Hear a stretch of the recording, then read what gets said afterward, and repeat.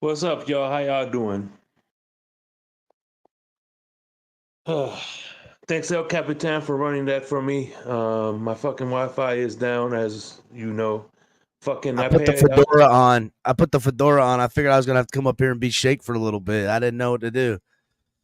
I appreciate it, man. Yeah. That's what's up. Am I sounding good? Because I'm freaking. Yeah, you sound fine. You sound great, actually. Okay. Just making sure, because you're chopping up for me, so it's like my phone is tripping. Yeah. Oh well, yeah. You sound good. Thanks, man. Yeah. Stream is strong. Checking it. Everybody in chat, you can hear Shake well, right? I would imagine so. So yeah, go ahead, Shake. Man. So yeah, man. I listened to the replay of the Insomnia. That was a great episode. Appreciate you for coming through. Not a problem, buddy. I was glad I can make it. Yeah, man. By the way, I confirmed TD Finstock will be making an appearance on Insomnia in the near future. I got a bit. Of course, I'm gonna do everybody's favorite CBA3. He's gonna be making an appearance. Who? So yeah, man. I mean, and by the way, the reason I like CB's A3 episode is going to be really interesting is because I'm gonna have him and Doc Brown. It's gonna be HBCU versus HBCU, Alabama State versus Howard University. So, are those teams playing? No, but it's two. I got you. I get you. Yeah. Bet. Sweet. Oh yeah. So man, Kevin, thanks for the warning about TD. Hello. But at any rate, man, I thought the West Coast Papa Paul, he's gonna make an appearance. Yeah, man. It's one thing about I'm trying to do with Insomnia, at least the Pick'em shows. It's gonna be an interview / Pick'em show. You know what I'm saying? Yeah, I love how you got it segmentized in a way. You've got bullet points, games, and what they are of the week, sponsored games by all the stuff, and then you have like stopping points in the Pick'ems to do interviews, but you move the show along with picking the next game. It's a sweet formula you got. If you guys aren't watching the Pick'em episodes of Insomnia, you're missing out. He's got it He's got it fire on a 12-cylinder V12 on all cylinders. He's cooking on that thing right now. It's really awesome. Appreciate you, man. And Raphael Cartwright was a great episode. If you ain't hear it yet, you could always catch our replays. That was one of a good episode too. He representing the Marines, and of course, as Nene illustrated, they eat crayons. But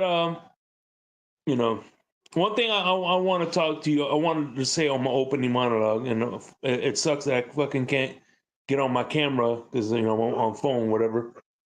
Is about we have 32 different fan bases, right? And what's funny is I know I hear us complain all the time about how we spend our hard-earned money to see a winning product, but what about the other 30? I know fuck the other 32 teams, but what about the other 32 teams? They spend their money as well. So at the end of the day, don't you think they deserve to see a winning product as well? We could only get one trophy. You know what I'm saying? Yeah, but fuck all them, Shake. I care about me and mines. You know what I'm saying? I don't mind them being losers. I mind my team and my Dolphins being losers. Hey. That's what I was getting at. You know what I'm saying? So yeah, no, I get you. Right? You're always on. You're a glass half full kind of guy. I'm pouring the rest of once I'm half empty. I'm pouring it out. We got nothing. Got nothing. We got nothing. So I know you want to drop the link, man. I know you want to give people a chance to get fired up on here. Let's Before I do, I just want to say that Skylar Thompson is sabotage. They kept Skylar Thompson to sabotage Mike McDaniel, and I'm sticking to it. Yep.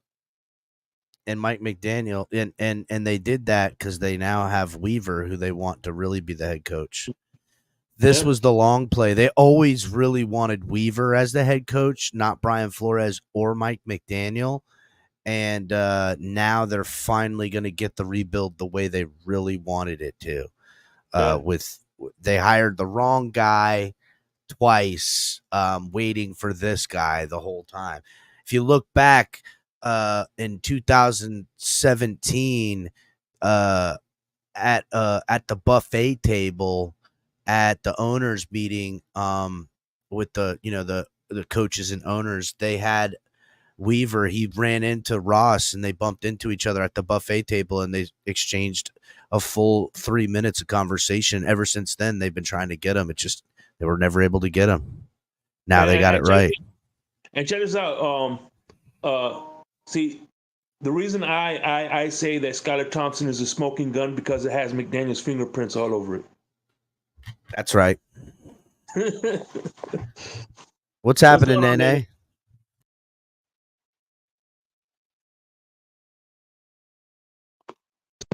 Hey, hold on real quick. Is that the Dakota, whatever, Jay? You the Jets motivator? Listen, you guys are have more excuses than we do. So if anything, you should know what excuse looks like. You guys been doing it for the last since Joe Namath won the Super Bowl. Yeah, listen. I don't want to just because Aaron Rodgers finally looked like something. We'll see where it lands at the end of the season. Yeah, we're suffering now, but you've been suffering forever, bro. No one even thinks about the Jets other than apparently the mainstream media that won't stop talking about it. Go ahead, Nene. Oh, I'm not going to be here long because I'm watching the Canes. A scan for Cam. But no, I just wanted to take a moment to re-engage that show. I've been on some platforms and spaces, and what you're doing, Shake LCAT, was great. I love how we got into the topic of the mess hall and I why. love that. Right, and I hate that our communication was broken for a lot of what you were asking me in terms of why they don't call it the mess hall anymore, why they don't call cooks anymore, that they call them chefs and culinary specialists. So what you guys are doing in this community is absolutely amazing. I also want to shout out, he's not here, but it's recorded, Big Nick. Thank you for supporting me, and Big Nick is proof that, you know, he's a tour guy. I'm skeptical of tour, but you know, we gotta call out these people in the community that are chaos agents and disrespect people. So Big Nick, if you listen, thank you for defending me, even though most of y'all know I could defend myself. And there was other people in the chat when we had an individual that doesn't understand that women are just as welcome. I talked to Cap, I talked to Shake. When Lou does space, women are welcome in this community, and we will not be ran off. We will not be told to shut up. We gonna be able to give the crap we talk now. It's not a free pass. We could talk some trash, but we know the difference between full misogyny and disrespect, especially for people that never click the link or grab a mic. So I just wanted to shout out Big Nick. Seems to be the case. They don't ever click the link or grab the mic. And as you know, the sentiment across the board is that we wish we had more nenes around here, not less. That is definitely the case. More ladies in the community standing on business, right? Like with the rest of us, it's to be heralded, not and admired, not criticized, and that's fucked up on that. But again, listen, I'm not a betting man. It takes certain ladies like yourself, Nene, to be here to hang in for those jerks every now and again, to take that and ride through. And I'm glad you got that Big Nick stepped in and said some stuff as well. That's great. Go ahead, Shake. Sorry. I'm not a betting man, but if most of these guys that talk trash to Nene were face to face, my money's on Nene. I mean, yeah, we were talking about fucking all the shooting things you did the other night, Nene. I mean, damn, girl. Right. You know what I'm saying? And I want to be clear, like and I get, you know, it can be assumed sometimes when things get hot, then we be like, oh, I'm a female. I get talking trash, but we know the difference between just being flat disrespectful. There is a line when you just, you know, saying things about, you know, my personal life, who I'm married to, and what I do in my bedroom has nothing to do with football. And I learned, like, when a lot of people go into those conversations, it's because you've lost an actual sports debate. So there was other guys, you know, Red, White, and Bills. He's not even a Dolphin fan. You know, it's a sad day when you got Dolphin fans disrespecting people, and it takes a non-Dolphin fan to just say it's not right. So Joe Rist was another guy, Mudbone. There was a lot of guys. I appreciate it. But we're not victims here. And a lot of females, they love talking. I know there's Melissa Moreno. I know Miss Pam, Miss Fins. If you get the opportunity, tune into her show in the mornings. There's a lot of women in this community that absolutely love football, and we shouldn't be treated with disrespect, especially from people that refuse to even put their voice to their words. So I just wanted to say that real quick. Y'all know me. I'm not afraid to stand on business. But yeah, I do appreciate that, because Big Nick is an example. Like, we don't always have to agree on, you know, the team and how we think it's going or what players we may like. But there comes this line when you don't cross that line, or you'll get crossed up, just like that gentleman did. And I land my plane. Thank you, guys, and check out the show. I already I'm losing the crypto. By the way, Nene, real quick, Red Wine Bills is a fellow Army veteran too, so you know that. Yeah, me and him talk because, you know, I'm in law school and I'm trying to do some stuff. Just so anybody know that got vets that's dealing with disability claims, they're not getting their fair shake. I fought my own case and went from 40% to 100% permanent in total. So, those who know, that's beautiful for vets. That means there's a whole bunch of wealth and different things for us.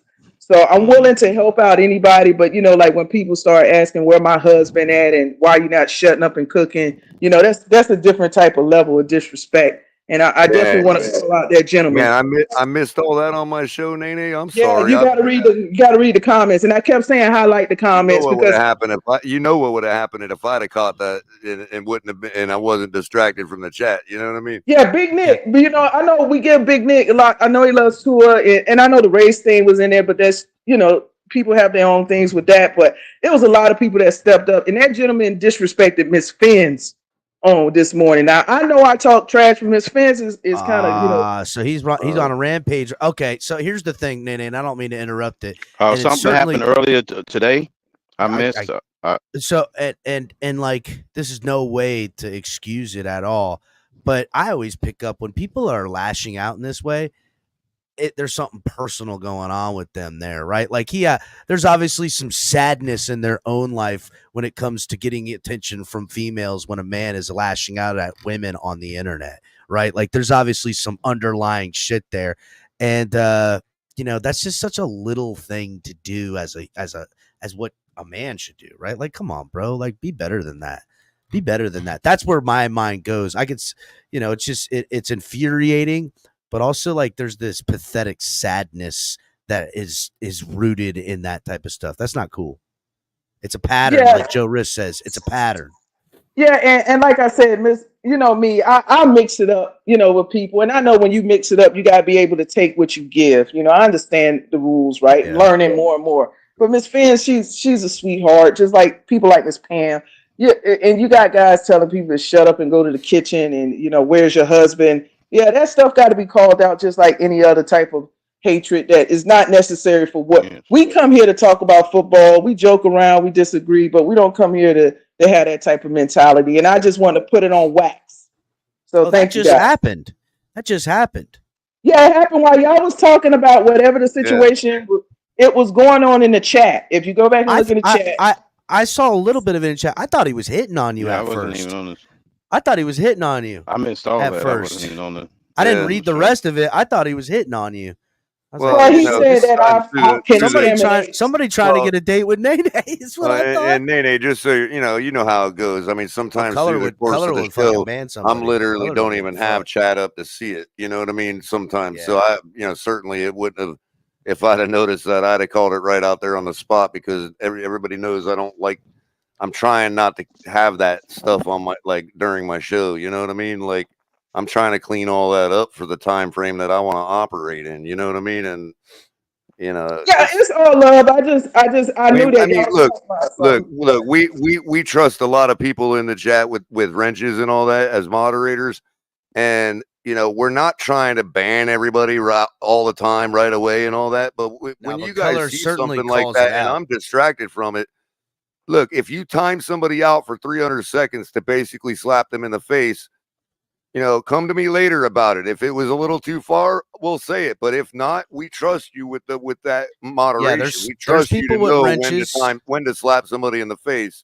I feel like I feel like Joe Rist and Red, White, and Bills can take liberties when they see it going over. I mean, something that I don't want people banned. Something that we would allow a ban for, you'll know that when you see it. You know what I mean? Like we have funerals that when you see them. You know what I mean? We have funerals for those we ban. Yeah, around here. We've even then, it's like if I'm wrong, I might even ban somebody that Cap wouldn't have. And if I'm wrong, hey, that's fine. I've got a layer where I can say, look, I banned you. You're not perma-banned, but you are going to have to go to El Capitan and ask him for your privileges back and explain to him why you acted the way you did, or whatever. That shit's happened. Yeah, and Crypto, I know the Cowboys won. I literally watched all the game. You're winning, but again, I just want to make clear, y'all not running me out this community or any woman in here that wants to grab a mic. So if that's your idea, I know this particular channel. I can't speak for other channels. They don't tolerate that nonsense, and we're gonna call it out every single time. I know Cap has done shows in particular to call out racist stuff, but it goes the same for the other stuff as well. We're not tolerating it, and we're not going to run. We're going to be in here, support the channel, and our voices are just as important. I land my plane. I'll be back. Thanks, Nene. Thanks, Nene. I'm gonna put a bow on it to say that I don't want people to fucking not have an ability to grow. There is some people that can't be helped, as you know, but I don't know who it was going at Nene, but fucking take care of your business, dog. I wasn't even apologize. I didn't even get a chance to watch the show. I didn't. Yeah. So I didn't even know what happened. What up, Greg? What up, Greg? You excited for this game? I'm ready for this Canes game. This is my first YouTube endeavor for the day. You think we're going to see our future quarterback for real, huh? Yeah. I saw you in chat earlier. The only thing I'm excited Yeah, for I on mentioned. Monday Yeah, and that was it. And I had to go back out, and I was on. is to see the I circus. didn't even. Well, I had mentioned it was something take you had. Sorry, Greg. I don't mean to interrupt. Me and Crypto are over Yeah, here. you and in the Crypto are corner having their our own fucking conversation. God damn. Yeah. Yeah. Yeah, I just jumped in there for that 1 second, and then I left out. So yeah, Greg, you're thinking about the Canes now, huh? Well, I'm excited We've for the pivoted. circus on Monday. Well, We've we're playing pivoted. tonight. We're playing in about 9 minutes. Yeah, I gotta. Hey, I can hear Espen. myself. Is We're Tyler on Huntley Espen tonight. So That channel called Espen. yeah, I'll put it on. I'm gonna watch some Espen right now. Espinal. Cam Ward watch.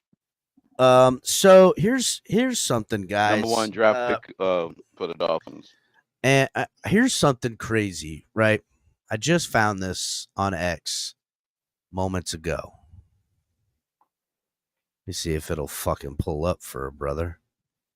Let me close out some of these windows.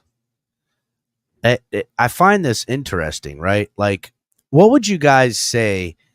Here's a better question. What would you guys say are the keys to winning on Sunday or Monday for the Miami Dolphins? Start Tyler Huntley.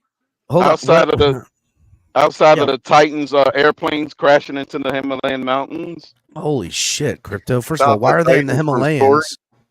Why are the Titans in Himalayans? And why are they having the same fate as the great team of Marshall that happened all so long ago?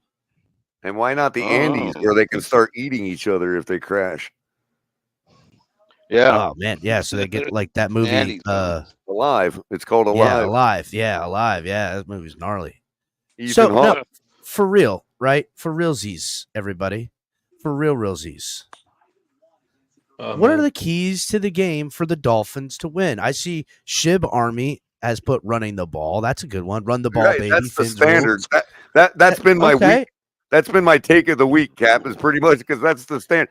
It's like the answer this week seems to be don't let the other team score and score more than they do. I know it seems real simple, but run the ball, stop their run. Because we have no idea who our quarterback is even going to be. So how do we even do Armando that? with the stop your. I mean, listen, these are real things, but keys to the game, right? Run the ball, stop the run. Okay, so we have an offensive key, a defensive key. Give me at least one more, right? At least one more. 3 keys. Eliminate penalties. Okay, no bonehead plays, no penalties. Limit to eliminate penalties. Shake, what'd you say? Tyreek Hill, what? Stop playing Fortnite the night before a game. Yeah. All right. That's a fucking important one. Yeah. That's not a bad one. I don't think he's ever Is he still doing that? I don't think he's ever stopped. So okay, Greg, you got a key to the game, a real one? A real one? Just run the ball. That's all I can come up with. All right, okay, all right. We got turnovers. We got smarter fourth down decisions from Joe Risk. That's what I think the Dolphins are 1 of 15 on fourth downs right now. Same key as last week. No, it's the same key as last week. And Skyler didn't do it. Tyler Huntley needs to pour water in his earpiece. Why? Oh, yeah, okay. So he doesn't hear one word from Michael McDaniel all day. Can't do that though, because what plays are they going to call? You got to remember whatever this. Whatever he wants. Who's going to draw every play? Hey, give him a Moto 5G stylus with a nice little writing program. Have him draw the shit on a phone. I don't care. I promise you, if we're fucking moto drawing plays, we're losing a game. I don't give a shit if it's Tom Brady in there. I think we missed the whole idea. I think Bailey needs to have perfect placement on the ball. Yes, anyone can join the show, Fred. That's why the fucking link's in what there. happened. What would make you think you couldn't be up here, Fred? Get out of here. You don't think I don't care about Fred. Don't like him, Fred? Because we pick on him all the time, so he thinks we don't like him. I just want perfect placement by the punter. And that's ain't nobody picking on Fred. No. Lewis in chat says don't start Skyler. They pick on him. Yeah, fucking right, Fred. That's the main key, Lou. Don't start Skylar Thompson. Why? He could only get better since his second right. His only way is up. Yeah. And listen, I don't like him because he put a red light. He put the green light on Lou in Jersey. I know, that's what I'm saying. Yeah. Fred, we how I can do we like pick him on 'cause he when he's greenlit- threatening to break our Listen, jaws and all that. I fucking do like Fred because he greenlit Lou in Jersey. Like Lou's going to Jersey anyhow.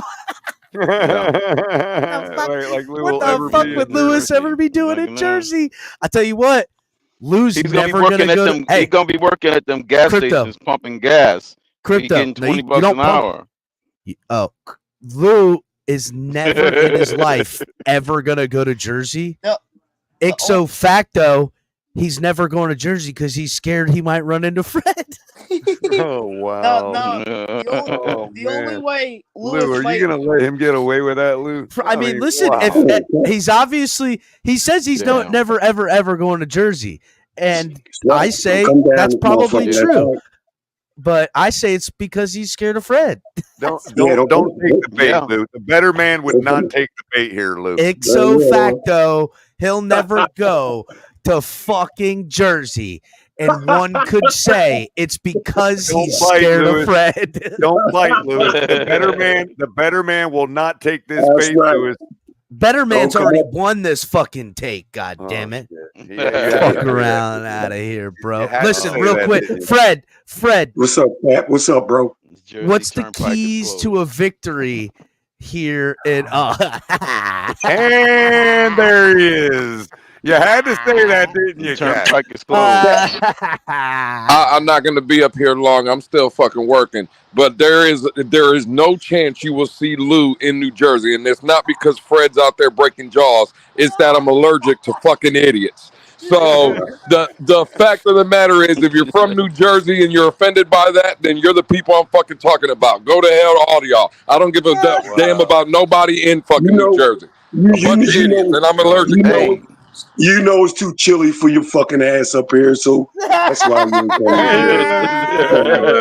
Too chilly for you up here. chilly. Damn, he Hey. said it's chilly. And he wouldn't. 65 Oh, degrees, God. you're done, bro. Damn, 65. That's fucking Yeah. funny. Damn. Oh, that's God hilarious. damn. He's like, All I right, ain't so- gonna be here long, and he wasn't. Yeah, Cat, what was that question, Give bro? me the keys to victory, Fred, for the Miami Dolphins. We've got Not run Vickman's ball. 13 keys, just the keys. Okay. Just give me. We've got some right now. We've got run the ball.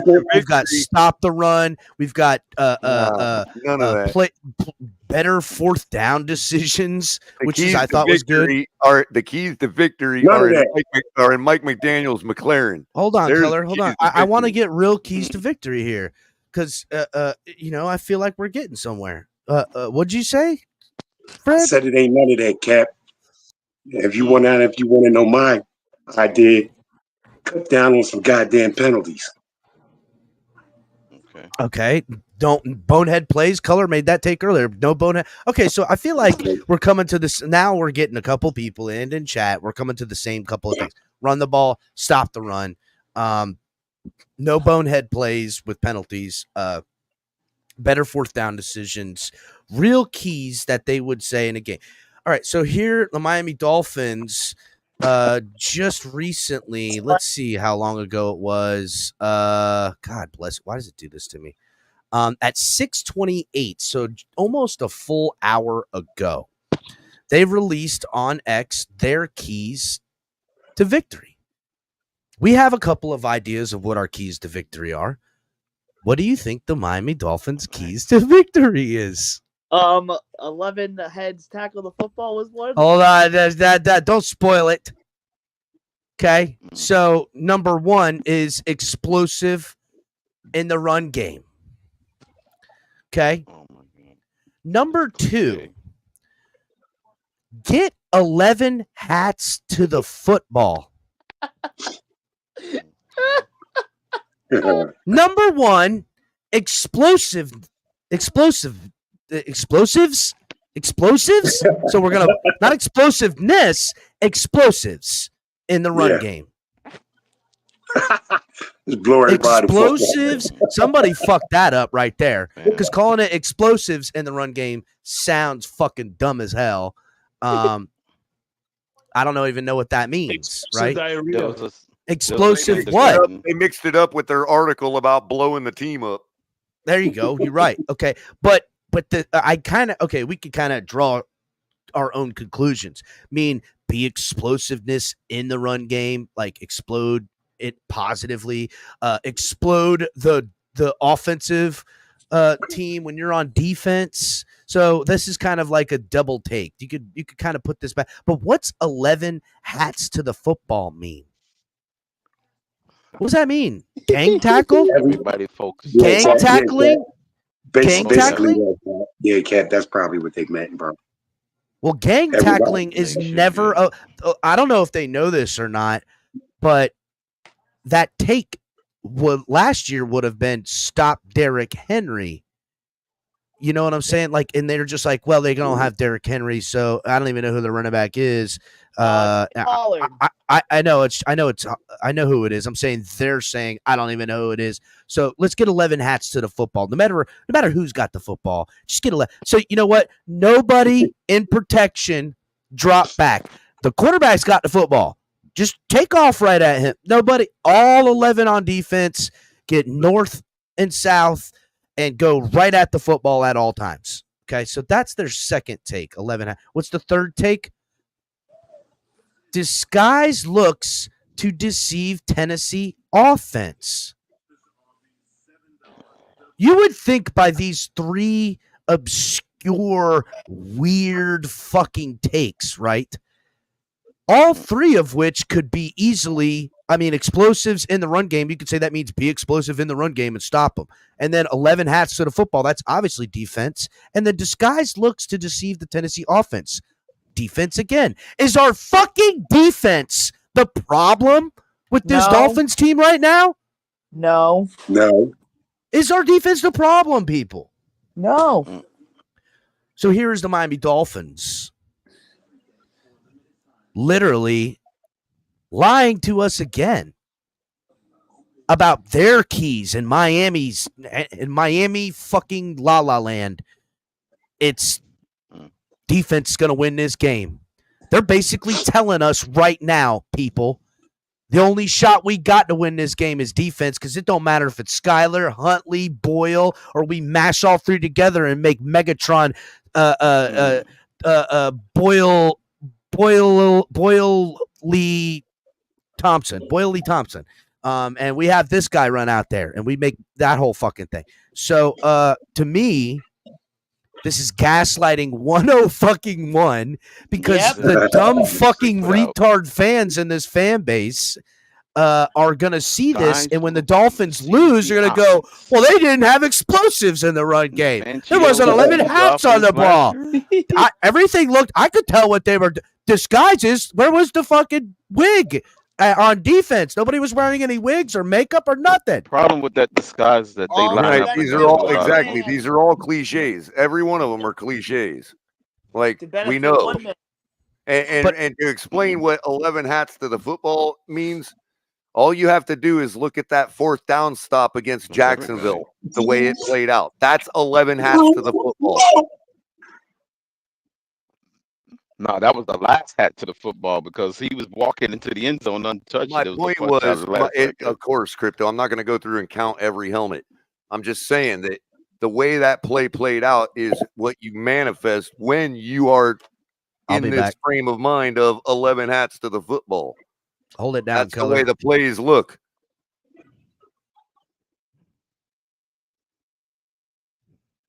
Yeah, that was a crazy statement he made there. But those are all cliches. Like, yeah, disguise your defense so the Tennessee doesn't know what you're gonna do. Okay. And what are the keys? That's the objective of every defense. And what are the keys to doing that? I would think every defense wants to disguise themselves and not be figured out. Of course. That's what makes it's like a bunch of truisms. Well, they might as well also add explosives in the keys.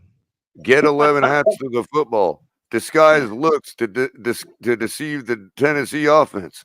Well, no shit, Sherlocks. Or is that Sher's lock? Look, yeah, you're right, color. These fucking people are dumbasses. Who? Wait, was that the Miami Dolphins or was that geek Travis Wingfield?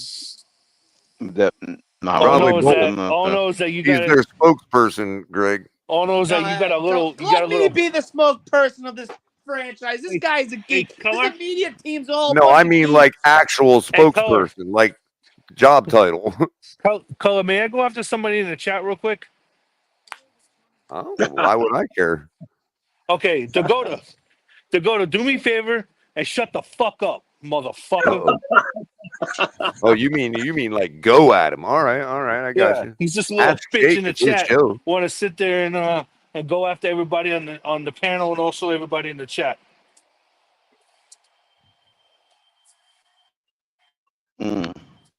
Oh wow. Yeah, Alex, if you ever want to know What's who to going ask, on? a license from, you got to look at that little logo in the think, top right-hand corner of the screen. That's the person you ask for license from. I think they ought to listen to freaking Sheryl Crow. All I want to do is have fun, and play that Yeah, track that's a good over and song. over again, Thank you. and then just play that until they're convinced that That's they a good go. song, Crypto. All I wanna do is have fun. maybe you should play that song, and fire themselves up.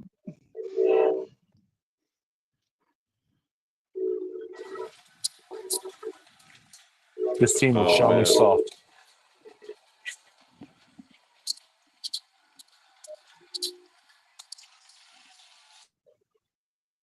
You know, man, it's pretty number. It's a number of things, man. We're going to need to do, man. And like it's hard to settle in on 1, 2. I'll say We even need 3 to eat things, a man. big You know? slice of pizza. The slide, that's what the slide is for. Well, yeah, they do that while going down the slide. They have the earphones in, playing it, jamming to it.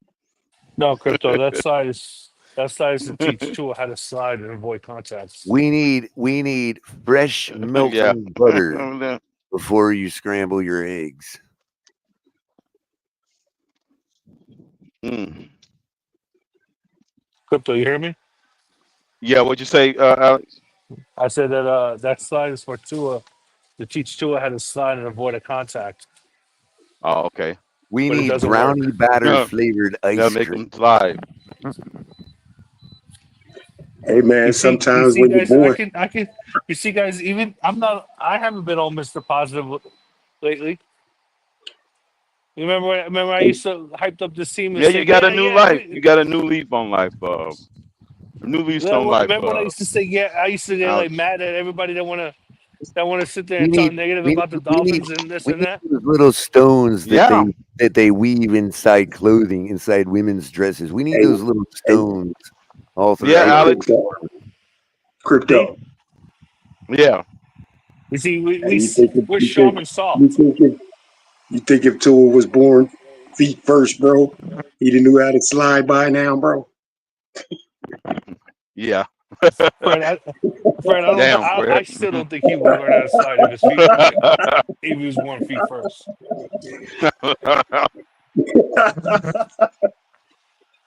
Damn. I mean, he's coming with head first on everything, man. You know, like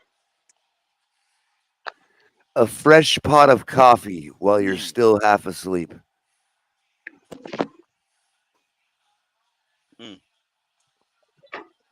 And to go to also, Aaron Rodgers is just a statue in the pocket.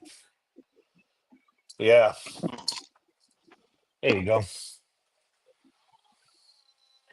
That last little bite of crust, Hey, Michael soft K., where crust you getting before those you get numbers? to the hard crust on a pizza. Michael K., where are you getting those numbers from? 84% chance? Where you get that number from, Michael K.? If we lose, I'm happy. If we win, I'm happy. They can't do me any wrong this week. A warm cookie on a cold November day. hey, anybody, I'm gonna. How many penalties have to be called on you for you to be kicked out of a game, bro? I think it's 437. I think it's 2 'Cause I on thought I sports heard it. conduct. 1. According to the I NFL thought I heard rules. him. I thought, but they made it sound like it didn't matter what the penalty was.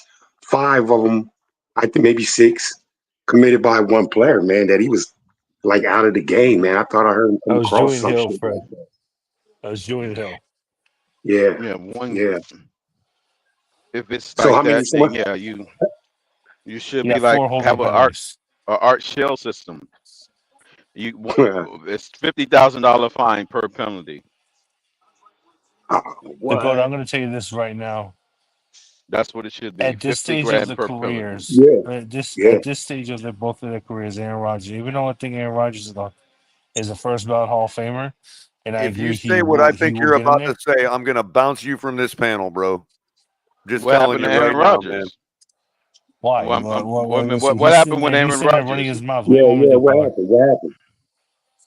What do you want me to Something do, Colin? happened He's with sitting Aaron there running his mouth, Rodgers? going after I'm everybody in the just chat. saying, man. I'm just saying. I know what you're about to say. What do you think I'm going to say? I know you all too well, Alex. Let him say it. Well, Go you ahead, say it. What did certainly. he say? No, I want to hear it. I want to hear it. I want to hear. Wait a minute. What happened with Aaron Rodgers? Fred, say What am I say missing? what you want to Oh, I say, don't. Alex. Nothing Go ahead. happened with Aaron Rodgers. Man, go Okay, ahead I and was say gonna what say you're gonna something. say, Alex, man. What, he's not playing on Sunday? What's the deal with Aaron Rodgers? I I'm know you totally weren't You gonna know confused. what? I'm say not going to that. say it. I know you weren't gonna I'm say totally that confused. Deshaun Watson is better than him at this It's stage of better his at career. this Anytime at somebody this. starts Let me say this stage. their statement with "at this stage of his career," they're about to make some kind of outrageous comparison with Tua. That's what I've come to find out. I could be wrong. I've been known to be wrong. At No, this actually, stage, I think well, that that's where means he was he's got going with. like a 20. He's got a 20-something years sample size. It's kind of hard to make a comparison.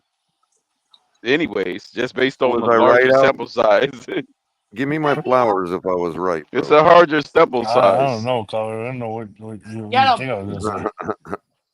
What were you gonna say then, Oh Alex? my God, Yeah, what touchdown. Can were I you gonna say, compare? Alex? Can I compare Jeff Hotsteller to Dan Marino Where was At this this stage, guy all year?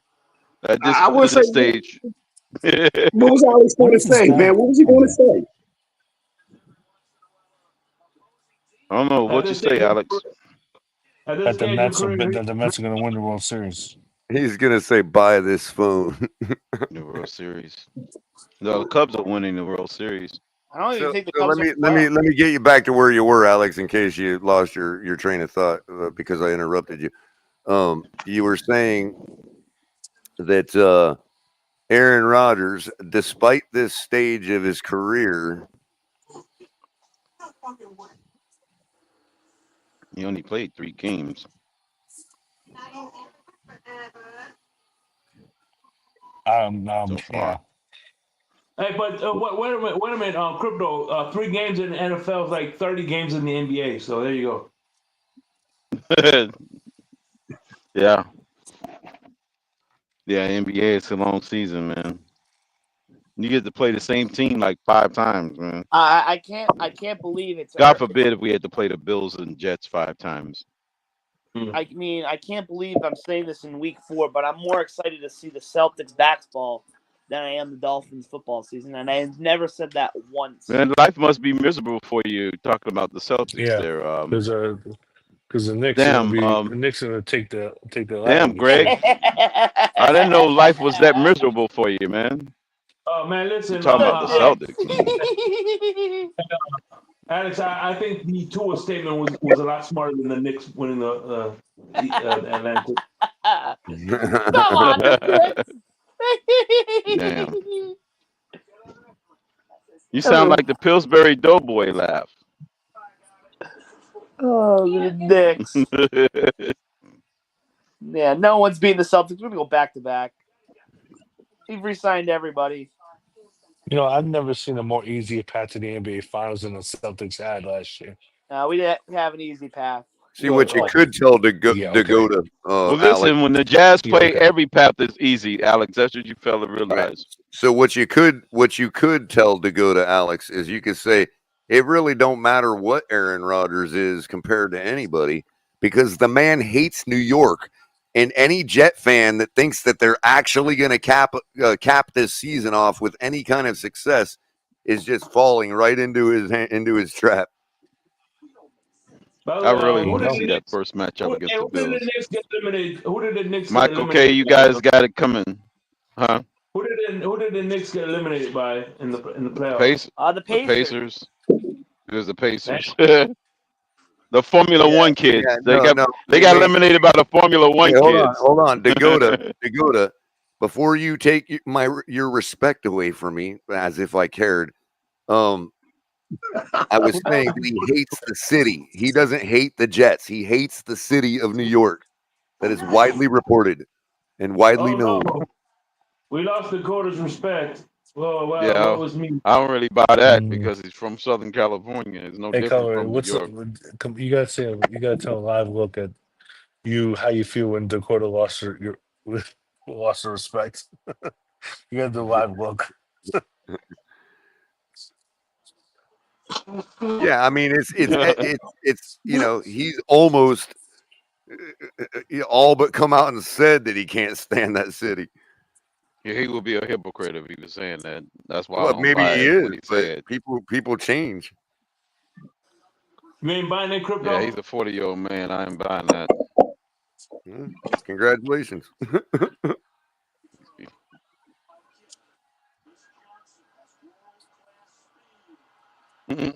All I know is he wasn't telling Salah, hey, just give me a 2-score lead, then I'll let you hug me.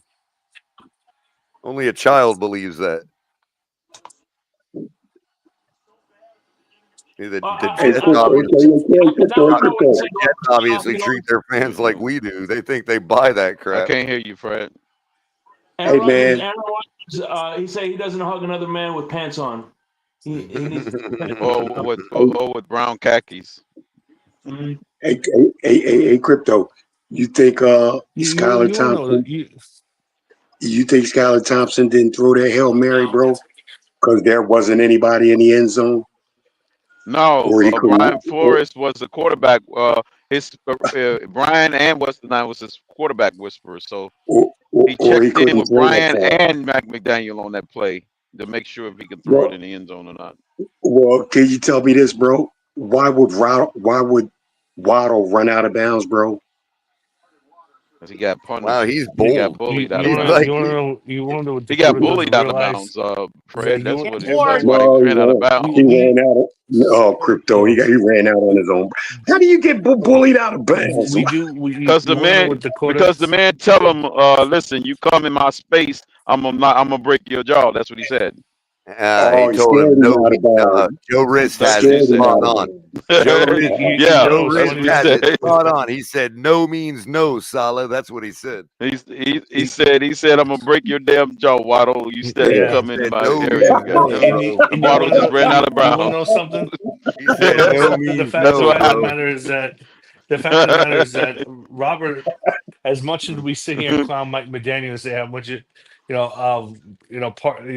this is mostly his fault the way this team is looking right now. And Robert Saleh is not a better coach than Mike McDaniel. They're about the same thing. No, they're not. Why this? No, they're not. I can't. I'm never gonna understand it, bro. I really am not. I just not. I don't think Saleh's going around. Really? I don't think Saleh's a good coach at all. Men, bro. No. Why? Like there ain't enough evidence to show what either one of them are or are gonna be. Oh shit! I don't know. I'm just going by. I'm just going by. I mean, Robert Saleh is not a good head coach at all. Even really? Jet fans want him gone. I didn't realize that. Who? Even Jet fans want him gone. Who determined that? Jet fans want him gone too. Wait a minute. I mean, this is his third season. Wait, this is Saleh's third year, right? No, this is his fourth season, I think. Dolphin fans wanted Flores. So he got hired after Flores was right. But Big O determined it was in the same year. Yeah, I got you. He said Big O determined it. Yeah. Hey, listen. My I think dad is a diehard Jets fan. Okay, my dad is a diehard Jets fan, and he even he don't tells like me Salah. he does Why? not like Robert Saleh That at all, doesn't and he your wants him dad's gone. opinion. And Your that's how. dad liking him or not does not make one a good coach or not. But what I forget what I said. But Well, here's the thing. why does he hate Salah? Salah got handed a crap So I have sandwich. to tell everybody that Salah's He had Zach that Wilson for McDaniel's a most of better his coach than career. Salah because my daddy says so. That's basically what you're This saying, first of all, Alex. Color, when you got several Jet fans, especially I'm cool with a I lot of Jet don't fans know because I'm several Jet fans, bro. But see, I the Jet do. fans, these are irrational Jet fans you're hanging around. I That's know why. several Jet fans because they're also Met I fans don't too, need to know why and you I'm know Right, seven but associated with Jet they're that. fans. irrational. That's I the don't need to reason. know why you to know That seven Jet explains it fans. all because you I said they're simply also don't Met know fans. them. That explained it. So I don't care, basically, Well, what that seven explains it, random Jet Alex. fans say. Well, that explained it right there. You said they also were Met fans, so that means they will be irrational at best. Like they may not even exist. They could be bots for all we know. It's kind of like when you like the Celtics and the Brewers and the Red Sox and stuff. You know, you don't have it all together when it comes to your judgment on fan of a sports franchise. Yeah, kind of You like know, a Utah Jazz or a Cubs Dakota, what are fan. you You know? talking about, bro? and the Gators. We as Dolphins know that we have been shit just like you guys have been for the last 20 years. What are you Listen, talking about, you Dumbo? if you I'm like a talking about basketball team, if you like a No, basketball no, I'm team not talking about you, Crypto. lives in a city that doesn't play jazz, you know what I'm saying? You're in trouble. Anybody who no, sits it's not. here, No anybody who gators in sits the here and swamp. There's says, no gators in the swamp no "Oh, more. hold on, I'm Playing that sorry, game. Crypto," but anybody who sits there and says Gators that in the the Dolphins pool, have been great for the Gators in last 25 the years subway. is just a jack off. Okay. Yeah, you're already willing to say McDaniel is better than Salah. What did you say? Dom, somebody say they're gonna go jack off. What the hell? Yeah, that's what he said. Oh man, y'all, wow. Hey, man, listen, we had that happen before. We don't want that anymore. Yeah, we did have that on live stream one evening. It actually happened. It came to pass. The guy took us up on that offer when the statement was made. Damn. See, Oh, we stole your fellow New Yorker from you, Dakota. He's a Yankees fan. You don't even get him for the Mets, bro. damn. Yeah. Tebow made him we a got Gator Dakota fan. on our side now. He's a 'cause he ain't a Tebow Mets near. fan. Shake's a Tebow near, Joe Wrist. He's a No, Tebow near. no. I'm not a Tebow near. I'm a Chris Leak near. Thank you very much.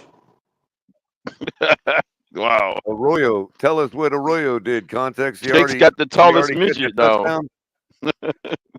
Actually, he's 6 foot. Man, I was in the middle of pulling the game up. I forgot to do it. Yeah, he's like Russell Wilson's height. So yeah, I guess you're right.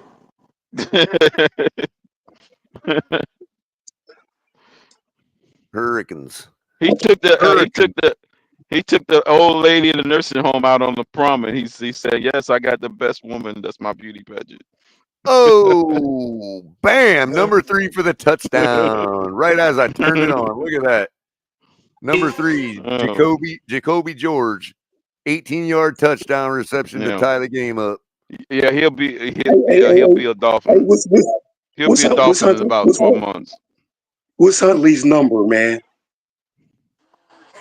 Hey, and you Number know what the 2, I best think. part is? If you get rid of Tua and get Cam Ward, No, it can't be 2. have That's his what's the number name? 1, Up. man. Just Chubb. His number is up, Fred. No, not yet, bro. He didn't get on the 14. His number was up when he walked into the building. Oh my God, man. Even Seriously? Ray Charles and Stevie Wonder can see what's going on here, man. Seriously, man. What's his number, bro? Anybody know? Number 14, I think. Once we secure Cam Ward, we're gonna trade Tua to the Jets. No, Yeah. Yeah, that's right. Yep. We traded him to the Jets for sure. Once the Jets is the dumping ground for everybody's leftovers. and you know the perfect part is when we get rid of Tua, Cameron Ward can take his number. No, thank you. Yeah.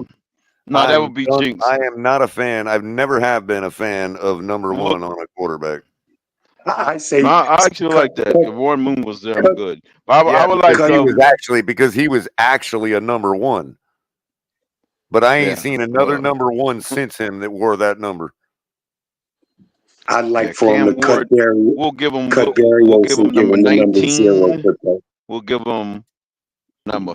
No, hell, we'll give him number 3. Screw OJ. No, cut Barry Olsen. Give him number 0. Give him the 0, bro. He could wear 18. Yeah. We don't have an 18, do we? We got an 18. No, we don't. Yeah, No, we 18 don't. is right now. 18 belongs to discount Lamar Jackson. We're gonna untire number 13 and give it to Crypto. him. There you go. Any of the maybe not too famous, but famous enough for you to remember names that wore the number 18 at quarterback? I already got one in my head. Only one I can think of. Well, one person was Mike Tomczak. That's the one I had, bro. That's the one I had, man. Oh yeah, that was the one you thinking of. Yeah, Mike Tomczak. Mike Tomczak. That little tiny 18, Chicago style 18 they had on. Yeah, Peyton Manning. Right. Peyton Manning was, Peyton. was one. Yeah, Peyton was one as well. But yeah, Tomczak. Did Peyton change? He didn't change when he went to Denver, did he? I thought he changed his number. No, he kept that number. No, he still had it. He kept it. Oh, he still kept it. All Okay. I know is Skylar Thompson is desecrating Johnny Unitas' number. That's all I'm saying. Johnny Unitas, man. 12. That was 12, wasn't it? No, he was 19. 19. Name it. You thinking about Namath color? You must be. Yeah, and Randall was 12, wasn't he? And Randall. Oh yeah, Randall was 12. That was a lot of famous number 12s when you think about it. Real quick. Outside of the Indianapolis Colts, every quarterback in the AFC East has their number 12 quarterback retired. Jim Kelly, Tom Brady, damn it, I can't think of our quarterback right now. Bob Greasy, all retired in the AFC East. Damn. Okay, I'm back. Oh, that's good shit, Jake. That's good shit, bro. Yeah. And what's cool is three of those quarterbacks has a Super Bowl. Guess which quarterback doesn't have the Super Bowl?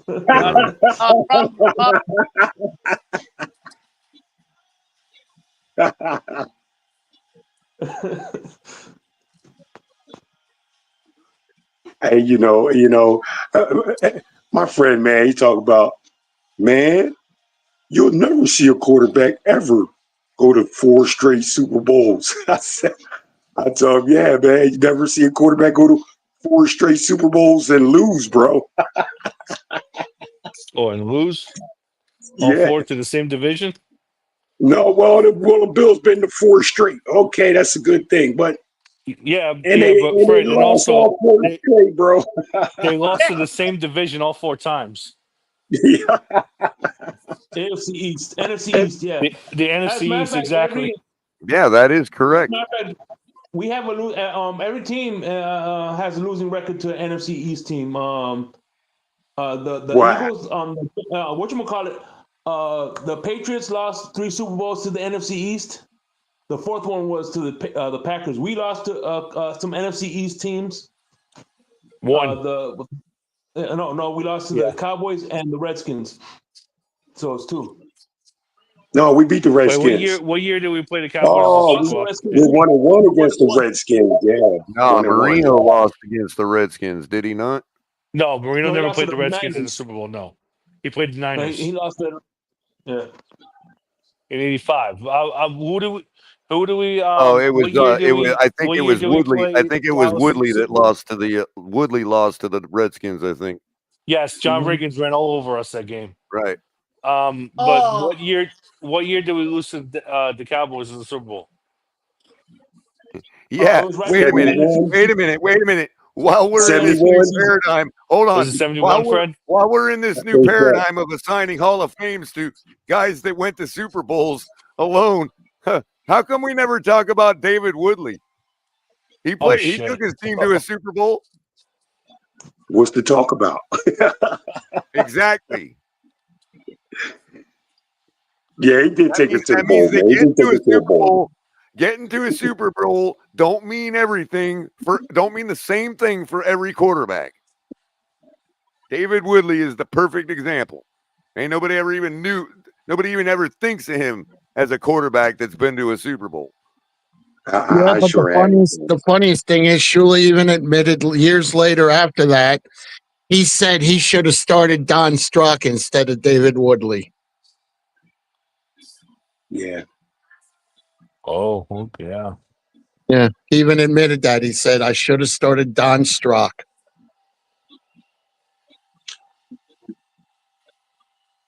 Oh, yeah, so they played Dallas in 71, 72 season, yeah. And then They played Dallas, Washington, and Minnesota in 3 straight Super Bowls. Washington, Minnesota, they won. They lost to Washington in 83, Yeah, 82. that was the strike shortened season. They only played Yeah. 9 games that year. And then John Riggins ran all over us that game. Yep. But the key play for that game was when Washington was backed up inside their own 5, and we knocked the ball up in the air, and Bo Camper went to catch it, and Theismann knocked the ball. If Bo Camper catches that and runs it in, it's a whole different ball game. We would have won that game. Yeah, your guys are right. This game's over. That was too easy. That was way too easy, that last touchdown. Oh, my God. What game is on? The Canes and Virginia Tech. Oh What's shit. the score? 14-7. Canes. But if you'd have just seen the way they just scored that touchdown, you know this game is over. It's just over. It's too easy. Tell you what, the ACC is horrible. It's the Canes and it's Clemson, and then that's it. There is nobody else. Oh, did Louisville already leave? Or because we got No. them on our schedule October 19th. They're going to beat Louisville. Louisville's They're ranked, I overrated. think they're ranked, what are they, ranked 12th or something? Or They're ranked 15th. 15th? Yeah. But they're going down to my Irish. They're going down to my Irish tomorrow. Yeah, everybody knows that Louisville is the house that Devontae Parker built. Oh, God. You're a funny guy, Shake. Good job, Shake. Oh, God, Shake. Hey, man, they had a great college basketball, team for a lot of years, man. Oh, Danny Crum. Louisville. And they talking Arroyo already scored another time. I'm not even past commercial break yet, Cap. Oh no, that was Arroyo on the one that just happened. Yeah, Arroyo's a beast. Arroyo sounds like a third baseman for the Yankees. Yep. let me tell you. Oh, Yankees. I think it's a plant in the desert. So who do you guys got winning the World Series? I would say a Mets, but the Mets, but I don't know if they're still the team yet. Some baseball team. Yeah, Phillies. Jake, for your information, the Mets all they need to do is win 4 games in the next 2 series to close out the season, and they're in the playoffs. Okay, so they're not going to the playoffs. The Mets, back in July, there were 10 games under 500 back in July. And now they're only 4. Tell me one of those series is with St. now Louis. they own the second Please wildcard tell spot. me one of those series is with St. Louis. No, they hit rock bottom in this series against the Dodgers when Jorge Lopez decided to go crazy and throw his glove in the stands. How many World Series does the Mets have? The Mets have 2 World Series rings. Damn, all those years, and the Marlins caught up to them, huh? The Mets have been in existence since 1962. Yeah, we've been in existence since 1993. So yeah, we got 2 rings. Hey, Shake. You also have a team that that practices at spring training with the Marlins that has 12.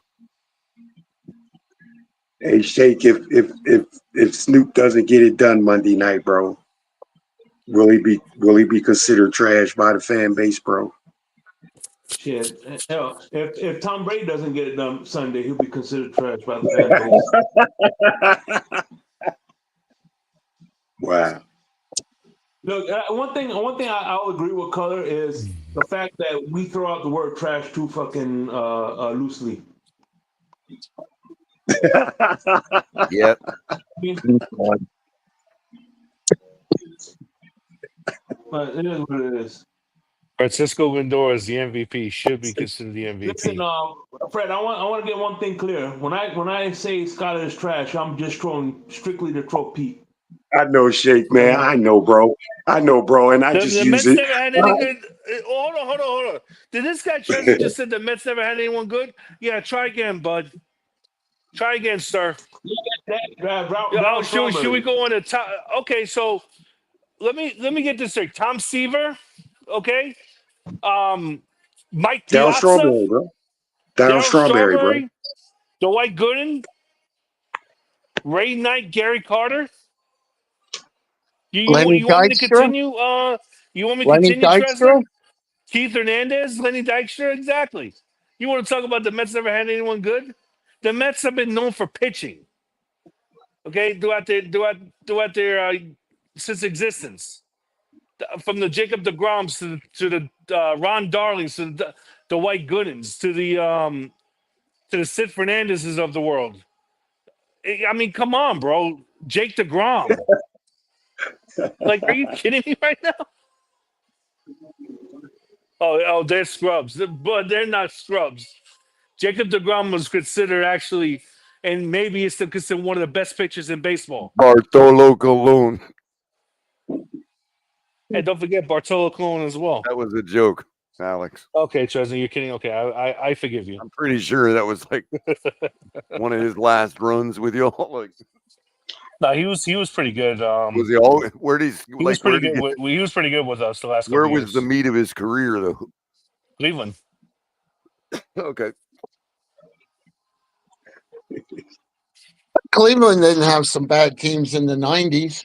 Yo, Well, Billy, Bartolo Colon is that kid. Yes. Yo, listen, yes, okay. Bartolo Colon is that kid on the playground that everybody's like, Billy Wagner. Nobody wants to pick him, but every time they do, he just blasts home runs.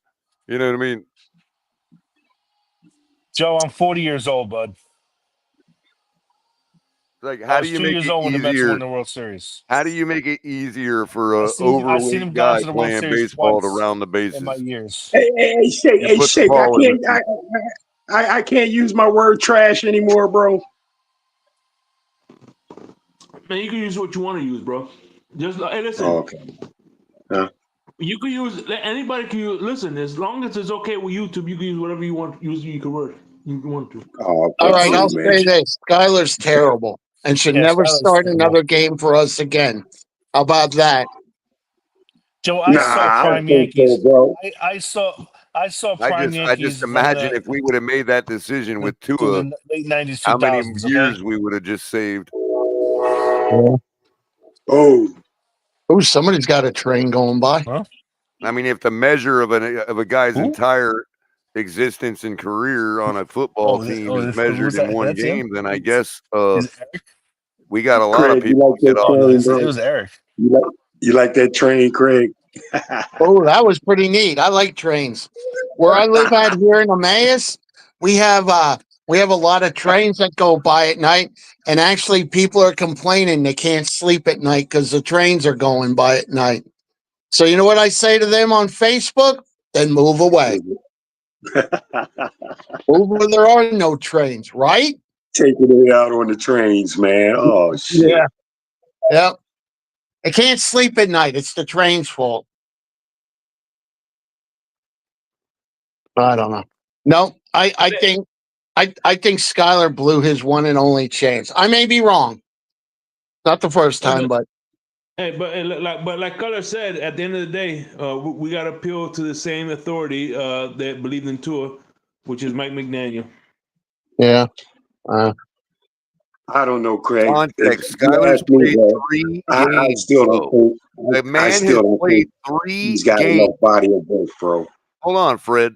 The man has played 3 games. Are we really going to throw out percentages? Are you seriously that obtuse, bro? Yeah, they are, bro. Like, Yeah, they serious. are. 69% win rate. And what? Okay, fine. You know, I saw a stat today that showed something to the effect of Mike McDaniel's record without Tua, right? What is it? What occurred to me was what they thought they were owning everybody with wasn't quite the own they thought it was, because what they were basically saying was our franchise quarterback has missed 12 games. Hey, man, how many games does Right. Boyle have They under it his was belt? called that's called foot and mouth disease, color. That's the tendency. But we're 1-13, That's whatever what you the call number stepping was. it. We're 1 and How many- whatever in games without Tua with Mike how McDaniel. many- how many games does Boyle have under his belt, bro? Enough. Certainly Oh, more man, than what's the- Skyler. The guy's an 8-year veteran, dude. Uh, Well, out you of heard 8 me years, color bro. up. I don't There's know. no chance to win I without. don't know, All man. these Out of people 8 are like, years, hold on. out of All 8 these years, people are like, I've we have barely no seen chance. him, man. Fred, stop, Fred. Hold on. All these people are like, we have no chance to win without Tua. Then why do they care if Mike McDaniel experiments? Why do they care? Well, it shouldn't matter at that point. Why do you got to hate on somebody wearing this uniform? I'm not hating on him. I just don't think he was I'm prepared. not talking to you, Craig. I'm talking to everybody that Oh, says okay. he should be off this team because of what happened Sunday. Oh, I'm not off the team. I'm excited for Tyler. I think Tyler's going to do very well. But you called it his one and only chance. Well, imagine if we said that about our 5th overall draft pick. okay. Well, if I said that, I'm sorry. I didn't. Yeah. I'm just saying. You don't have to apologize for saying it. Well, like you said, Color, Boyle's got 8 years in the NFL, bro. I barely seen him, heard of him. How much All time? I know is he scored 0 points on us last year when we played him. Yeah, because Holland ran that ball back, right, for the touchdown. That's right? it. Wasn't that? He's the only. Holland ran That was him. No, not because Holland ran a touchdown back. He scored 0 on us because they went 60 minutes of football without putting it in the end zone. No. I'm saying nicely. I'm saying is, but he's the one that Holland. That's what I meant. Yeah, that is the game you're referring to. Correct. Yes.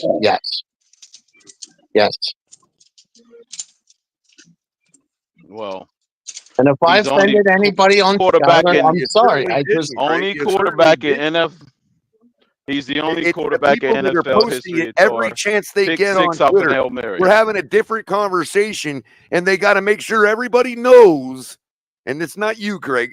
Talking about what I've seen is that these people that have to make sure everybody knows that Skyler neast to be off this team pronto. Oh, I don't think he needs to be. I think maybe he should be on the practice squad. No, he's QB number 1 until further notice. So guess what?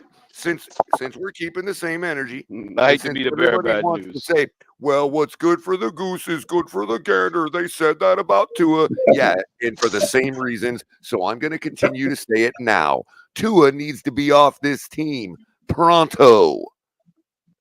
I second the notion. Well, with all these after the I don't give a damn if he's our best option to win. I don't give a damn if he's better than Skyler. I don't give a damn if he has a 69% win rate. I don't give a damn about none of that. He's garbage, and he needs to be off this team. I think Garoppolo has like a 70% win rate, don't he? I was hoping they'd get Jimmy Garoppolo. I really wanted them to go get him in a trade. Not me. I thought that would have been a good trade. Or am I wrong? For what? Well, McDaniel said it himself because McDaniel in his presser the other day described a situation that developed in San Francisco while he was there so he could explain to the world where his experience comes from when managing a Super Bowl run when your star quarterback goes down and you've got garbage to work with. True. Right? So Yep. he explained how they developed the wristband system there and all that, right? For none other than Jimmy Garoppolo. Hmm. And I'm thinking to myself, so McDaniel, did you miss the important part of handling the situation the way you guys did? You think it was because of this big wristband system that y'all created? Yeah. You forgot to get the Jimmy Garoppolo part. Yeah, he played in the Super Bowl, didn't he? The point is, he's applying a situation, giving himself kudos for developing this situation that helps with a backup quarterback, but he forgot the backup quarterback that he's talking about. Skyler. No, Jimmy Garoppolo. Oh, Jimmy Garoppolo. Okay, I'm sorry. Like you did everything else San Francisco did that year. You just didn't get the Jimmy Garoppolo. Yeah, yeah. And I would argue the Jimmy Garoppolo is the important part. Yep, he is. It's like that Seinfeld episode where he shows up after a long flight and there's no rental cars left. And the lady's like, there's nothing left. He's like, well, what do you mean? I have a reservation. And she says, sir, I know what a reservation is. And he says, I don't think you do. So you know how to take the reservation, but you don't know how to hold the reservation. And that's really what makes the reservation, the holding.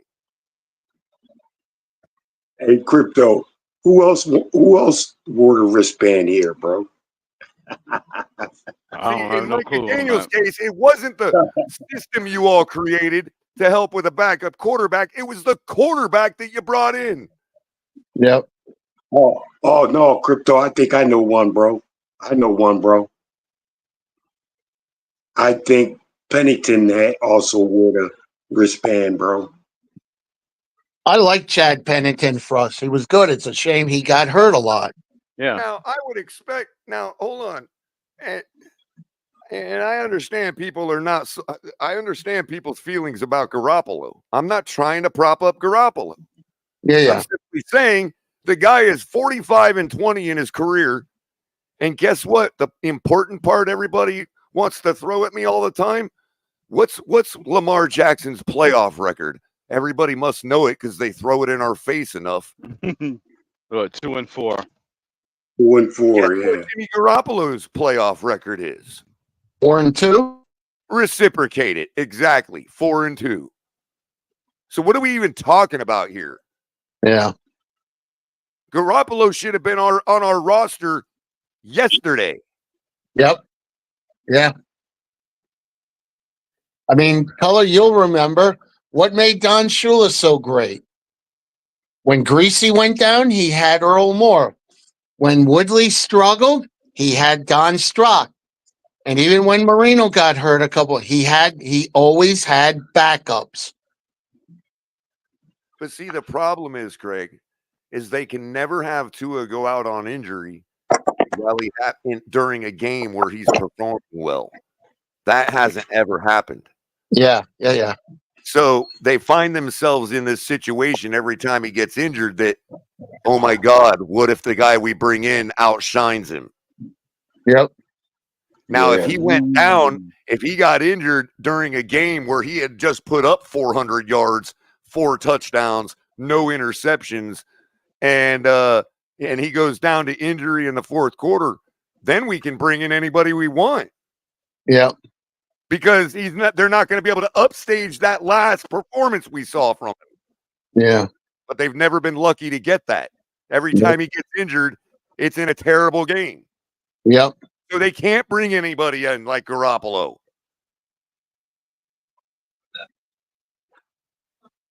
Because the last memory we have of Tua, if that gets upstaged, it's over. Yeah. That would be the. I'm baffled as to why Tua and Ears are propping up Tyler Huntley. Be careful what you ask for. I like Tyler. I think he can do a good job. When the other half of the fan base that don't give a shit who the quarterback is as long as we win, when they start seeing him running around picking up extra first downs, yeah. We don't have to care about Tua anymore. I don't think that's going to happen because I don't have that kind of belief in Tyler Huntley. Yeah. Well, Hey, who knows? Now I want to ask you guys something. If we have, which looks like it probably is, if we have, hold on. I'm sorry. I'm sorry to interrupt you. No, go ahead, buddy. Jermaine asked a very important question. How does color get to constantly talk crap about Tua? Is there a rule against it? That's what I'm trying to figure out. Who established that? Maybe somebody show up signed at it. my door and arrest me for talking bad about Tua? See, it's statements like that, Jermaine, that make me want to forget anything about the man and just say whatever I want. Like me. Yep. I feel, and I'm not going to do it because I'm trying to stop going to that level. You know what I mean? These days. Yeah. What I feel like doing right now is really, really viciously insulting Tua. That's what I feel like doing right now. Because of that. I'll do it for you. I'll do it for you. No, don't do that, Fred. That's not what I'm trying to do. All right, bro. All right. So what if we go, say, 5-12, 4-13? Do you think they have justification to fire McDaniel? I think they already do. Well, yeah, 4-13. Yeah, he's done. We're 2-5. Nobody's surviving with that kind of record. 2-5 in our last 7 ball games. We put up 4 touchdowns in 18 quarters. Yeah. Stephen Ross just paid 300, 400. Oh, then 2 of those winning then. I paid $500 million for 4 touchdowns in 18 quarters. Yeah. Wow. That's amazing. Wow. That's like that. And then you can see how it sounds. I'm talking trash on Tua. Damn. I don't need to talk trash on Tua. That's what they don't understand. $500 million for 4 fucking touchdowns. 4 touchdowns in 18 quarters. Oh my God. And somewhere in that $500 million, we couldn't spare $20 million for Jimmy Garoppolo or $14 million or whatever the hell he would have costed. Yeah. And maybe a 2nd or 3rd round draft pick. Somewhere in that $500 million, we couldn't slice off a pie for somebody that's sitting on a couch right now that played for us for 7 years. Yeah. Damn. What? Wait for the feel good moment. But McDaniel at least wants we didn't take Deshaun Watson. McDaniel wants to make little jokes about, that would have been salary. A quarterback competition. That would have been salary cap friendly. Yeah. Okay, fine. You think I'm dumb, McDaniel? Fine. Just say it. You think we're all dumb. I realize we're in the same predicament as Cleveland, if not worse. But we're going to so ironic about We're going to get there, and you can't see it. So fuck your 4 touchdowns in 18 quarters. That don't mean anything because we're going to get there. Oh, and don't forget, that tells me you know you're slacking right now. Mother. NBA. That tells me that you can turn it on and off like a switch, and you're choosing to turn it off right now. That's what that tells me, McD. But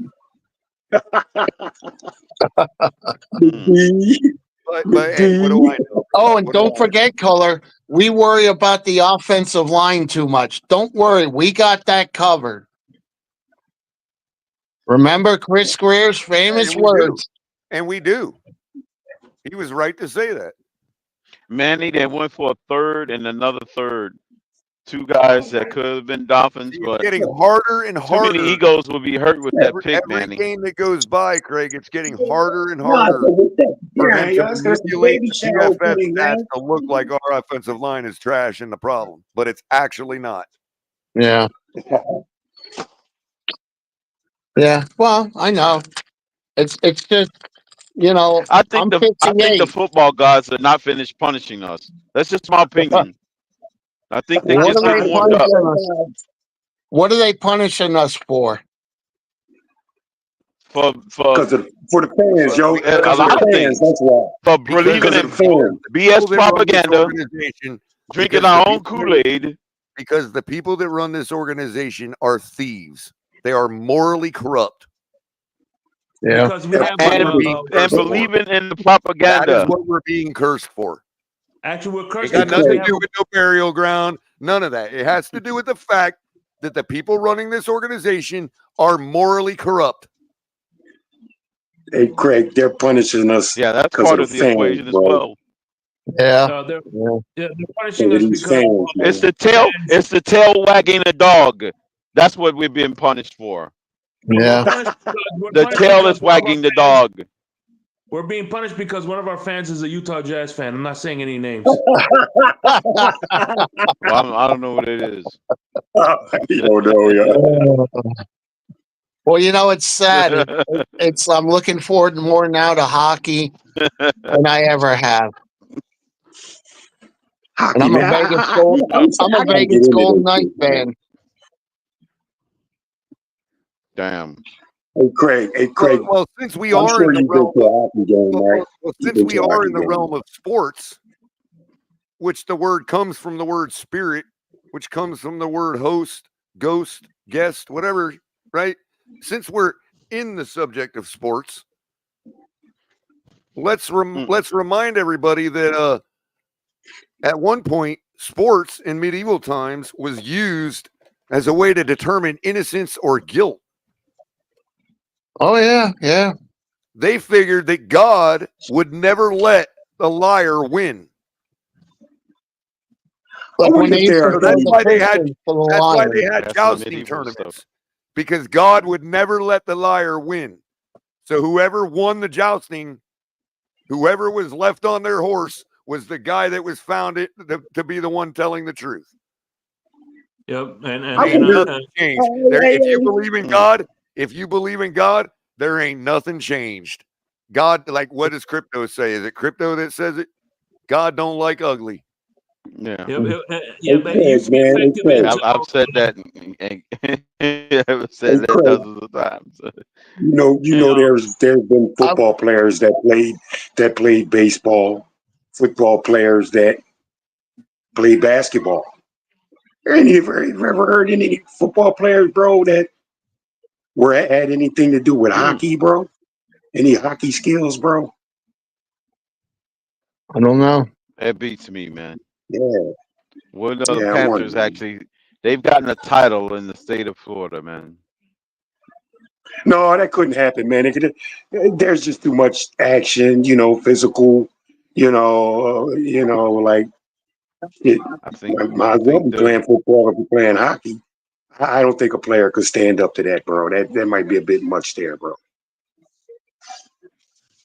But no, Play.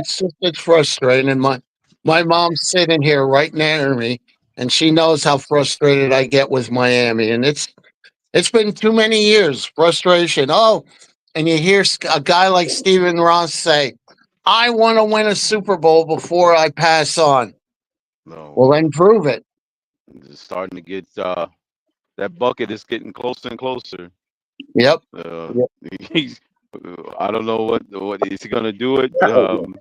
It's getting closer and closer. He might have to witness it from the other side because at Well, this maybe. trajectory, Hey, crypto, not getting any closer. But on the other side. Okay. You I'm know just what, saying, man? Fred. We all are Well, I mere know, mortals, man. I know, man. I know, bro. Along the theme of keeping the same energy, if our offensive line is that bad, then what do you think it would do to a guy that has already got a leg down compared to Tua?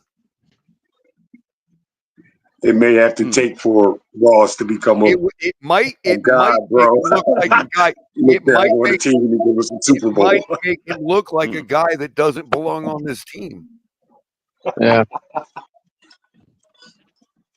But I mean, I just never understand the play calling. Like when we had those 2 first and goals, why was it we running up the middle? Why not try a sweep or anything outside?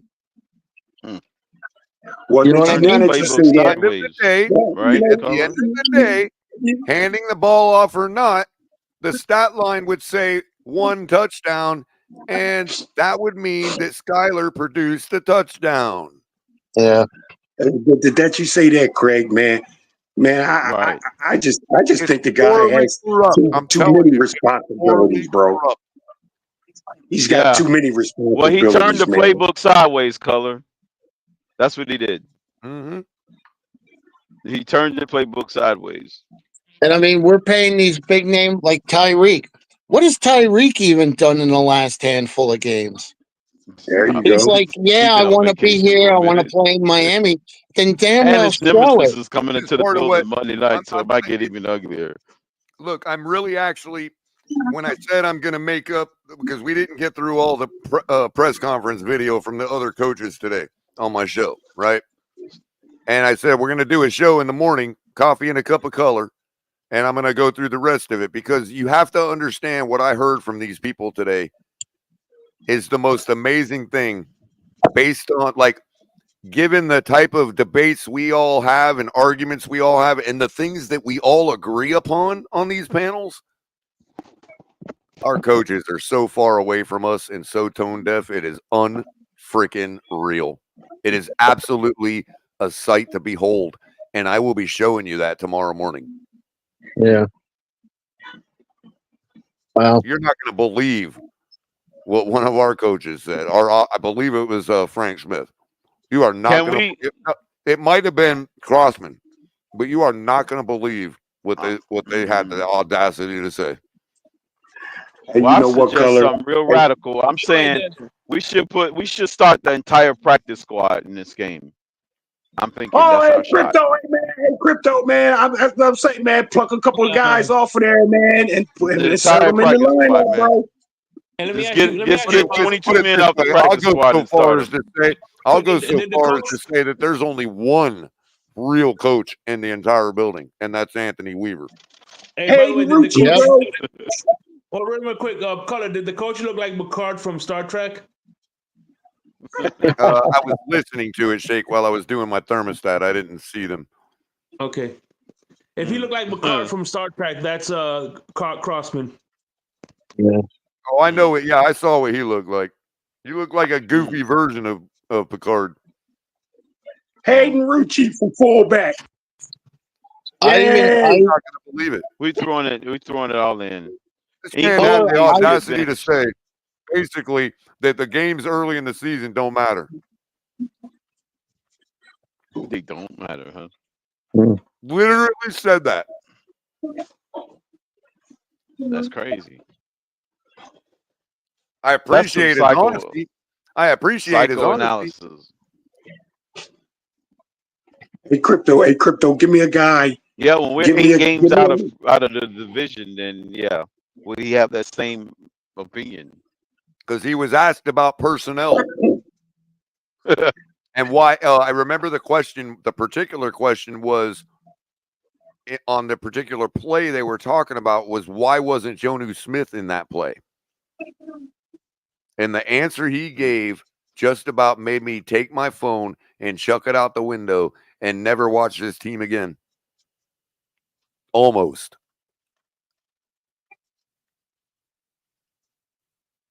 I don't know what we'll talk. We'll talk about it tomorrow. I'll show you what I'm talking about. All I can say is this: I've heard stories that they said people are selling their tickets for the Monday night game, and they can't even give them away. When I talk about, when I It's probably constantly like harp about $15. why Tanner Connor was in the game and stuff like that, while Skyler's in there, and you all think I'm just talking about conspiracy theories and stuff like that. No, it's not that they're purposely sabotaging Skyler. What they're saying is they're just like the fans. They're throwing in the towel and just getting other guys up this. They're treating it as a preseason game. I told you all that. Hey, Crypto. 100%. Who's on the Just practice saying, treat it squad like at a preseason game. left guard, how bro? You're the tell quarter me of the how way through the trash season. Skyler is now. Damn. Wow. Wait a minute. So Hey, this is the Crypto, answer my preseason. It's the question, fourth bro. preseason game. I can't hear you, Fred. What you say? I said, who's on the practice squad at left guard, bro? I don't know. Just pick anybody. Go in the local grocery store and tell somebody to start. I don't know. Somebody got a shot. Hey, but Crypto, man, I like that idea, man. Juggle that Did you shit all even around, notice? man. Did you all even Shit. notice the Yeah. first what time it was in the game before the first time you saw Durham Smythe even in the game? It was like Nah, late I didn't second notice. quarter before I saw him get in the game.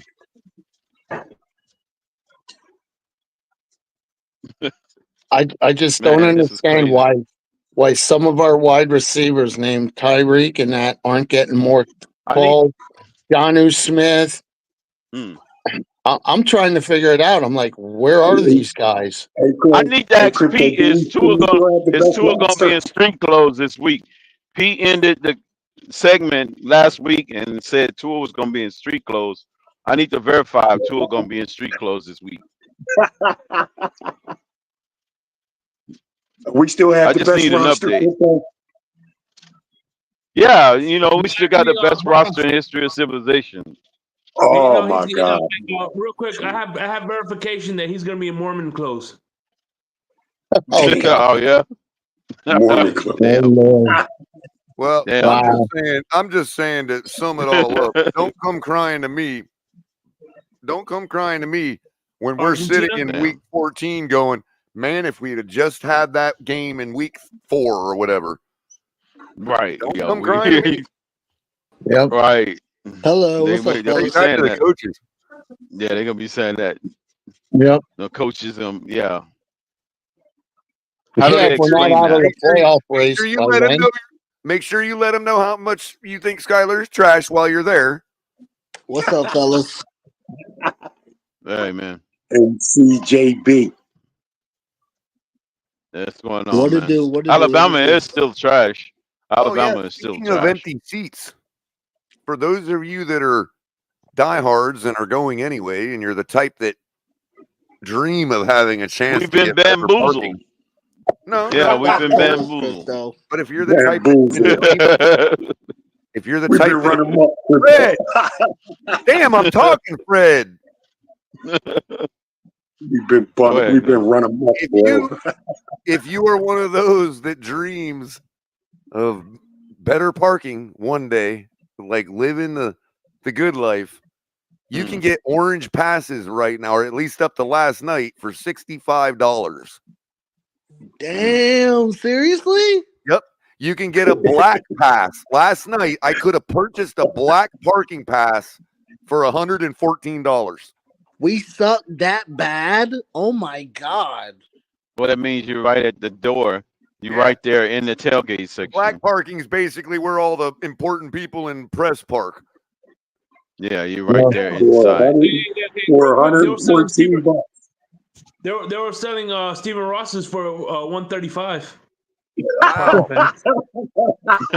A helicopter ride. Maybe a helicopter ride for 500. That'd be damn. Roll in with the owner. Damn. Yep. That comes with a handicap sticker and all. Mm-hmm. As a matter of Have fact, we gotten close? this game is so bad that he's even Stephen Ross sold his ticket. Chris Greer needs to sell his ticket too. Chris Greer needs to be fired. I just ended up getting a yellow for $43.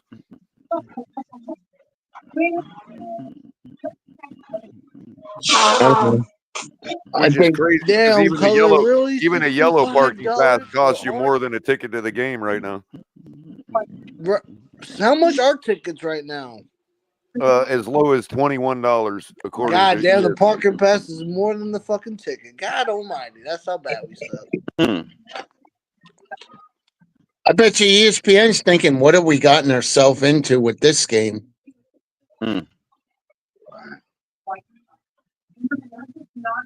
If we lose to Tennessee, it's the beginning of the end.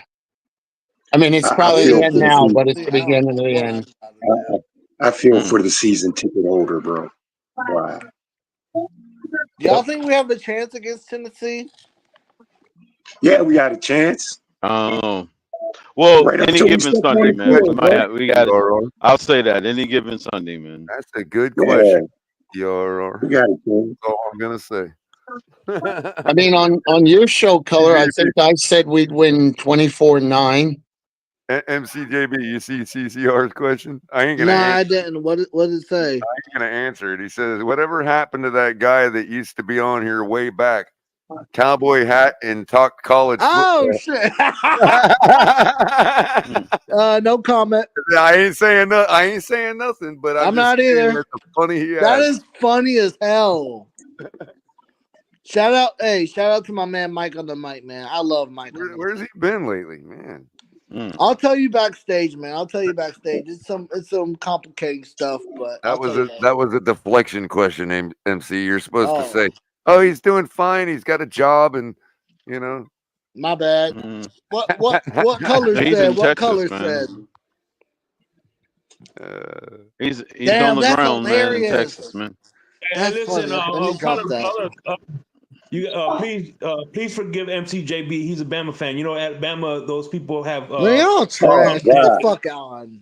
They have slow When's the last time comprehension. y'all won a fucking real game? Bama has slow comprehension. Beat somebody but Mississippi State. Cállate la boca, pendejo. Pendejo, cállate la boca.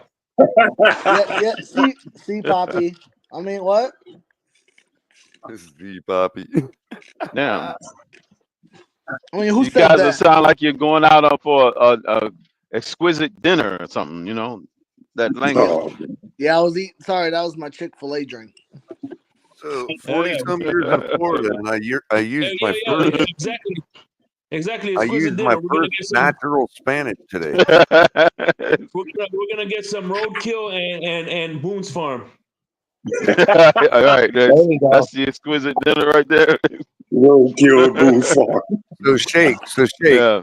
40-some years in South Florida, and I used the first time ever today. I used Spanish naturally.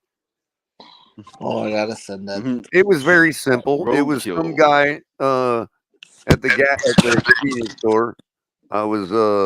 His bike was leaned up against the garbage can that I was throwing my cigarette wrapper in, right?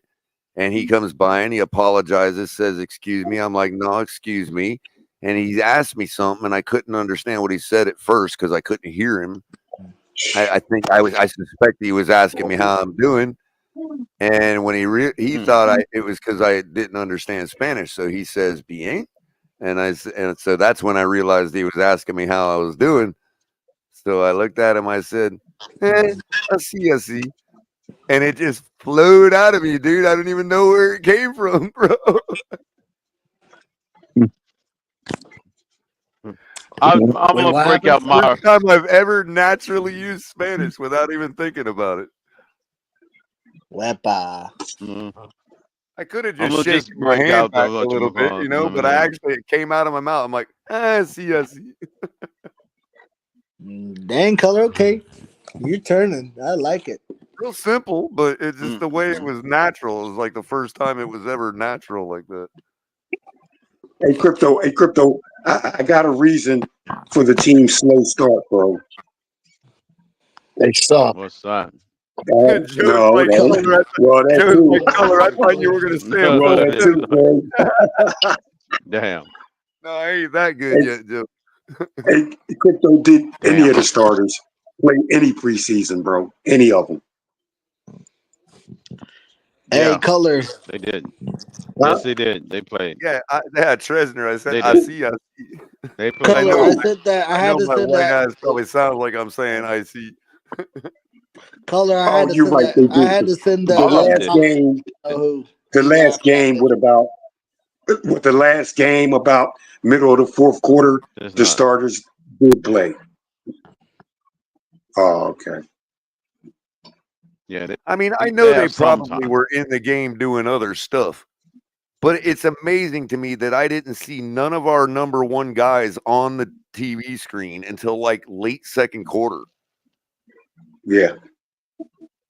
And even in the third quarter, when we threw that long post to Tanner Connor, again, Tanner Connor, why? Every week for the last 12 weeks straight, that's been Tyreek Hill or Jalen Waddle. What's up, Pistol Pete? Yeah. That's been. They He has the best catch rate. He has the best catch rate, Color. That's why. They take themselves out of the game, bro. I didn't realize McDaniel was starting to add the vertical tight end wrinkle now. Oh, I didn't realize that. How come we've never tried that with Tua in the game? It's called trust. You have to develop trust. So, Pete. Hey, Pete, how you Fred, doing? MC, chilling, man. Do you see that article from Chris Perkins, Pete? Oh, I was listening to you for a bit while you were reading it, Color, and you were just making me smile, man. I love Chris Perkins. Well, right now. Perkins He's the best beat writer. He's actually the best beat writer right now. He's top notch, number one. Don't let me plagiarize him. I was sure about that, Pete? I'm just he's the number messenger. one. Chris Perkins is number one. Chris Perkins is trying to get Skylar Thompson to get starting to get McDaniels fired. That's all that is. No, Chris Perkins, you not sure? Hey, because I've made a big deal out of it, Pete. Chris Perkins will be trashed by the end of the night. You know that. Trash. Yeah. They're hating on Chris Perkins. He spoke nothing but facts. Everything Chris you read Sims. to He'll me, be Chris that Sims was by facts. morning, and he'll be who's the other one they hate? He'll be Cowherd by Sunday. Hey, kind of Yeah, like Cowherd, facts kind of like facts in the 1960s when doctors said that cigarettes were healthy. Those kind of facts. Well, no, it's these type of facts. Whether people don't like it or they might not agree with it. Guess what? Connor, I think you were up there with me. Weren't you up there when I was doing the all 22 for the Seattle film? I'm not gonna get into that because I've got a reputation to protect. Oh, but, okay, I think Fred was up there. Fred, you were up there with me, right, Fred? No. Hey, Pete, No, Pete, did you hear that? I wasn't up Did you there hear with that? you He got that a day, reputation to protect, so can't elaborate on it. Fred. Check this out. You were up there with me, Fred, doing the all 22, and we were complaining about. Meanwhile, the other another day, guy just they're already they're already laughing about Chris Perkins. Look in the chat. They're already laughing about Chris Perkins. And we were talking about the defense not communicating. You remember that? Oh yeah. I remember that. You remember when we were talking and pointing out there's no communication on the back end, nobody's communicating on defense? Guess what they Chris certainly Weaver? play like it. Yeah, exactly. Weaver That's exactly said that very thing. We didn't go through all. We got about 3/4 through Weaver. I'm doing a show tomorrow morning, Pete. Coffee and a Cup of Color, special Saturday edition, and I'm finishing that press conference, dude. There are so many Easter eggs in that press conference from all of our coordinators today, bro. It's Fred, unbelievable. you think they're watching Fred on Pete's unbelievable, Pete. Fred. They're listening to you, Fred's popularity went up about being on your channel, Pete. No, Pete, don't take a victory lap yet, Pete. Okay, wait till tomorrow morning. Okay, if you haven't heard it yourself, it's about 57 minutes. Well, hold on, it's about 57 minutes. That's a long thing I gotta dial into tonight. Right, So well, I haven't Pete, heard it's about 57 minutes. It starts with Anthony Weaver. Anthony Weaver is the only real coach in our freaking locker room right now, dude. Because what they followed up with, the rest of them coaches and coordinators followed up with, dude, is some of the craziest non-football, non-want-to-win bullshit I've ever heard in my life, dude. I like Anthony Weaver. He's the one who sure said it's not Skyler. You see, it's not the Danny Crossman. It's no, bro. It's all of them.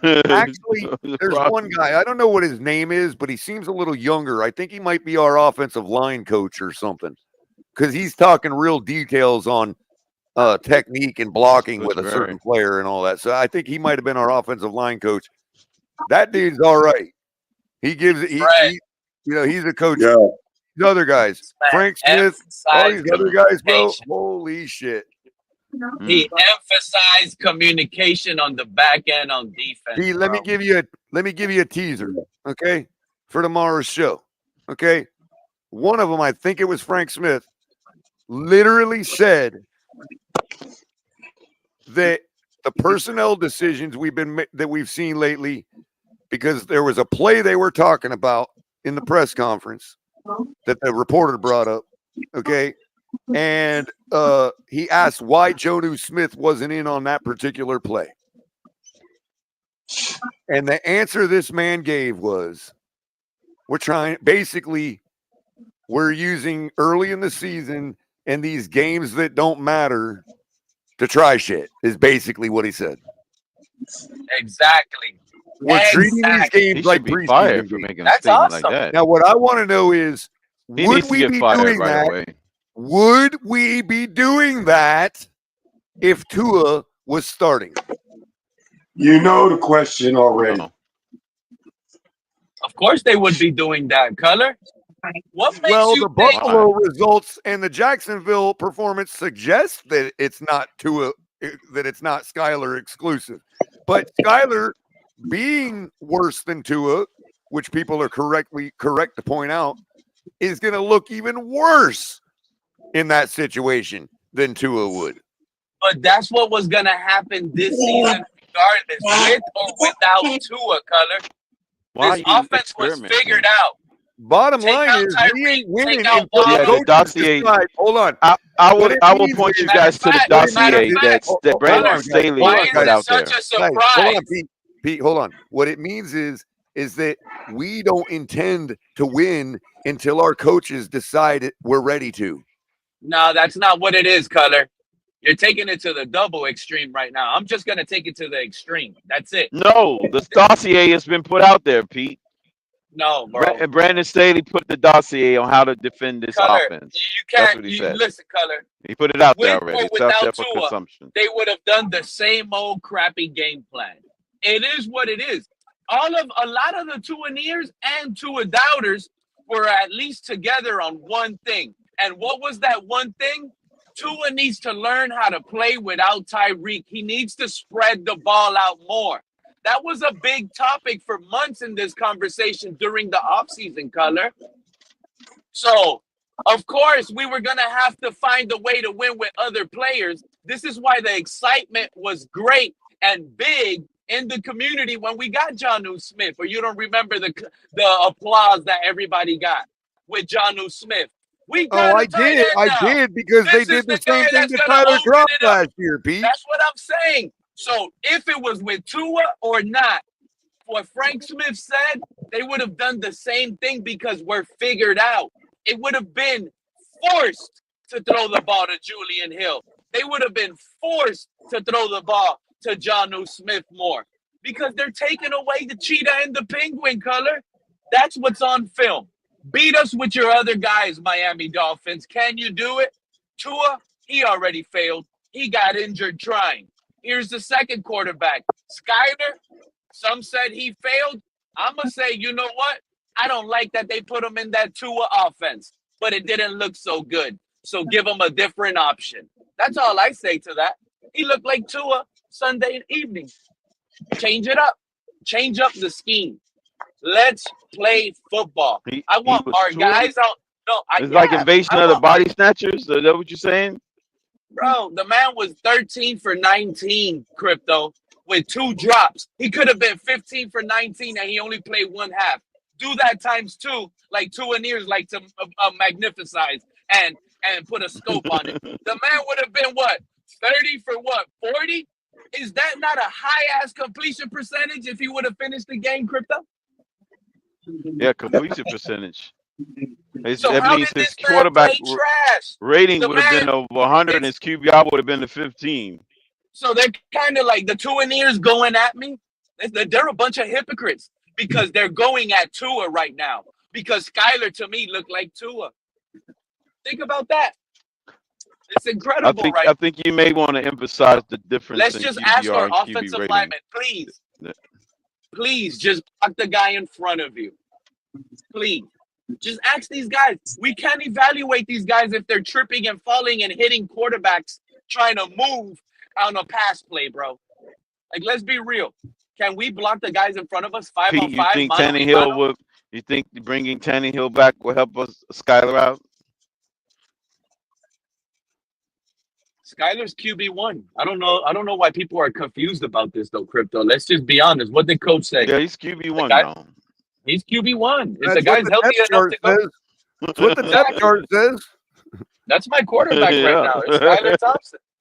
Yeah, And he's if you don't QB1 think it's now. been Yeah. updated, they have Yeah. Tyler Huntley at QB2 right now. Yet Boyle came in the game first last week. So Right. obviously the depth chart has been updated by somebody. And it has Skyler Yeah. QB1, Huntley QB2. So I suspect that's why I'm rolling basically, Kevin, to answer this question. That's why I'm basically rolling with the idea that I'm going to make my takes this weekend based on us starting Huntley. Even though I still think sort of Mike McDaniel is just going to be himself and go with Boyle. You know what I mean? So Kevin asked Boyle was in the building first. That's Kevin what everybody asked the said. same. Kevin asked the same question that I did on my the show that we Boyle just should be QB2. finished this evening. Hey guys, so what quarterback gives us the best chance to win Monday? I say Huntley. All of them gives you about a 2% chance Hold of on, winning. Crypto. I say Huntley is our only chance. If Skyler plays, I see another L guaranteed. You can't win scoring 3 points. It was pathetic. Skyler is not going to play because of the injury. I think that's already pretty much off the table. We can. Y'all do know the NFL has already decided this game already when the schedule was printed. It's already decided. And that We was just going with or through without motions. Tua, right, Crypto? Crypto, that Yeah, was with with or or without without Tua, Tua. right? Yeah, with or without Tua. This was already decided. We're What? just filling the script. I This is the disagree, man. script. I We're just disagree. filling I the feel script. like Skyler's gonna play We're Monday playing a night, role right? in the movie. This is like the, getting towards the later end before the credits start rolling. The script has already been I written. completely disagree. I completely disagree with you, Crypto, and I don't understand the sadness from this community. Everybody should be good No, right it now. should be, no. The fact that the script was written, Pete, it should be a reason for jubilation. You should be in Crypto, jubilation right now. Crypto, we're not That we got losing another Monday night shot. to the Titans. We got another shot at rebuilding the season in 2025 on September the 12th, 2025. Hey, Crypto, I think we're beating the Titans with Tim Boyle. We're in Bizarro right now. We're the negative ones and Pete's the positive one. We're in Bizarro. Yeah, right. We should be all in jubilation. Shake Money. The season begins September 12th, 2025. I'm looking forward to it. When we draft Cam Smith, Cam Ward. Cam Ward. Yeah. The drapes has already been measured. The drapes have been measured. This one's in the refrigerator and the jello is jiggling.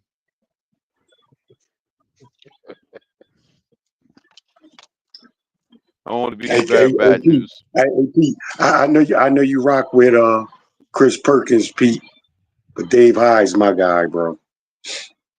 Hey, I agree with you on that one. I love Dave Hyde.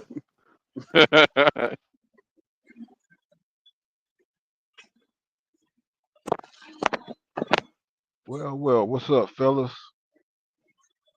What's up, Mr. Paul? Man, Ward, why ain't you uncorking it right there? You have the offsides in the bag, man. What's up, what's up, CCR? Sorry, guys. That's blasphemy talking about our future quarterback. You can't be talking about our future quarterback like that, CCR. Well, he just had an offside penalty in the bag, and he wouldn't throw it. Nah, it'll be our color. He's just giving them. He's teasing. Mr. Paul, who would you rather see playing Monday, bro? Well, I'm gonna tell you the truth. It's kind of hard to say because whoever quarterback they put in there, see that if he's doing Tua's scheme and plays, that's where I have an issue at. Oh, okay. Because you think he has? Hey, Mr. Park, you think he has other offense? Who, Coach McDaniels? Yeah. I think he has the knowledge too, but I think he's stuck on. I think he's stuck on Tua. and whoever they put in there, he's because I mean with when we started with Skyler, he was doing Tula's scheme, his plays. Wow. Oh, wait, I got it. Hold on. Maybe that's Sorry, the only hold on, Fred. offense he has, man. Hold on, Fred. I gotta address this building in chat right now. I didn't jinx us. I'm not. No. What you guys got to realize is this is college football, and if you expect me to say the Hurricanes are back, we can't be jinxed. College football champions don't get jinxed. They beat everybody 60-0. There ain't no getting jinxed if you're back. And you want me to say the Canes are back, bro. Ain't no jinxing. Just saying. If I can jinx them, then they ain't back. Oh, goodness. I really don't even believe too much in all that jinx stuff anyway. If I can jinx Cam Ward, Mr. Polk, then he ain't the guy we should be drafting. That's an anomaly. You know, but you're gonna be the jinx Mahomes every now and then, but I can accept being jinxed every once in a Fair while. enough, but that's why I'm in the college football context, Crypto. Like, I mean, you can't jinx Alabama when they're playing, you know, Western Mississippi, North Montana State A&M Tech. You know what I mean? You're not supposed to. I mean, it is what it is. Listen, Did y'all see who I beat hate North this sticking Carolina last shit. weekend? You was there. What was the question? No, go ahead, Shake. I go after you.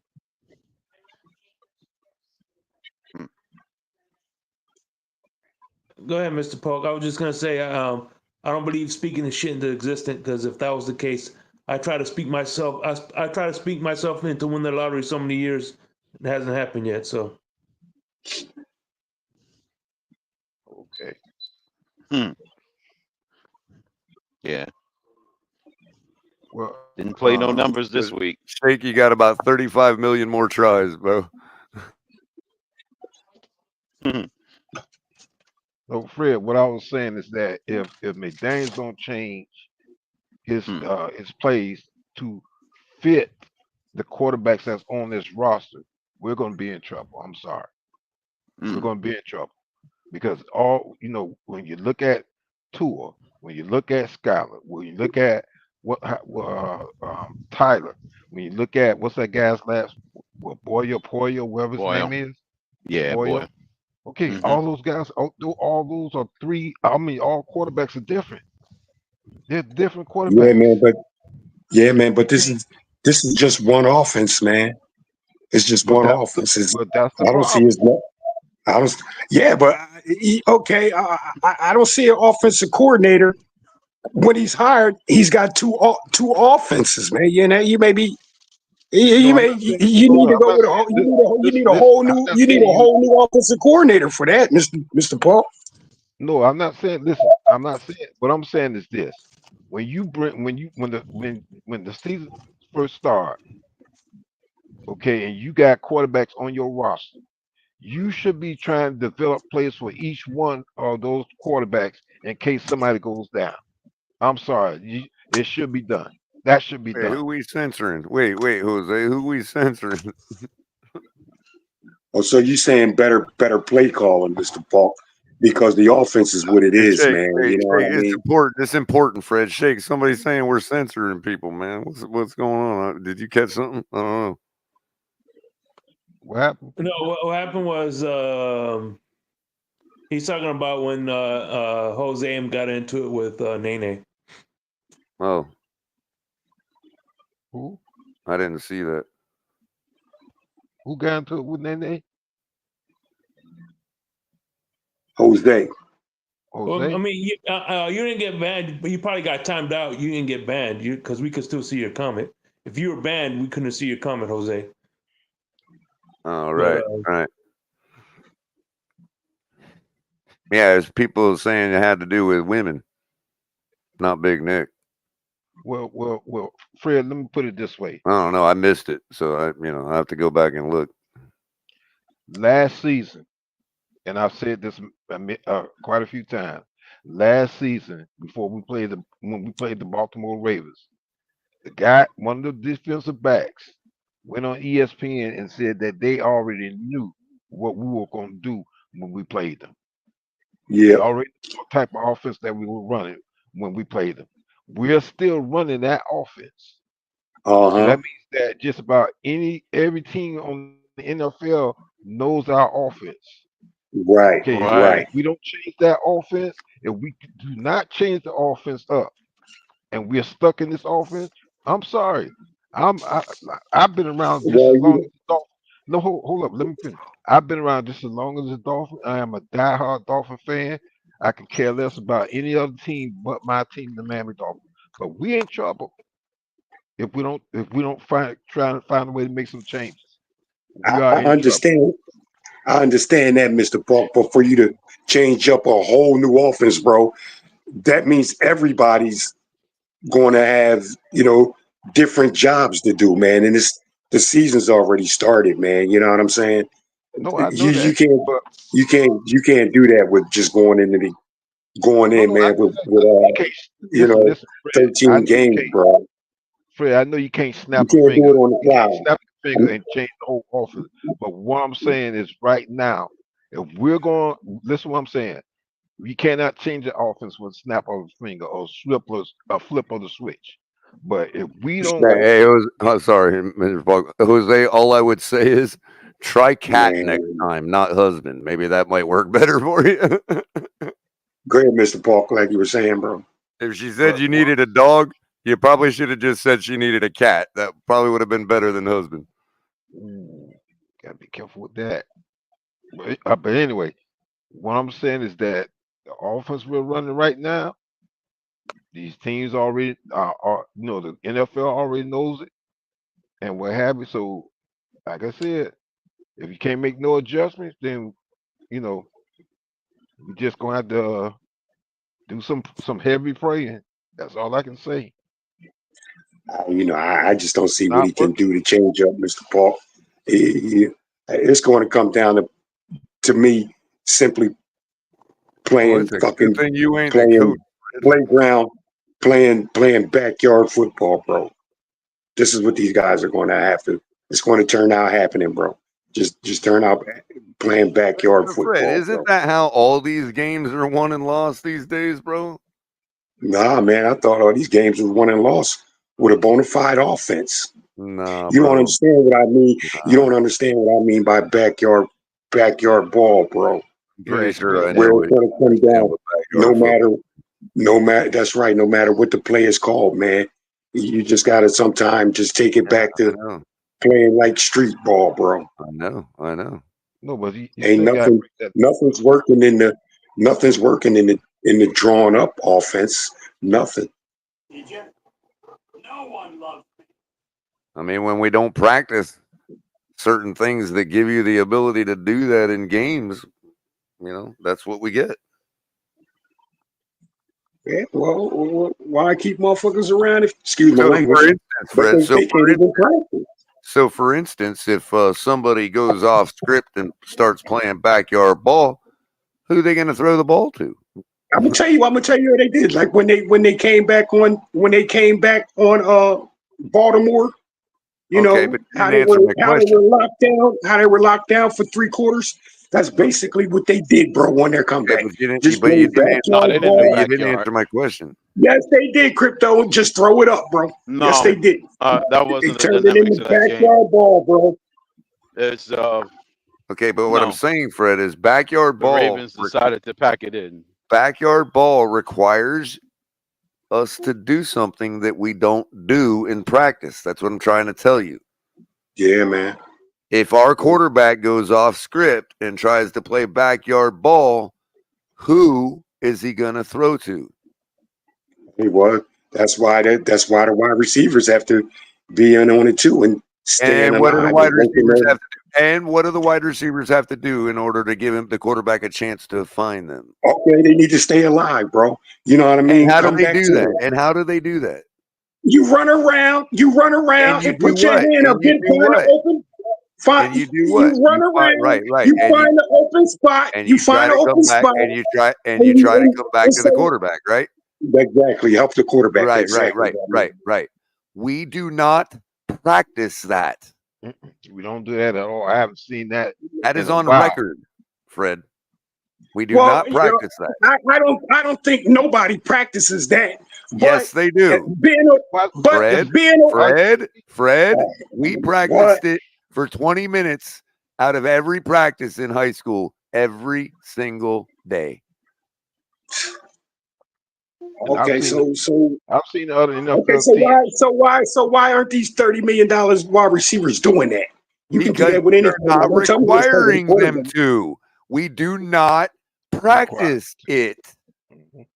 We are not requiring them to. You don't even have to practice that, Color. That's being a wide receiver, bro. That's supposed to be your mentality anyway. Run around, and when the quarterback I was is in under the impression that you watched film, being that you do the All 22 show with Pete over on Pete's great channel. I'm checking out some. Right. One of the things you'll notice is our wide receivers finishing their routes and then doing nothing after that. Exactly, bro. And that's what I be pointing out. I say these quarterbacks, these receivers don't help anybody. What I'm telling you is that's a coach's mandate. We do not practice it. We are not requiring our receivers to do anything else. Okay, I understand. But you don't have to practice this. Like I said, this should be in a wide receiver's thoughts anyway. You shouldn't be practicing this. But it's not. It's not, Fred, because I'm telling you. It's not what they're doing. It's not what they're doing, bro. They're just giving up. When they get through, if they run it, when they run their routes, the ball's not coming their way. It's over with. That's it. Exactly. Stop. The way we are supposed to run things, the ball should have already left to his hands well before any comeback drill is needed. Well, or he throws the ball away. Yeah. But it's what it's going to have to come. This was what his offense is going to come down to, man. Just simple backyard shit. Run around, get open, put your hand up, and be ready for the ball. In fact, schoolyard shit. The last person I seen done that was Kosicki. The first year we had drafted him. That's the last person I've seen done that. Yeah, we'll see if McDaniel changes the regimen this week. I wouldn't think him being a coach. I don't see how, he don't notice that. Look, you guys need to stay alive. You know what I'm saying? The quarterback gets out of there. You guys need to go find an open spot. I don't know how to say it to him. Can y'all help me here? Well, he doesn't know. He is not requiring them to, Fred. I know he's not requiring them he might to as do well that. tell them not to. He might as well tell them not to. Bro, Fred. He doesn't even have to say nothing to them about that. What I'm saying is these wide receivers should know that shit. It's not that he doesn't notice it. Fred, it's not that he doesn't notice it. He knows. I don't think he's letting them not do it. Bro, I don't even think he would call that shit out. Too much. I don't even think he'll go up to the wide receivers and say that shit to him, bro. I don't. Not part of the program, Fred. That's right. He's playing Madden on the field, and you can't do that. He can't adapt and change. He's not adapting to what's happening on the field at the moment. He shouldn't be my coach, man. You saying the right things, John. You saying it right. You can't go up to a wide receiver and tell him not even a football player. Fred. No. Why would he? Fred, I understand what you're saying, but Color. Why would he? Listen to what Color's saying, because he's a former wide receiver. Wait a minute, Fred. Why would he go up to the wide receiver and say something if he's not bothered by it? Well, that's what you're failing to understand here. He's not bothered by it. Okay, and that's fucked up. So how are you head coaching? How are you head coach if you can't even get that distill that into what a wide receiver. I've been asking myself the same thing I want to. for Fred, 4 was years. was he a coach before he came here? Nope. Was he a head coach? What was he like? a A running back no, coach? A running back coach or something? Not a head coach. Was he a head coach? No, he wasn't. Not that I know of. There you go. He's never been a head coach yet. He's never learned. But let me tell you something. Let me tell you something, John. And let me tell you something. Learn fast. He's going to get John, out of here. Let me tell you something, John. If you have anything to do with the offense, I don't care if you're like a side coach. Okay, you're the wide receivers coach or you're the running backs coach. John, if you're a football guy, you have to know that. That you have to know that. Fred, you have to know that. Fred, I'm going to say it for one more time, and then we're going to move on, bro. He knows it. He knows. I'm talking to John, man. John, I was asking John, answering John's question. You can ask everybody that comes in here. The answer is going to be the same. Yeah. Mm-hmm. He knows it, but he's not changing.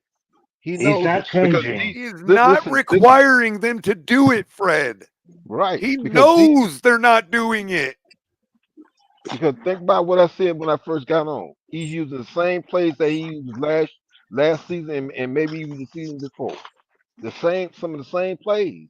He's not changing it up. You would think he would, but he's not changing it up. He has not changed it up. Nope. And I don't know if he will. Maybe he will if he gets Huntley in there. Huntley. I don't know. But see, he didn't do it with Skyler, did he? No, did he change with Skyler? Well, is it gonna? You think he's gonna do it with Huntley? He's not gonna change before Tyler. I'm sorry. Well, he's not. You think he's gonna change with Huntley then?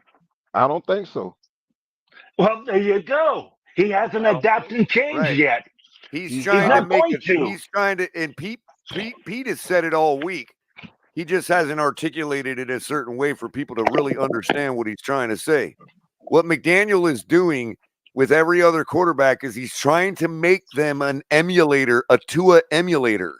Exactly. Right. So what now, if you know anything about making game emulators, you know that you install the software and you hook up your controls to your computer and all that, and you've got a mountain of tweaking that's different between different emulators to get it to work the way it did back when it was just a console hooked up. I'll just stick to a Rubik's Cube instead.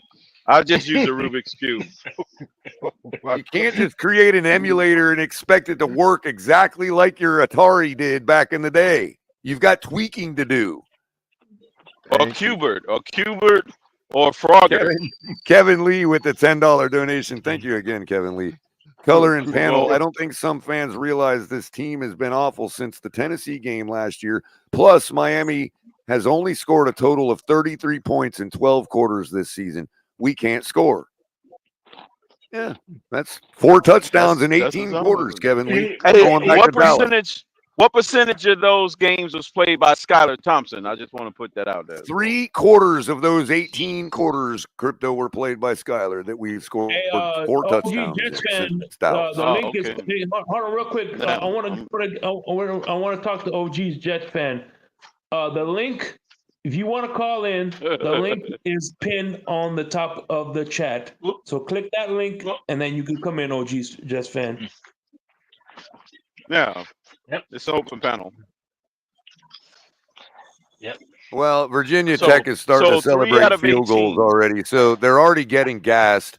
There's the entire second half left. Right. And as I told you all last week, the second half in a college football game is an eternity. Yeah. And what was the score last week? 50 to 17? Tell me, 3 out of 18, if my math is correct, that's like a little less than 20% of the time that Skylar played, right? And that horrific offensive. That would be 1 out of 6 quarters. Right. Last time I checked, that's less than 20%. and color for the record. Nene was right. Yeah. Nene was What'd right. she say? Oh, this ain't what did she say? I mean, I know Yeah, I know a lot of what she said, but what in particular? That discussion me and her had that night. Oh, about what was it? Refresh me real quick. She I was know I'm talking almost there. Chris Greer. We're talking about Chris Greer. Oh yeah. Oh, you're saying you're coming around? No, she was right, but I'm also right too because I'm gonna tell you something. If you are the owner of a team and your general manager is not is not doing his thing and your coach is not doing their thing, I would be having a meeting with both of them and say y'all better get this straight. You better get it straight. So is this Delgado? No, it's the OG's. I think the OG Jets fan. Oh, Jets gang or no? What's up, fellas? No. OG Jeff. What's up, Tommy? Yes. How are you guys doing? Good. How are Pretty you? good, man. How you How are you? feeling Hey, what's up, about man? how you feeling about your grandpa these days? My grandpa is actually, God bless his soul. He passed away 2 days. Oh, I'm sorry. I right meant your after my football grandpa. Yeah, He he meant the quarterback. You Rodgers, talking about Aaron man. Rodgers? I He do meant apologize. Wait, hold on, he Tommy. I do apologize. I couldn't have known, but I yes. still apologize. But what about your football granddaddy? Well, to be honest with you, he's playing pretty good, and it's a long season ahead of us. And all I could say is, if this man plays like that for, he doesn't even have to play like that for 16 games. Like, if he just plays like that for 12 games and our defense steps up, we have two dynamic running backs. And what Mike Williams is only going to become, Alan Lazard was garbage last year, but Aaron Rodgers makes him better. And he's going to make Malachi Corley and these other rookies like Gibson, he's just going to make them shine, because you could see when Aaron Rodgers walks up to the line of scrimmage, his eyes are dead locked in and knows what defense is coming at him. And he's the offensive coordinator. He's the boss. He runs the offense. And if it all goes through him, like if he goes down and something happens, then obviously we're not in good shape. But if he stays healthy and he plays this caliber year like he played last week, and each week he's only going to get better, I don't see how any team can once we win the division, anything can happen in the AFC in the playoffs. Hey, Tommy, would Aaron Rodgers say to Robert Saleh, man, over at the sideline, man, when he pushed him off, bro? Do you know? Right. Got it. 100%. I mean, I take it two personal ways. Like, one, you could read his lips and was saying 2-touchdown lead, but at the same time, that last look that he gave him in his eyes, where it's like, I'm in charge of this offense. You sit there, coach, and do your defense. I'm running the show here. And that's how I almost as if to say, "Don't you ever question me again." You know what I mean? Like, you can see that. That's a dog at quarterback, bro. That's a dog at quarterback. I get you. Tommy, I got a little bit more of a deeper theory. I think it's more like it has to do with what with the whole virus thing. Like, I think he told him, like, you can't hug me. Like, no, I'm not vaxxed. Remember, like COVID. Remember? No, I don't think it has anything to do with that. I think it more has to do with that they're the same exact age, and Aaron Rodgers knows more football especially on the offensive side. It could be ages, let alone the defensive side. Hey, Tommy, you were good until up to the point where you said, when you guys win the division, bro. Then I mean, then I just left you on that, bro. I mean, who do you think can beat us? I mean, besides Buffalo, Buffalo's right there Dolphins, with us. bro. Dolphins, I bro. get it. I'm gonna always say the Dolphins, bro. I You mean, don't even think I we can beat understand. Tennessee this week. But you're good man though, bro. I sense that, bro. I sense that. And You're I'm also not a good Jets fan, bro. hater where it's like I hate the Dolphins and I hate the Bills and all that. But like the thing is, um, Josh Allen has not done good in the playoffs. He's Yeah. not done good at all, and he lost his receivers. And Tua, obviously, like I feel bad for Dolphin fans because he played in Hawaii and he can't win in under degrees. That's like 40 or 50 degrees weather. It's never been proven. Yeah. And Josh Allen, yes, I give you right now. Josh Allen is top 5 quarterback, top 4 quarterback in the NFL. Like he's better than Rodgers is in his career right now. But I wouldn't he argue with hasn't. you there. He hasn't proven anything yet, because when you win a playoff game, when you actually get to the championship game, and you do something, it's just the same old. It's the same old Bills, man. Like I would rather have Aaron Rodgers for one season than Josh Allen for one season if it just came down to that. What? Healthy. Well, technically, Aaron Rodgers won one Super Bowl, and he's choked the rest of them away. He's choked in the NFC Championship. Right, and if you look at who his receivers were and what his defense was, he never had nothing to back him up. He never had a top 5 defense like the Jets do. I think Rodgers always had at least a top 10 defense, bro. At least a top 10. It was never like the Jets had it, and he never had. He's always had good receivers. Also, I'd say you guys would have been more deadly last year with Rodgers than this year, given your defensive performance last year. Like I keep trying to tell our fans, like you guys were top 3 all year, even up to the last game we played you all when we shut you down, when we shut you out. You guys were still rocking a top 3 defense, regardless of whether your offense could do anything for you.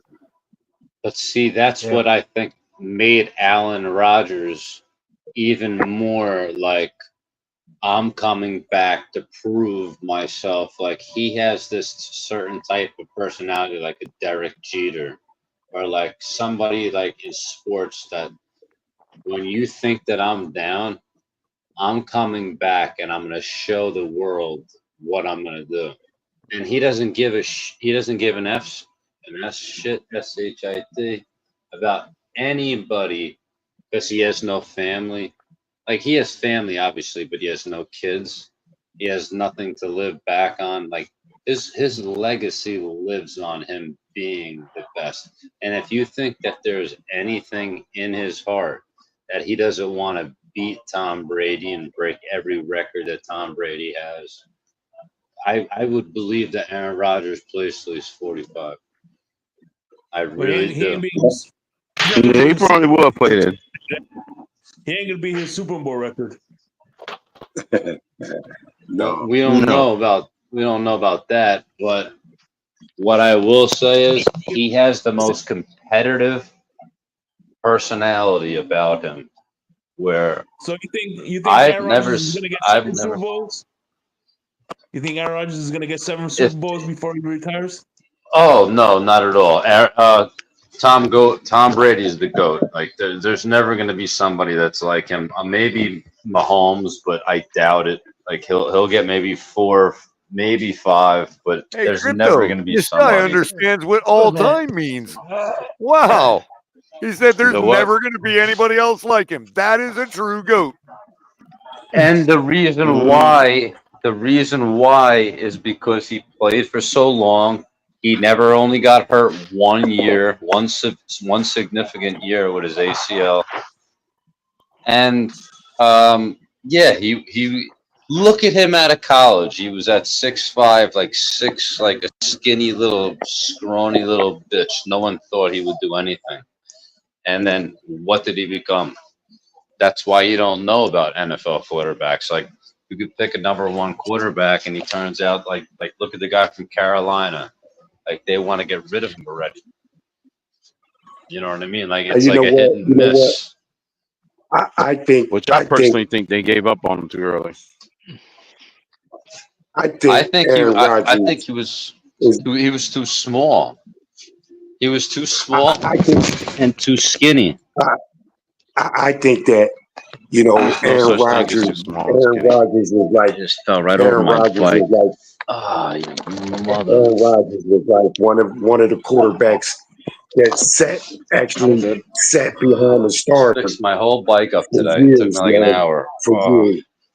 Somebody run. I think Aaron Rodgers had plenty of time to watch the starting quarterback before he actually took the job over. Man, we might need to get law enforcement. Somebody ran over your bike, Tony? Yeah, you guys still there? Yeah. Yeah. I live in a tiny little studio. My bike's like right in the corner of where my clothes are at. So I'm good. I've never seen inside a New York studio apartment. Like with backup quarterback, except on TV. Well, where are you guys all at? Florida? What backup quarterback? Well, I'm in Florida. Fred is in Jersey. And I'm in Where Florida. I overheard like at 10 of you at once. Where in Jersey? About 5 minutes away from Philadelphia, South Jersey. Hey Tommy, it's about four on the other side of the Franklin It's about Bridge. 4 flushes of your toilet away. So I know Camden, Cherry Hill. Well, that's where Tommy, Camden, bro. Yeah. That's cool. That's cool. Fred lives in Break Your Jaw, Jersey. So all you guys down in Camden and Cherry Hill root for the Eagles, obviously. You get them all. I used to go to Cherry Hill once a week. Yeah, Fred is a closet Eagles fan. We figured that out a while ago. I'm a Dolphins fan, bro. I'm on Hutchinson Island. Chisholm Beach. Hey, Tommy. Hey, check it out, Tommy. Say that again. Say that again. The what Islanders? Hutchinson Island and Chisholm Beach.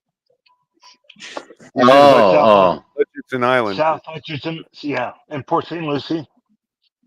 Chisholm Beach area. Okay. Jupiter. Down by me is like Sandy Hook. Then you go to Point Pleasant and Belmar. Oh, no kidding. Yeah, Atlantic City's as far as like we go. And Wildwood Crest. So how many flushes is that away from the border of New Jersey?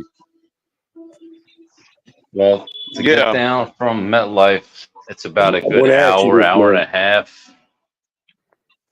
How many years did Aaron Rodgers sit behind Brett Favre, bro? I would say I'll say about 2 or 3 years. I think it was about 2 or 3 years. Yeah. 3 years. That's all. Is that all? It's Favre. Yeah, it's been on the average 2 years, 3 years. Same with Jordan Love and him. And the craziest thing is like Aaron Rodgers was a better quarterback than Brett Favre was, and a better human being. I don't know about that. I don't know about that. He was definitely a better protector of the football.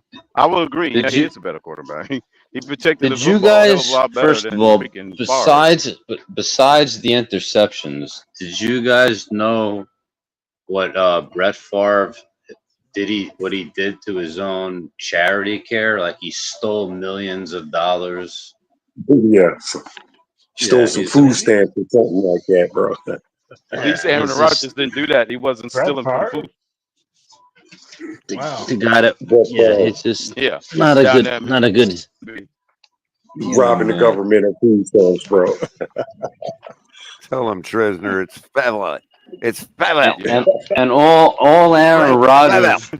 All Aaron Rodgers wants to At do least Aaron Rodgers didn't do that. Aaron Rodgers just wants to get left alone. He doesn't want to be bothered with like people that are like that guy Nick Shine or whatever his name is. People just want to hate on him just because of the fact that they're not him, and it's sad because Aaron Rodgers could be doing the best thing in the world, and he still shits on him for some reason. Which it's okay. Well, like Aaron Rodgers didn't loves do nothing illegal. haters. Brett Favre did. Oh, we got a guy around here that does that named Pete. Pete who?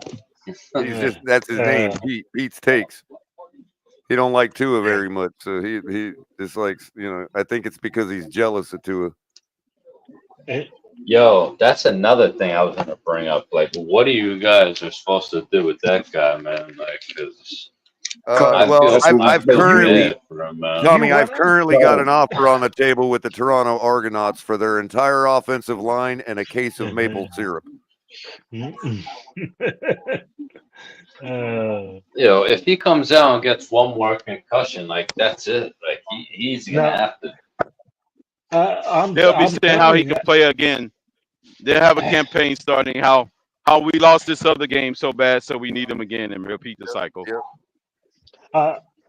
It's not funny. You can't let him end his career with a performance like Buffalo, can you? If he has another concussion, he's out of here.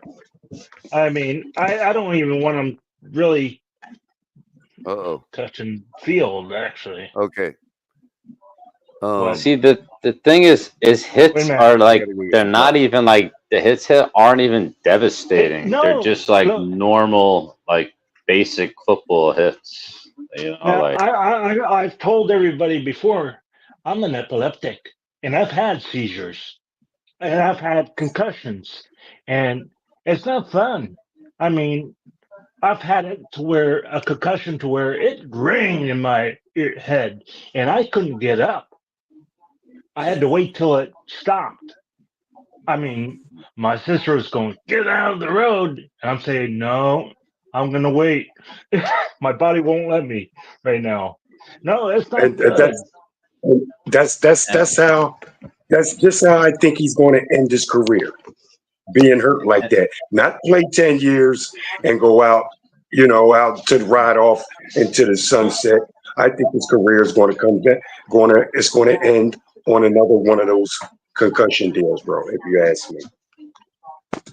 Because the guy's young, man, and to see his hands cramp up like that's like not good at all. Like, yeah, I didn't know really what he had when that first happened. I remember that. Good. Well, no one's really answered the man's question though. What are we gonna do with like the situation we're in with Tua? And I'll answer. The Dolphins made that out in the first year or after their first year for a reason like the one that's facing us now. So for this season, I don't know where we go, but I'm gonna be honest. I don't even know why we keep talking about Tua because he's obviously not playing for another 3-4 weeks. Who even knows if he's coming back? And the fact of the matter is, and this is coming from a Tua fan, right? Like the Dolphins are moving off of Tua this season. After this season, he will no longer be the Miami Dolphin quarterback, in my opinion, right? Because again, when I just look at how they structured the contract, they put it out for a reason because they had concern. And if he's on this roster on March 14th or later, you're locked in for the next 2 seasons. So, in my beliefs, just being a common sense person and having common sense and knowing how to read between the lines, I think Miami has positioned themselves with an out, and I think they will exercise that out.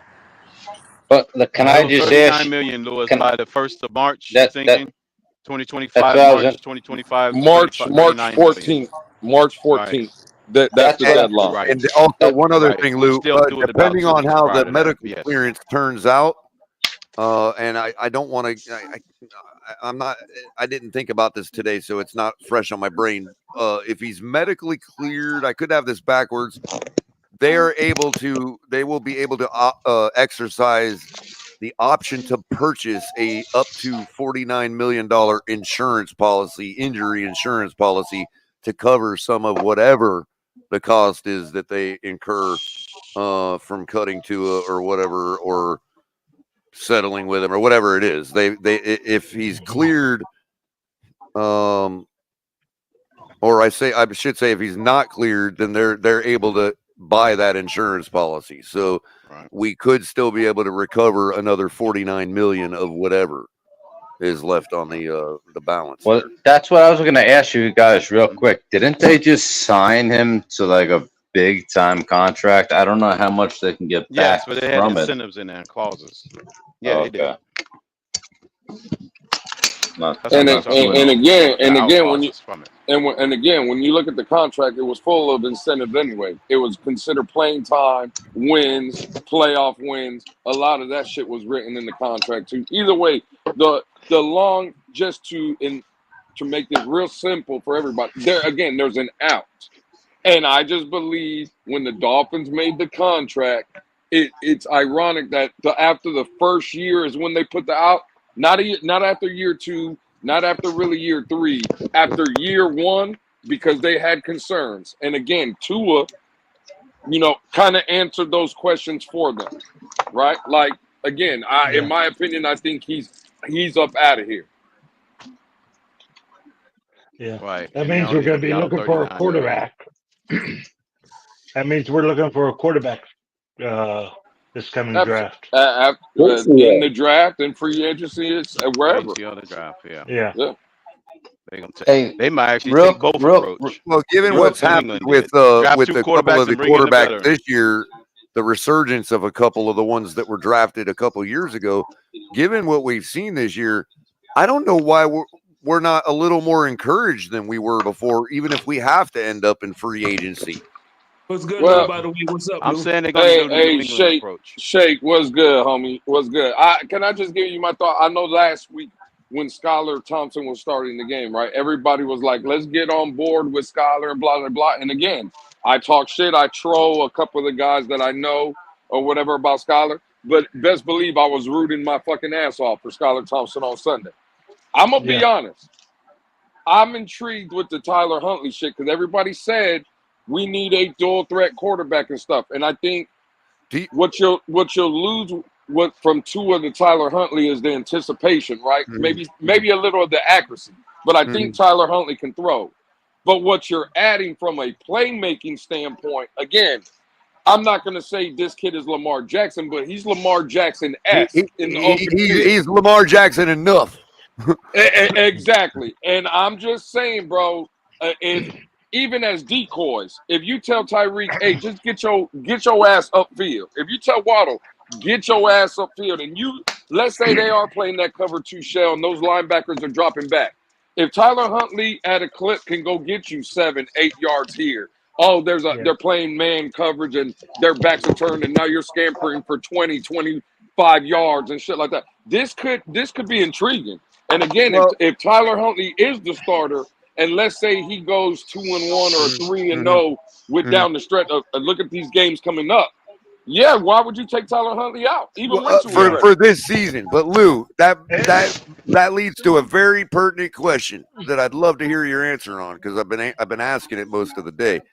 Do you really believe that Tyler could be another one of these guys that could really actually do something different than he's shown thus far in his career, more mid to long term for us than we're expecting? I believe like you. I believe that he could even make a run out of this whole season, but could it really be that turnaround long term Geno Smith, Sam Darnold kind of thing? Well, again, you look at recent history, right? Geno Smith, a guy that was written off, right? Back up a couple times, got his opportunity, got a fair shot in Seattle, found a home, right? Look at Baker Mayfield in Tampa. You look at let me see if I can find another one. It don't matter. Bro, either way, Tyler Huntley's 25, 26 years old. It's not like he's old. So let's say he does whatever. Let's say remainder of the season, he's the starter. He's not breaking the bank next season as a free agent. What I would do is look to draft a quarterback, and Tyler Huntley could be even a bridge next season. And then let Tyler take it as far as he personally wants to go. You know, 1,000%. Yeah, I can see that. I can see that. Tyler Huntley as a bridge quarterback for your rookie quarterback that you drafted. I can certainly see that. The other thing is with Huntley is you don't oh damn, I forgot what I was going to say. Kevin, we'll get Kevin's super chat anyway while I'm trying to remember what the hell I was going to say. With Huntley, they have another dimension that people have to look out after. I mean, with Tua, I mean, it was they didn't have to worry about the run so much. Right. And even Skyler, you know, I mean, he was supposed to run, or if he had to, but he really didn't. So pause for a moment, John, on that thought. Kevin Lee, thanks for another $5 donation. What do you guys think about Miami signing Fields next season? He's a free agent. That if Tua retires, if he gets hurt again, Fields can lead a team. Well, I'm pretty sure Pittsburgh's pretty dang happy with him. Not gonna lie, given what the results they've gotten. So he's probably off the table. I know it's going to sound crazy. I kind of like Tyler Huntley more than I like Justin Fields, though. I forget about the names. Forget about the names. I like Tyler Huntley more. I think Tyler Huntley is a better thrower of the football. Right, and that would lead me to one last question that I personally had for you was, what if how hot does Tyler's hand have to be when we're faced with whether we let Tua come back and take Tyler out of the game? How hot does his hand have to be for him to keep his job over Tua? Well, I would say at least 2-1, and let's just say the offense looks like efficient enough to where you can win games, right? Like again, at this point, Tua has done nothing to show us that he deserves to be on the field. It just is what it is. And again, I am a Tua fan. I'm trying to be as fair as I can for this football team. If Tyler Huntley is giving you another dynamic, right? And let's say, again, you got, I think it's the Colts, New England, and Tennessee coming up. If you tell me that Tyler Huntley and this team, let's say, go 3-0, and again, it's a stretch of bad teams or teams we should be able to beat. Why at 3-0? Why at 3-0 would you bring Tua back? For what? Right. Yeah. The other thing too, Lou, is because you got lucky. Hold on, teams Pete. that aren't winning teams. Hold on, Pete. If they are, let's say not in the same thought as the fan base, like if they are off of him already, then they're not going to want to bring him back because they don't want to risk injury. If we do end up moving off of him. I don't get the negative cycle of momentum. Hold on. He will break the cycle of momentum. What I mean is if he comes back and he's not willing to retire out of the NFL, then we have to trade him. So we're not going to want him to come in. If Tyler's running hot, we're not going to want him to come in and risk injury. Y'all fail to realize when Tua missed games, his very first game after missing games is he tends to not play as well. Y'all do realize that. The other thing is, I'm not bringing it back intrigued. Right. So why even risk it? If Mike McDaniel gets out of his normal MO and starts Tyler instead of Tim Boyle this week, could that? I don't even want you two near talking quarterback. Could that indicate that McDaniel is genuinely intrigued with a longer-term prospect of Tyler Huntley? The 2 years just ruined Tyler Huntley. Can we stop mentioning? Can we stop talking about Tua Nears and fucking Tua? I'm so off of that bullshit. The man's not fucking playing. He's not fucking here. Let's start talking about these current Dolphins, the ones we have. The man's on IR. He's gonna serve what? What happened to that? He's on IR. He's gonna serve the games and come back, guys. Hey, Pete, we were just having a good conversation, Pete. I don't give a fuck about this Tua talk again. When he comes back and they put him on the field, then we'll talk Tua. Again. That would be Arizona. Hey guys, can I ask you all you guys a question? Have you ever have you ever been on a round table Never. No. Don't nobody give a fuck about no goddamn round No, table. The it's fact about that the No. it's about the Jets, Patriots, Dolphins, yeah. We know what and you're talking You're about. not invited. AFC East round table. the That's what he's East talking Round about. Table. Yeah. It's not yeah, exclusive to the FC East. It's Shout around out, the league now. shout out to all the round tables out there. Again, Right. to It's the all of it now. conversation we were having. Watch it, but Yeah, okay. can we get Go, back go, to go ahead, Lou. the Yeah. Go ahead. conversation that Lou was Go in the ahead. middle of talking about? Yeah. We're having a conversation. Don't nobody give a fuck about the round table. But So shout out to those gentlemen. Yeah, the last question on the table was, do you think it indicates that Mike McDaniel could be genuinely intrigued with a longer term prospect of Tyler Huntley? Like, do you think he's itching to get his hands on what he can do with a mobile quarterback? Well, that means he's belling him out. This is exactly crypto. You fire McDaniel. Answer the damn question already. Jesus. Let's answer the question, please. Go ahead, Lou. Who? No. I was just gonna see if anyone else had anything. No. Yeah, he was waiting for the boomerang effect. I have to be there, Yeah. Lewis. To that point, Huntley has to stay in because if he brings Tua in, that breaks the momentum. We know how Tua plays after long rest. So the community wants Tyler Huntley because he brings rushing ability as a quarterback. I said mobility. No, I think we should give Josh Rosen another chance.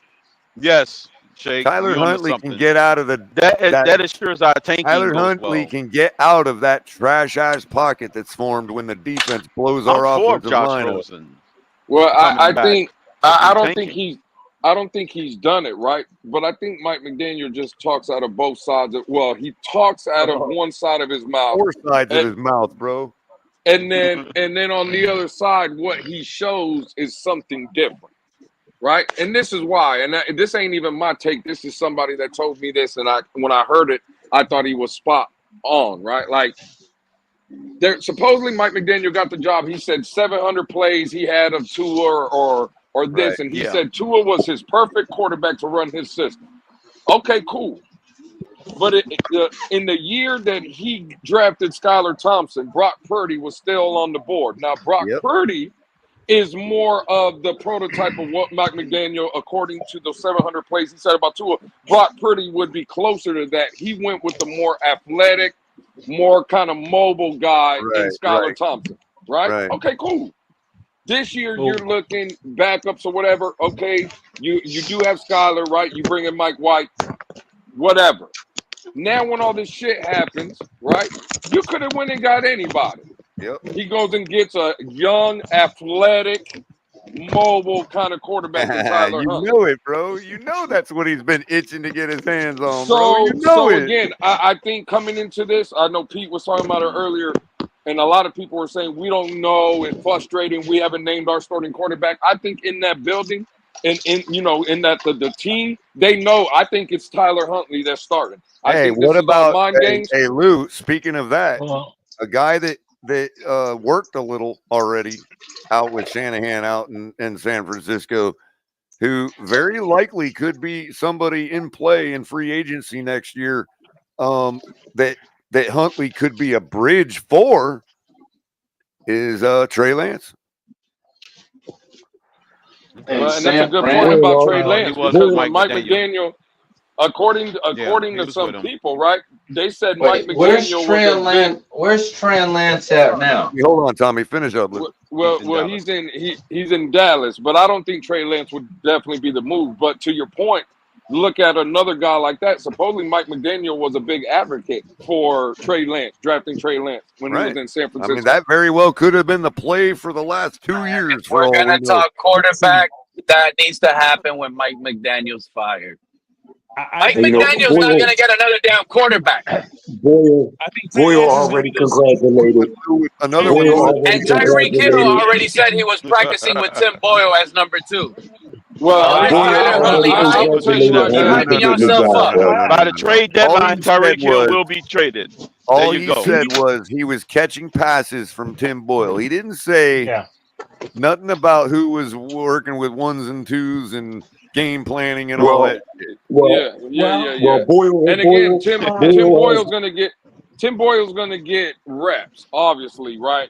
Again, Skyler, I think, is still hurt. most likely. So Boyle's gonna get reps. But I think, again, and as Dolphin fans, I'll be honest, and this is coming from, again, a Tua fan. This is the best case scenario for us is Tyler Huntley, a younger guy, right? Again, only 25 or 26 years old, to be like a bridge. I'm not saying we're giving Tyler Huntley a 4 or 5 year deal. Right. But if this thing could work out and let's say he could kind of salvage this season, you draft a quarterback next year, and as a bridge, right, Tyler Huntley is not a bad option for, let's say, a 2-year deal. Right. I was thinking the same thing, Lou, because if he gets That's what the Patriots if he gets his one playoff win, I'd throw him two years for 60. I'd give him $30 million a year for 2 years. You probably wouldn't even have to do that. You could probably give him 2 for 50, 25 a year. With some incentives. Right. Yeah. And a little bonus money. Listen, and that would be the best case scenario where we stand today. You know what contract? You know what exact situation that would look like, Lou? Atlanta with freaking Kirk Cousins right now. Well, they gave him 4. They gave him more. I thought they gave him 2 years, $90 million. Yeah. Boyle they has gave him 4. already They gave him 4 for congratulated. 100. Oh, okay. Boyle has already congratulated Tyler Huntley on getting the job already, bro. Listen. He's If you already want congratulated. Who did that? If you want to secure Omar Cam, telling you, bro, at the interview. and lose all our games. Omar. Did you hear me, Crypto? Omar? Yeah. Omar said how's the second half going? Do we want to go draft Cam Ward? What's going on? After the interview, Omar said Boyle went up to Huntley and told him to get ready, bro. Well, again, from a talent perspective, it's not even close. Tyler Huntley is just a better quarterback than Tim Boyle. I mean, it is what it is. Yeah, absolutely. No, I can see that. I will almost. He'll I would almost guarantee you that as a Dolphin quarterback last year's game where we shut them out, if they had Tyler Huntley on their team, it's 30-7 and not 30-0.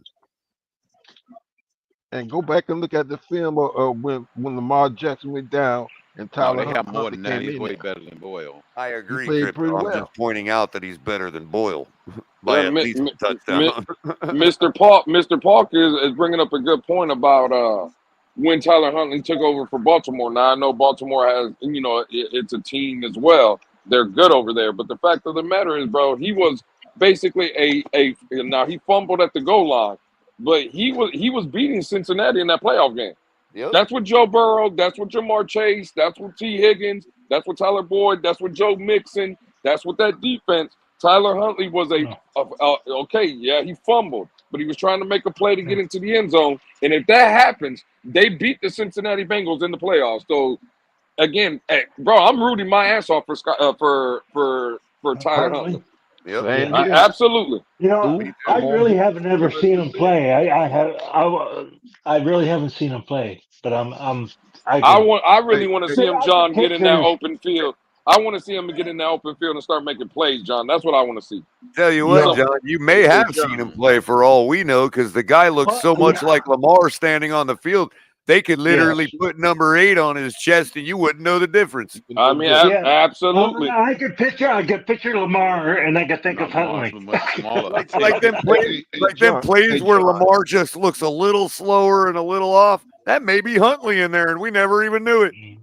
Hey, John, what's funny is go Ross to was like, YouTube hey, listen, and type up Tyler Huntley and look at his 2023 season, and you'll see what we're talking about. And if people ask me why he was on the practice squad, don't forget that Joe Johnson is a spitting image of Lamar too. It's not like Joe Johnson is a slouch. I mean, if he beat him out, he might be a little. Huntley they might have had to flip a coin for all we know. Mm-hmm. When Ross told Greer, listen, if you couldn't get me Lamar Jackson 2 times, at least give me the discount version. God damn it! There you go, Shake. That's what he did. Man, that's a good one too, Shake. That's crazy. Flipping the coin, I can spin a yarn, man. They flipped the coin. That's why that's Tyler Huntley was on the practice squad. Give me the Ambets version. That's crazy. That's crazy. we say we don't want to we say we don't want to talk about Tua anymore. That he ain't playing. Let's move on. Let's start talking about the team and Pete leads. That's crazy. Oh, is that Unbelievable. what happened? I didn't But realize. I wasn't but even realizing. But yeah, real quick, Lou. Yeah, Jermaine, he I am want Tua definitely to play spinning this a game. yarn. I'm not gonna lie. I'm spinning a yarn. I'm trying. What's crazy is everybody says that it's the Tua in the ears that just won't leave this Tua situation alone and keep. But it's everybody else that I hear talking about Tua. Tua ain't here. It's two in ears and Pete, pretty He's much. on Lou. vacation. I'm not talking about Tua no more. Until the Yeah, he's Dolphins on say he's vacation coming now, back, until he says he's coming back, I don't have to say when I'm watching this team no more. Oh well, if Tua was here, or Tua did this, and Tua didn't do this, and Tua. I'm not going to do that for the rest of my life. Tua's not here no more. I ain't talking about. So when I'm up here, I'm trying to move the conversation. I'm just gonna, if this is the first time I'm saying it, but yeah, what are we talking about Tua for? Yeah, because they'll say we would have won this game if Tua would have started. You know that's coming. Well, I don't give a fuck. I won't because, talk to them man, people. because it's about time. Because it's about time everybody noticed that he was trash. No, That's why. Crypto, you're the one. Okay, so he's trash. Okay, cool. That's So coming. he's I can tell trash. you Okay, that. I can see that coming a mile away. so why was it a big issue when we were saying that then? Okay, fine, cool. Okay, you said it. Now what? Where does the conversation go from there? You want to talk? You want to talk about it for 7 hours? No, I don't want to talk about it no more, man. As a matter of fact, I'm glad I hope he don't come back. If he does try to come back, I hope he's cut and we move on. This is the shit I've been saying for I don't know how long now. And that is perfectly fine, right? Well, why did we need to know Fred, that we now? already on that. Listen, you've been now, saying that Fred. for 10. And listen, Fred, you've been saying that for 10 years, and you're gonna say it for 10 more years. Come on, now. Yeah, exactly. That's what I was saying, Jake. 2044, this conversation will be had. I just don't. It's just your wife that you don't want any pepperoni on your pizza. I'm sure she already knows. You know what I mean? Okay, what you do it then? Because everybody fighting it. Everybody fighting it. You know it then. I just don't know. Again, that's Listen, just a at the end of the conversation day, better. listen, I'm gonna say this. Right. In my opinion, Tua wasn't trash. It's his fucking concussions that got him out of here, not his play. Let's get that straight. I think that's more accurate. Yeah. I would say the way he got. The way he got concussions, right? Did he have a? Well, never mind. I'm not even going to talk about it. I thought about this coming game or something. See, Shake, I can two an ear with the best of them, bro. You calling two a punchy Shake? No, man. No, but I'm not gonna lie. Y'all can check receipt. Shit. I was on board when I saw Tua at Alabama, and I wanted him to become our quarterback at Miami Dolphins. Okay, now that we are where we at now, it's time to move on. I wore my Tua shirt up to Walmart to get that thermostat today. Burn it. I don't know why. It was the one that was available, and it's a Dolphin shirt, so I put it on. Yeah. That Tua shirt will make a good doormat now, bro. Well, or make a good Dolphin shirt, Fred. That's brutal, Fred. And Shake said it right. Tua's not trash. It's concussion that's taking him out. Charles Clay went to play for the Bills, and I still wear his jersey. Yeah, I listen. hated that move, man. I'm not wearing I the hated Bills, that Fred. move. And also look at Troy I hated that. good You quarterback acting like until his concussion took him Jason out. Taylor You played guys for the acting Jets. There you go. Fred is acting like Tua is fucking P. Diddy. Like, don't wear his stuff anymore. Good Lord. Hey man, fuck around, kissing coaches and coaches kissing players. That shit close. Yeah, that's like some P Diddy we had. right there. I guess we had some Diddy Listen, moments in Dolphins Hold on. on our He team. may kiss. We had some He Diddy may moments. kiss. Hey, listen, he may kiss coaches, but they're of age. Damn it. Tua Diddy. Oh my God. Hey, you know, Ward may fall into her lap.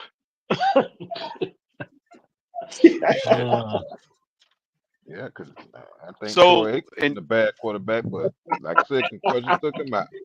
We don't care. So what, Crypto? What you about to say, bro? What you about to say, Crypto? I'm trying to say who's gonna be here that to wasn't pick up all very the pieces smart. at the end of the season. You're beating the number 17, the number 7 team in the nation. You're beating them by 10 in the third quarter, and you try a fake field goal. You're an Oh, is idiot. that what they did? Oh, I thought it was a field goal and they blocked it. Oh, No, we got to run up they the tried a score. fake field goal, Yeah. and we snuffed it right out. Now it's still 10. It's like you're playing the Hurricanes, ranked 7 in their own house. You're up by 10 in the third quarter, and you try a fake field goal. You don't just extend your lead to 13. Like, Yeah, I would. Yeah, I teams don't like know, that man. deserve to lose. They're gonna lose. That mentality is a loser mentality.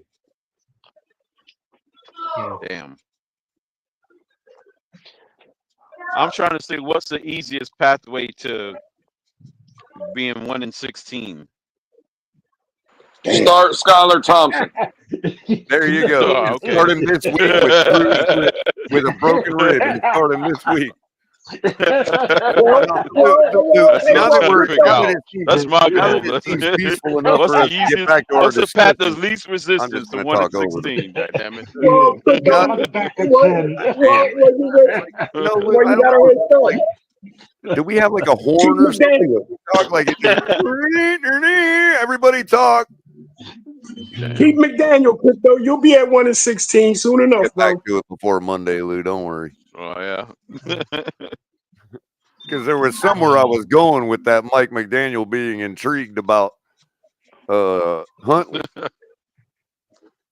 Is he the one that picked him? And which was this? If it's not a so. genuine, like he's not intrigued by him and all that, like who's to say that we're gonna let Tyler Huntley get to a spot where we're having to make a decision to keep going with him or put Tua back in? You know what I mean? Like, who's to say we're gonna even let him have that chance? I think the players.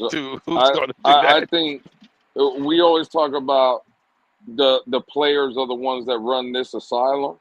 Mm-hmm. I think the players are behind Tyler Huntley. That's what the I think. answer I wanted to hear, because I do believe you might be right. You might be right about that, because that is something McDaniel did mention in his presser, was watching the guys, form around him in practice. That's part of his assessment, is who do the guys show me that they want me to start? You know what I mean? Well, if I just real quick, John, real quick. The fact of the matter is, I'm not going to say how Tua is his personal life, whatever, right? But I'll just say I don't think Tua's going to the strip clubs or clubs in general or whatever with some of the guys. And let's just call it what it is. In this league, a lot of gentlemen do that, right? And I'm not saying the way Tua is bad. I would just say that, to Color's point, what Mike McDaniel was saying about how the guys gravitate to Tyler Huntley and stuff. I think Tyler Huntley, for the collective of guys that we have in the building, I think Tyler Huntley is more relatable to those individuals, right, than they are, let's say, with Tua. And whether, I'm not saying that's a good or bad thing. I'm just saying I don't think they dislike Tua. I just think from a relatable standpoint, Tyler Huntley kind of fits into the personality, I would say, that's on this football team, right? You look at the Tyreeks of the world, you look at the Jalen Ramseys of the world, I think, and again, Color knows this, right? Tyler Huntley is from the 954. He gets like that Miami lifestyle. He kind of understands what this city entails. And I don't know, bro. Ain't afraid of the heat and humidity. I think this Tyler Huntley thing could have some legs. Now, again, he has to go out there and prove what I'm out here saying, right? But I just think Tyler Huntley, this could be a situation to where he doesn't relinquish his job. You know what I'm saying? Like, you don't let this go.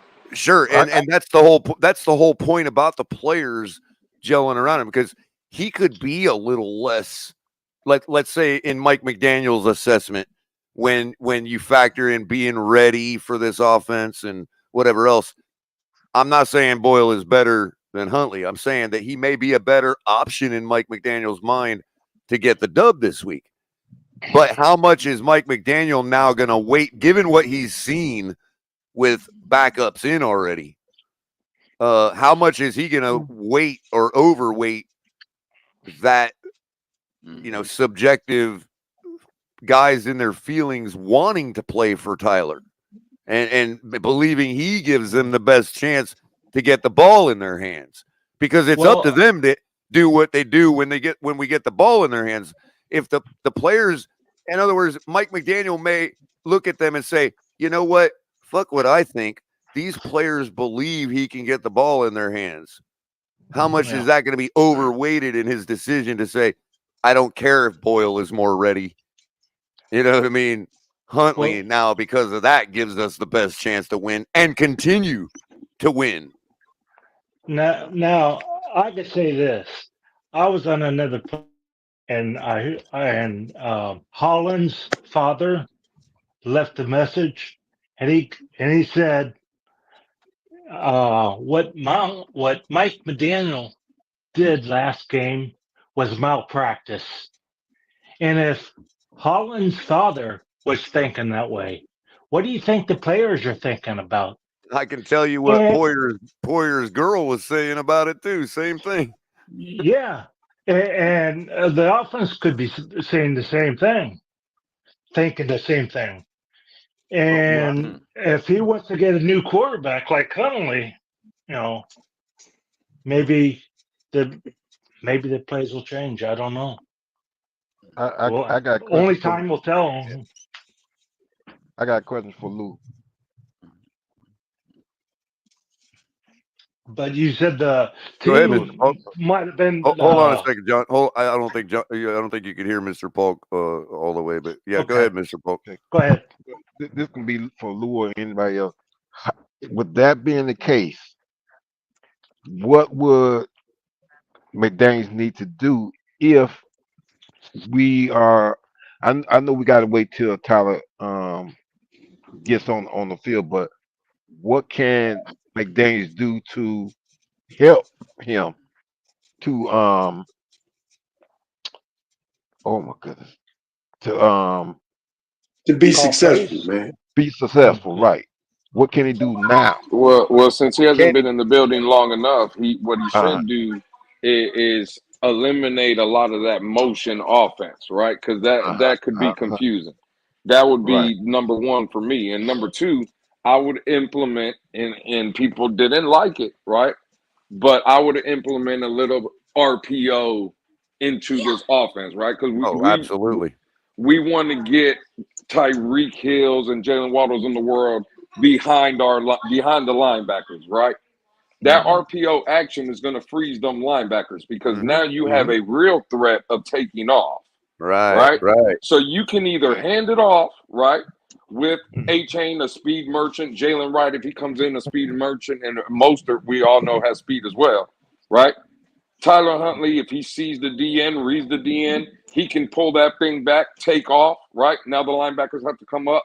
If you hit a team once or twice with that, them linebackers are going to be a half second slower, right? And that's when Tyreek is breaking right behind them, right? Yep. That's when Jalen Waddle is breaking. And if they try to blow up the line of scrimmage, a tall, big-armed quarterback, or even a little taller, not super, doesn't even have to be super tall, but with a big arm, they can see what's happening down the field when they crash that offensive line to blow the RPO up. This is how the NFL is able to now turn around the tables on them defeating the RPO into, Tyreek is 60 yards down the field and my quarterback can get the ball to him and you're cooked. You know what I mean? This is precisely how Nick Foles beat everybody when he carried them to the rest of their Super Bowl run. I mean, it's just, if you saw how Jaden Daniels looked the other night running that Washington offense, the Bengals had no answer for that RPO. That was a pure RPO. And that should be with Tyler Huntley in the game. That's what that offense should look like. And for the same reason, Lewis, they said this kid's a rookie. He hasn't had near enough time to get down what we need him to get down. Let's let him do, first of all, what he knows, what he just came from. And second of all, something that don't require him to think very much. 1000%. If Just X, let them play then football. Y. You know what I mean? If Y and Absolutely. X, then Z. You know, boom. And Yeah, that should you be the saw how blueprint. smooth it looked the other night, where he just would, you know, he'd wait, you know, he'd have the ball in the running back's arms all the way till that linebacker crashed down. Then it's like, take it back out and chuck that ball, or run with it, or whatever. And that dude put on a masterclass for RPO the other night, and Bengals had no answer for it. That should be the game plan right there, Mr. Paul. To answer your question, that's in my opinion, that's what Mike McDaniel should be doing. So, Gotcha. Appreciate that. And again, Huntley has the ability to get out of the pocket quicker than our other guys, and so when that thing gets crashed up like it tends to do in a West Coast, you know, he can immediately recognize it and abandon the play. Now, I would hope that under the tent in practice, we have been implementing comeback drills. I hope. hey man, I know Ali has the hype show tomorrow night. I don't know if I'll be able to make that, but I'm gonna give, before I get up out of here tonight, and salute to all y'all. I'm just gonna give you my prediction now. I think Miami blows the absolute doors off Tennessee. I think this is a game where it's, bro, I can't believe I'm saying it from a guy that just got in the building, but I think Tyler Huntley, again, when Geno Smith got there, exciting to watch the past week, bro. He does have some legs, man. when Geno Smith got to Seattle and he looked at DK Metcalf and Tyler Lockett, and they got in Jigba, and even before that, like, he got there, he looked at that situation, and he was like, I think I can win here, right? He never let that job go. If you're Tyler Huntley, bro, and you've been a backup and you've been with the Ravens, and yeah, you know, they got a good team over there and they got pieces and stuff. I know we've been criticizing, we've been hard on them and stuff, but if you're a quarterback, bro, and you look at, you know, A-Chain in the backfield, Jalen Wright now, Tyreek Hill, Jalen Waddle, Jonnu Smith, again, I think Tyler Huntley looks at this situation as maybe not super, super long-term, right? But a place where you could call home for the next 3 years, right? Like this year, the next 2 years. Right, and I say as a mid bridge. to long term. If you don't crash out, you're talking mid to long term. The long term being, look, if we're 2, 3, and 1, and in those wins we're absolutely just demolishing teams consistently in our wins. How about we how just can you beat a ever team take by them 1 out? point Like to you take start them us? Can out we until crawl that's before we walk? pieces. You know what I mean? Well, I'm gonna go, Crypto. We're gonna talk crawl before we walk, and I get it. I'm not saying the Dolphins winning the Super Bowl, but I will say the Dolphins win this game before I get up out of here. One other thing, Lewis, before you go, tomorrow night, on Monday night, right at the game, probably going to be a light crowd. But what I do like about Huntley, I've noticed with his couple interviews, the guy's got a smile on his face from ear to ear, bro. That dude is happier than a pig in shit to be here, bro. And I think he was probably a little taken back by just how different a bigger market like Miami is compared to Baltimore or Cleveland. You know what I mean? And like, he's just like, you know what I mean? Like, it's so genuine, bro. The guy is so genuine, bro. Listen, I know Teddy Bridgewater was from here, and he said he was the same thing. Jacoby Brissett, I get it. They were here. But Tyler Huntley, when you heard him speak a couple of days ago, he said just to be able to be on this team, his hometown team, is a dream come true. And I don't think it's going to cause too big a moment for him. That's not what I'm saying. You know what I mean? I think he's just so, like, taken back by the whole thing that it's like, and this is what I'm saying about Monday night with the crowd. When they announce him coming out onto the field, that crowd is probably going to be lit, dude. And if we are, that's going to make this kid feel like he's a god. And look, I got play how you feel. Yo, I'm just saying, you play how you feel, bro. You know what I mean? I got 31-17, boys. I'm gonna get up out of here, but I got 31-17 Dolphins. So real quick, real quick, Louis, before you We get need out of to here, give them a warm welcome. Sorry, Shake. I got the opposite score. did you guys go live today? And what you guys talk about? no, we didn't go Yeah. live. We didn't go live today. We'll be probably doing a special episode tomorrow around like maybe 6 p.m. Cool. Okay, that's what's up. But I'll holler at you. So, Crypto, you said you got 17 or 31-17 for the Titans? Yeah, most likely in that direction. Yeah. Okay. All right. Well, hey, you guys have a good night. But it's Tyler Huntley season, baby. It's Mr. 954. That's what I'm nicknaming it. Mr. 954. So Mr. Broward, bro. Like Mr. Howard. You know what I mean? Just 954. James. You know what I mean? Anyway. Mr. A Broward. local first. May come back. We'll see. He got to stay out the club. That may come back. Yeah, and he went to high school not too far down the road from Lamar, which is not too far down the road from me. But Lamar endorsed him. Oh my goodness, look at this. Lamar endorsed him coming to the Miami Dolphins and said that you're getting a good guy. I'm not saying that's going to take us to the Super Bowl. No, I'm just saying that he endorsed him coming to the Miami Dolphins. He felt that was a good move. We just need to give him a warm welcome Monday night from the stadium. We need to make this kid feel like, look, we're not here. We're not New Yorkers. No offense, Tommy. We're not. Our media is rough, but we're not fans like they are. We're not. We want you to do good. The moment don't have to be too big. We can give you a warm welcome and make you feel like you belong here. That's what we need to do. Yeah. I want that crowd to roar like it's Tyreek Hill coming out the tunnel, man. When Huntley comes out, man. That's what I'm calling for. I know we're going to be a little lighter in population this Monday night, but we can still make it loud for the introductions. And I think we need to make Huntley feel like he's the guy, because that's going to take away a lot of that. Is this market too big? Is this market too big for me? No, the fans already love me. You know what I mean? I'm already at home here in this stadium, on this field. All that stuff can go such a long way.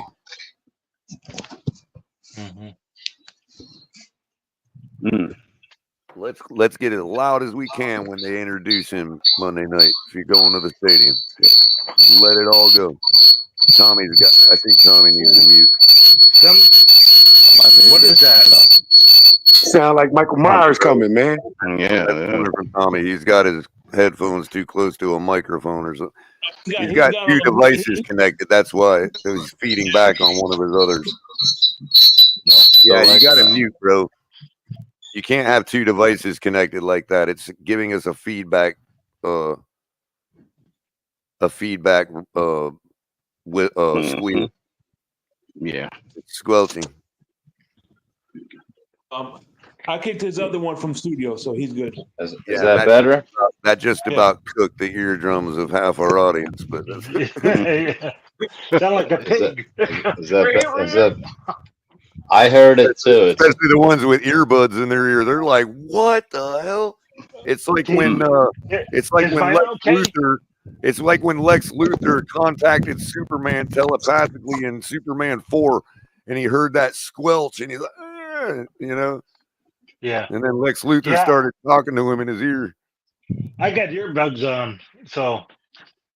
But, there was some kind of like striking on Hezbollah targets overnight. So I don't even know where that is, but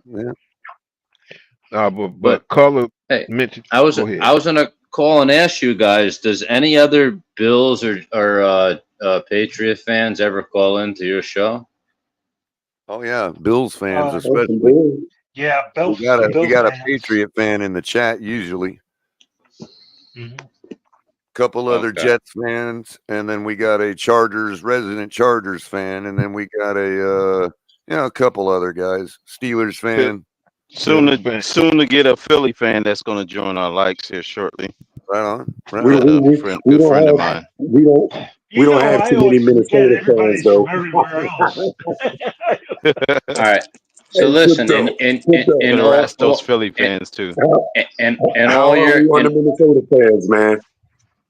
and In all your Minnesota, guy yeah, and all another your friend of mine like the Vikings too. in all your guys' opinions, you still believe Tua's coming back in like 3 or 4 weeks, right? No. Oh Maybe man, you know I would what? give it a No one 11% knows. chance. No one knows yet.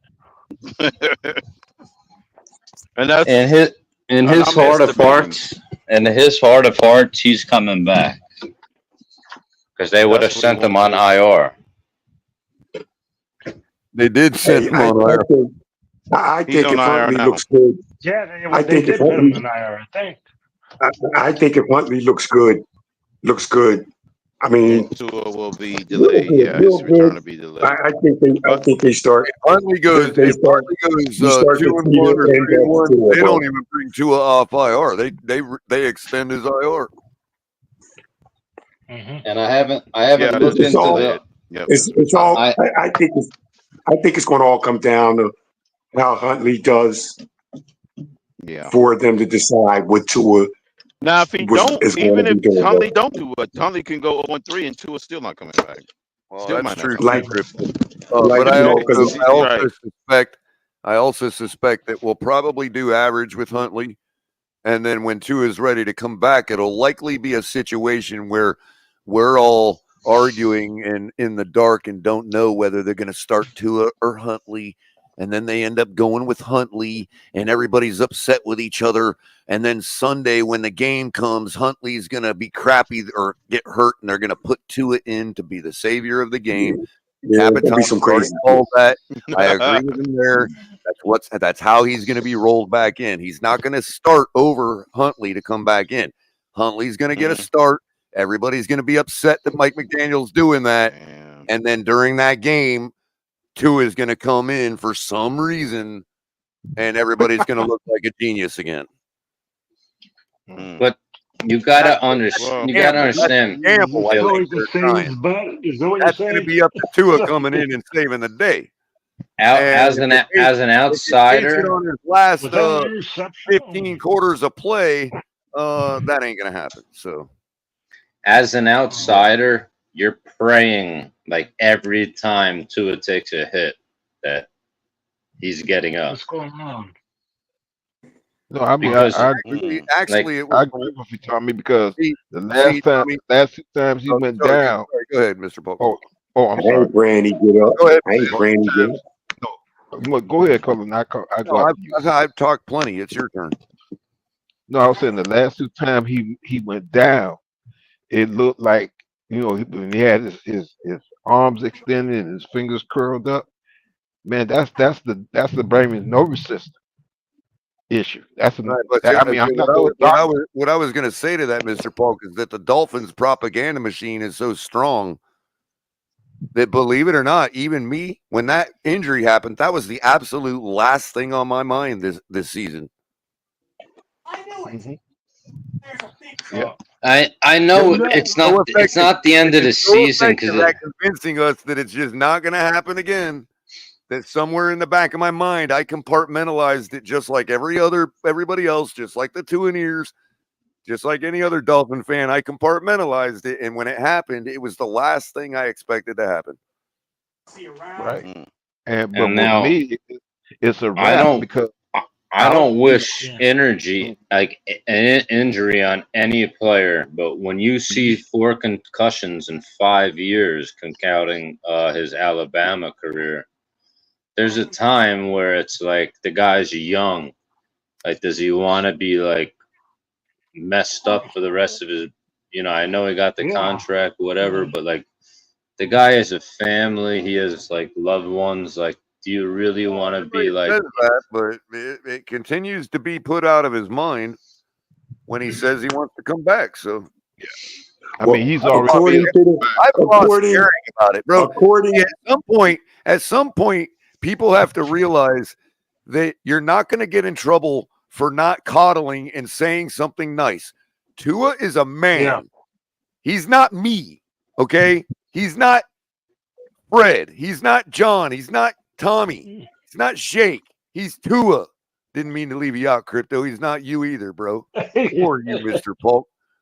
He's Tua. You could have left me out. Okay, so if he's going to decide to do whatever, I'm going to stop caring about it. Yeah, I'm sure Tua was like, damn, don't compare me to This Fred. is how I compare Tua, though. And I'm going to no longer curtail my language. Wait a minute. If he comes back to the NFL, to us, to the NFL, whatever capacity, and gets hurt again, I'm not going to be curtailing my language anymore about, oh no, how terrible. No, if this was what our society wants, if our society wants to sanction this, check it out, bro. And when it happens, he's done, it ain't no different than a car wreck. We're all going to be cheering for it. Hey, Crypto, the percentages say that a starting quarterback doesn't lose his job due to injury, bro. All that. So why should I know, but don't you see Tua as the same type of body frame as Kyle Murray, and Kyle Murray has never experienced this. But Kyler Murray's gotten a lot stronger. He doesn't lose his job due to injury, I bro. don't care anymore. The guy has made it clear that he wants to play again. He's made it clear that the wishes of his family aren't enough to change his mind. So why should I care about his family? If he does, Of course not. Nobody cares. And I'm happy that he's playing, and I hope the Jets sign him to a lot of money. But the thing is, concussions are like what ended Wayne Corbett's career. Yeah, good. And he was a wide receiver. Hey, good for Wayne Corbett. I have no sympathy for a millionaire that made the conscious decision to go bang his head against the wall. I'm sorry, I've lost it. This society has made me lose sympathy for these guys. I feel the same way. Empathy. I haven't lost empathy. Hold on. I haven't lost empathy. I'm not a sociopath. But what I'm saying is, like, if Tua is saying, if he had a big old talk with his family 5 times or whatever, and they're begging him not to play, and he goes and plays, what do I care about whether he can tell his family, whether he's drooling in his front of his family 20 years from now? What do I care? That's what I'm saying. I want him. If he comes back, I don't even want him on my team. Okay, here's Jermaine right here. Look, the two here is telling me, and look, I'm not coming at Jermaine here because I agree with him here. He's telling me he's a staunch Tua, and he's telling me, Color, we don't need you to care about Tua's health. But so there's more things than just about Tua's health. That the starting quarterback does not lose his job due to injury. Tua has small hands, and he can't win in cold water. It's changing though. He cannot win in cold water. Yeah. I mean, I talk about I've only ever talked about for myself. If it was me, I would like to tell my grandkids about my time in Alabama. But I'm not Tua, and Tua's not me. So look, one of the guy's biggest fans in our chat is telling me, we don't need you to care, Color. And I actually agree. I'm glad he's saying that. I don't want to care. I don't know why everybody spends so much calories on Twitter. Oh, pray for Tua. He's not even praying for himself. I'm not praying. I'm not praying for Tua because believe me, as Jets, Patriots, and Bills fans, we want him to play and we want him to keep going. I said that. Because I don't trust him without a flip of a quarter. Like it can go heads or tails with him. I told you, the whole division wants Tua to play. The whole division wants Tua to play. You saying because it increases y'all chances? The only other option saying him playing makes it better for y'all? Start going forward. Is that the angle? Tommy, real quick. Hold on. Tommy, real quick. The only other solution, if we're talking about whether we should care about Tua or not, is if the league steps in one day, not for Tua, but in general, and starts regulating players' decisions in these matters. In other words, taking the decision away from the player. If you want to play in the NFL, then you don't have this decision on this matter when it comes to concussion injuries. You see what I'm saying? And if that's the case, then it's like, then you're saying, then I'd probably have sympathy for Tua if he wanted to play. You know what I mean? Because then it'd be like, well, and it's like, but the league ain't doing that. The league needs to say, on this issue, we are taking the decision out of the player's hands. We're being, whatever word you want to call it, dictators, fascists, whatever. We're taking this particular decision out of the player's hands, or you can't play in the NFL. You know what I mean? Crypto. And when they sign to that, then it is going to be a point where, well, it's not to his decision. You know what I mean? But as long as it remains the man's decision, I can't have sympathy for him and his family if he doesn't have sympathy for his own family. Right. No, I 100% agree with that. But when you look at a quarterback like Josh Allen, he's 6'5" or whatever he is. The way that he runs into tackles, his head is like basically above the head or the shoulder of the defending back. Right. Where when Tua comes and runs, he's so short, his body literally is going straight into the rib cage and to the stomach. It happens a dozen different ways. Michael K, I know I'm smarter than that. I'm not saying they would. I'm saying they wouldn't, and that's why nothing's ever going to change. It is going to be the player's decision. I'm just saying that the only real solution would be to take the decision out of the player's hands.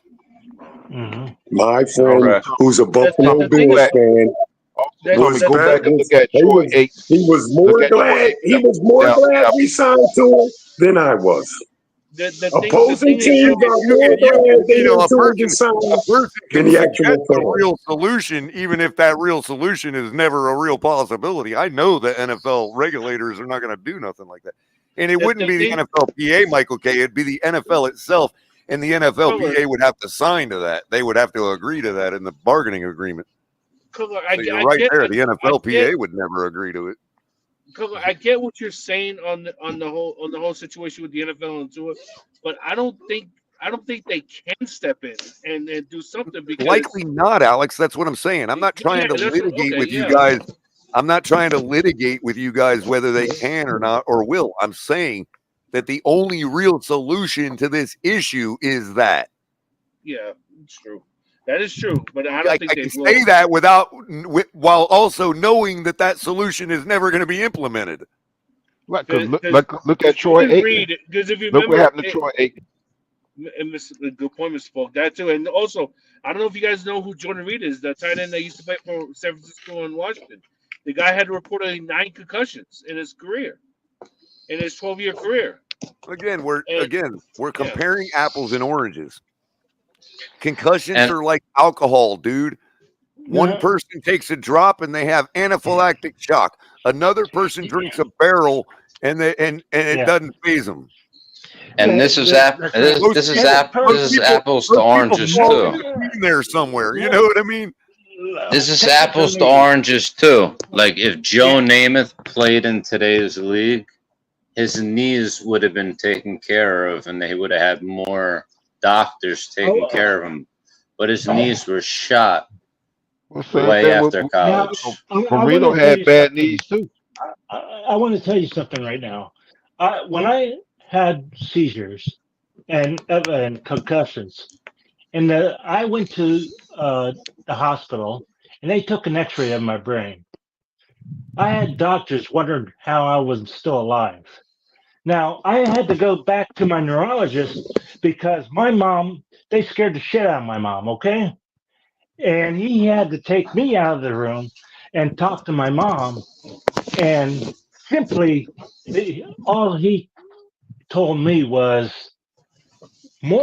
everybody has holes in their brains. Some people have more holes in their brains, okay? Take that as... I could have worms in their brain. I know, but I could have easier concussions than Tua. Okay, and more concussions. I'm saying, and he's having a lot of concussions for a football player in a short period of time. And they're not hard concussions. I mean, so the last one wasn't a hard one compared to the ones he's had before, from what I could see. Yeah, I'm just saying. he put in the damage. He was the one that ran into DeMar Hamlin, No, believe it or not, like into his concussions chest. breed. I'm going to say that concussions will breed concussions, and the easier he gets concussions, the easier The he's more going to get often, concussions. exactly. Yeah. Yeah, of course. Okay. I'm Joe just saying. Wrist, thanks for the That's why I $10 don't want donation. him. Appreciate you. Hold on just a minute, John. Joe says, I think Tua will retire at the end. This is something I had considered myself, Joe. I think Tua will retire at the end of the year. He's competitive, but he also a father, husband, son. I think he wants to finish the season. He will have a huge part in concussion prevention in the NFL future. I could see something that had occurred to me too. Yeah.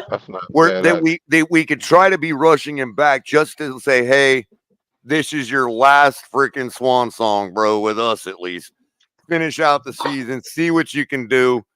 Hopefully you don't get hurt. And, then he retires into the sunset and goes and becomes, one of these guys like Whitmore, or somebody, you know what I mean?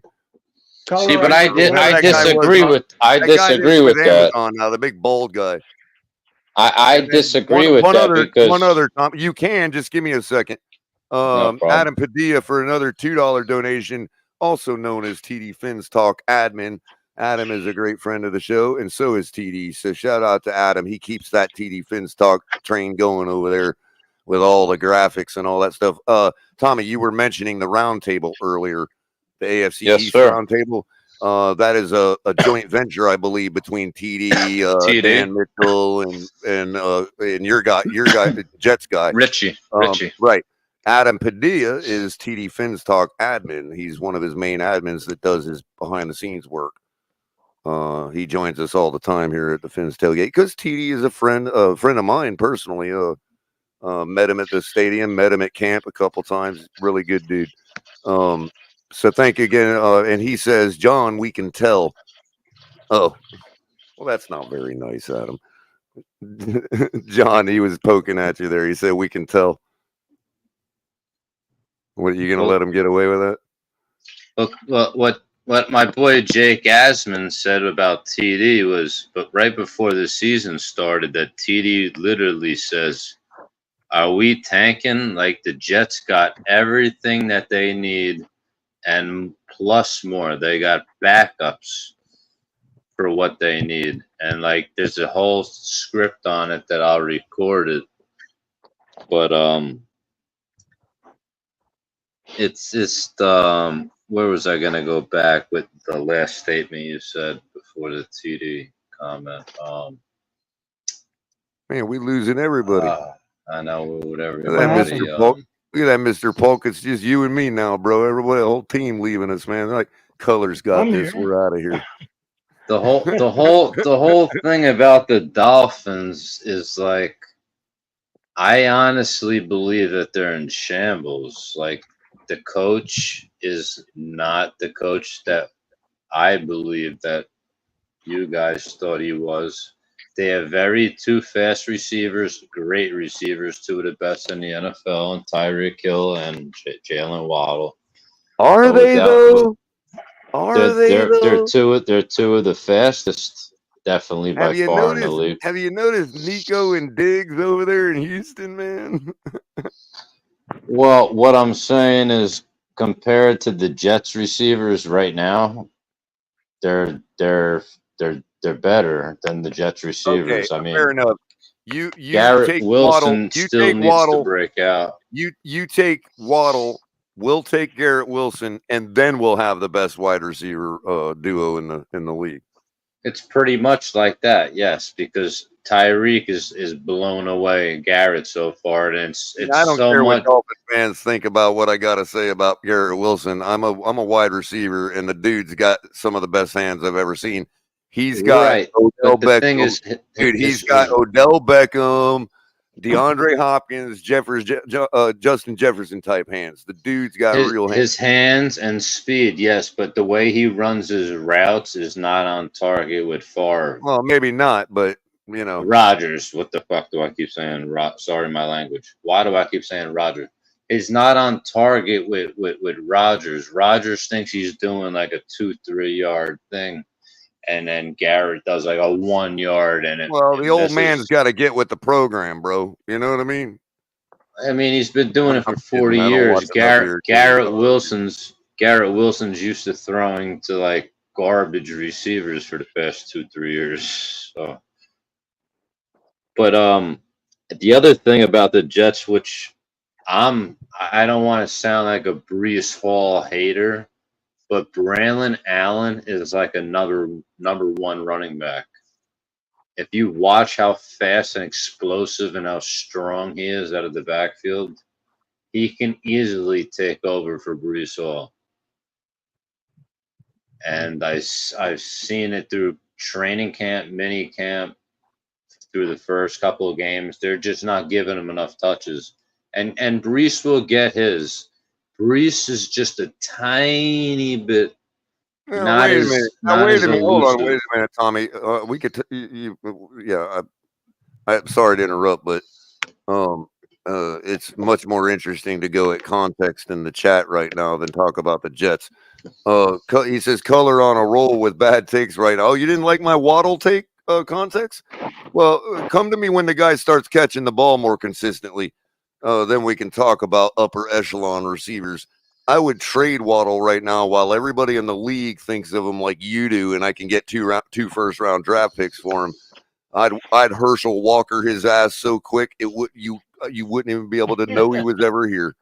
Okay, so you can call that a bad take, but I've had that take for quite a while now, and he hasn't done anything to change my mind on that take.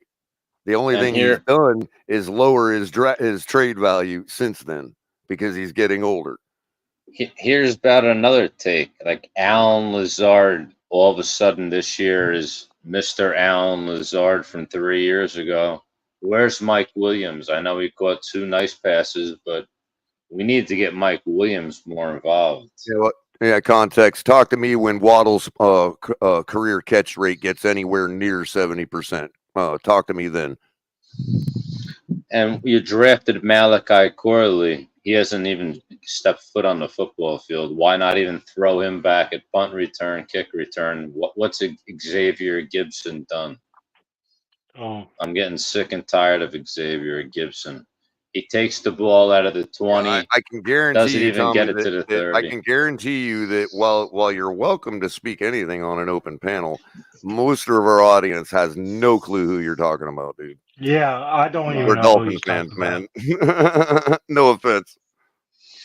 Gotcha. Like we drafted Malachi Corley in the 3rd or 4th round. Like we don't even half of our fans get bored with our own draft talk. Right. You know what I mean? I got it. I came on here because I just don't want you to waste your calories. I'm doing you a favor. I don't want you to waste your calories. You know what I mean? No, I got you. There's no Jets talk on right now live, so I know.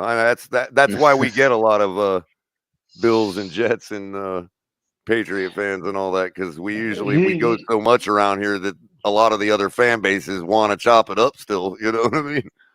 You mean in a big city like and New then York? our Dolphin fan audience, our Dolphin Jet fans in the audience get all pissed at us because they think we should be more exclusive. Like this should be strictly Dolphins. You should never let it. Like they yell at us because we have Bills fans that have wrenches. You know what I mean? Like, I mean we're still people good at the end of the day. You know what I mean? Like. NFL fans are NFL fans, especially in the AFC East, especially in the AFC Conference. Well, context. If Waddle's catch rate is up to 70%, then I stand corrected on that number. So you're able to come talk to me now. And now that you're able to come talk to me, like I said, when he gets to 70%, now we can talk. Durham Smythe is 76.5. So there you go. Good job. All right, so you got Waddle, who's compared to Alan Lazard. I mean, come on. And Mike Williams was supposed to be that guy. I know he's coming back in ACL tear, but it's week going to be 4. He caught 2 passes. Good clutch catches, but like I need a little bit more from Mike Williams, who's 6'5", and got bigger hands, bigger stride. Like they should be using him in the end zone. Real quick context: Did it occur to you that Durham is suffering from the same thing the rest of the team is suffering from? The we don't want to perform syndrome that we've been under for the last 3 games. Yeah. Could it be possible that Durham Smythe, because he dropped a couple balls in one game, means that now he's the problem? He's the reason for our 35 years of problems. Yeah, that's Durham Smythe now. It's not everybody else on the team. Sure, go ahead. Trash all the Dolphins you want, Mr. Alabama. Trash all the Dolphins you want, bro, because it don't matter. All you're doing is giving me license to trash anybody I want. So I'm not going to do that. I'm not going to lower myself to your level. You know, but the thing is, you sit here. Hold on, Tommy. You sit here and complain that I trash Tua while you trash everybody else on our team because he had a bad game, dropped 3 balls. You know what I mean? Like, seriously, bro. No, I didn't trash anybody on your team. I was trashing. I'm not talking to you, bro. I'm not talking to you. Bro, I gotta remove this Jets fan, bro. I can't. Sorry, dude.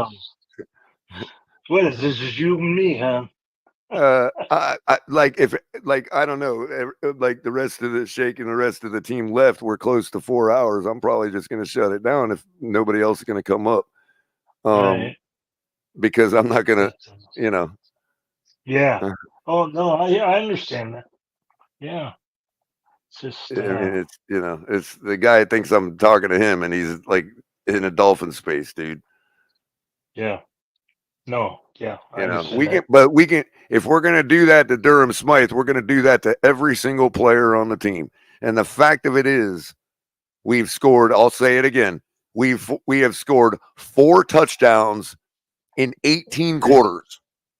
And that's not I'm pretty sure Durham Smythe is not the only one failing at his job. Yeah. No. I mean, everybody's job, but I mean, like, name a person that didn't. A couple guys on defense, and Devon Achane. Those are literally the only people that did their job, that have been doing their job. Mm-hmm. Yeah, Achane's good. Been good. Yeah. Yeah. I mean, yeah.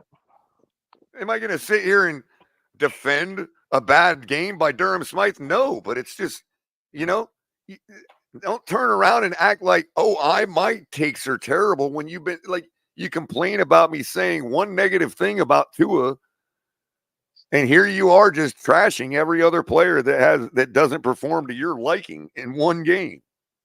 Mm-hmm. So I'm going to do the same thing. I'm going to do the same thing. We're 2-5 since the Dallas game. Mm-hmm. That's 4 games that Tua was trashing. Right? 4 games. And you could argue 2 of those 2 wins we got were trash performances. Yep. Yeah, Waddle does suck. And no, I didn't say, and I just said it now, but I didn't say Waddle sucks. I said I would trade him for Garrett Wilson. I didn't say he sucks. I said Garrett Wilson has better hands than he does. I can't see the chat. I don't know what's going on in the chat. I'm just feeding in. I'm just bored. You know? okay. I'm just feeding in. Me and Yeah. Context been going at it for a couple of weeks. He's all right. He's a cool guy. He's respectful. He just he has this big double standard that they all do, where you can, you know, you can trash everybody on the team except Mr. God. You know. Yeah. I didn't realize everybody had left like once. What did they just went off the air, huh? Wow. Michael K says Context blocked him. Context, you blocked Michael K? Really? I mean, I understand, but I only blocked one guy, and that's ABAB, and I might unblock him pretty soon because the guy's been halfway cool to me for a couple months now. I haven't. Context says you blocked him, Michael K.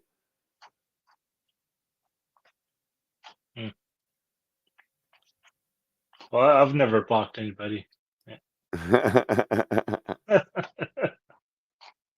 Well, generally speaking, Context, a lot of wide receivers are kind of mid most of their seasons.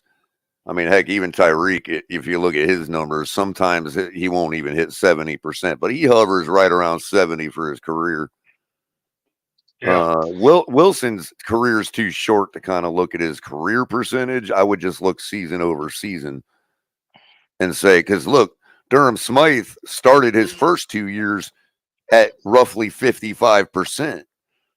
But then you're talking, in now year 5, he's at 76 on his career before the season started this year. And that means that, if you look at the 3 games where he started, or the 3 seasons he started improving, he had as high as 89% catch rate in one of those seasons.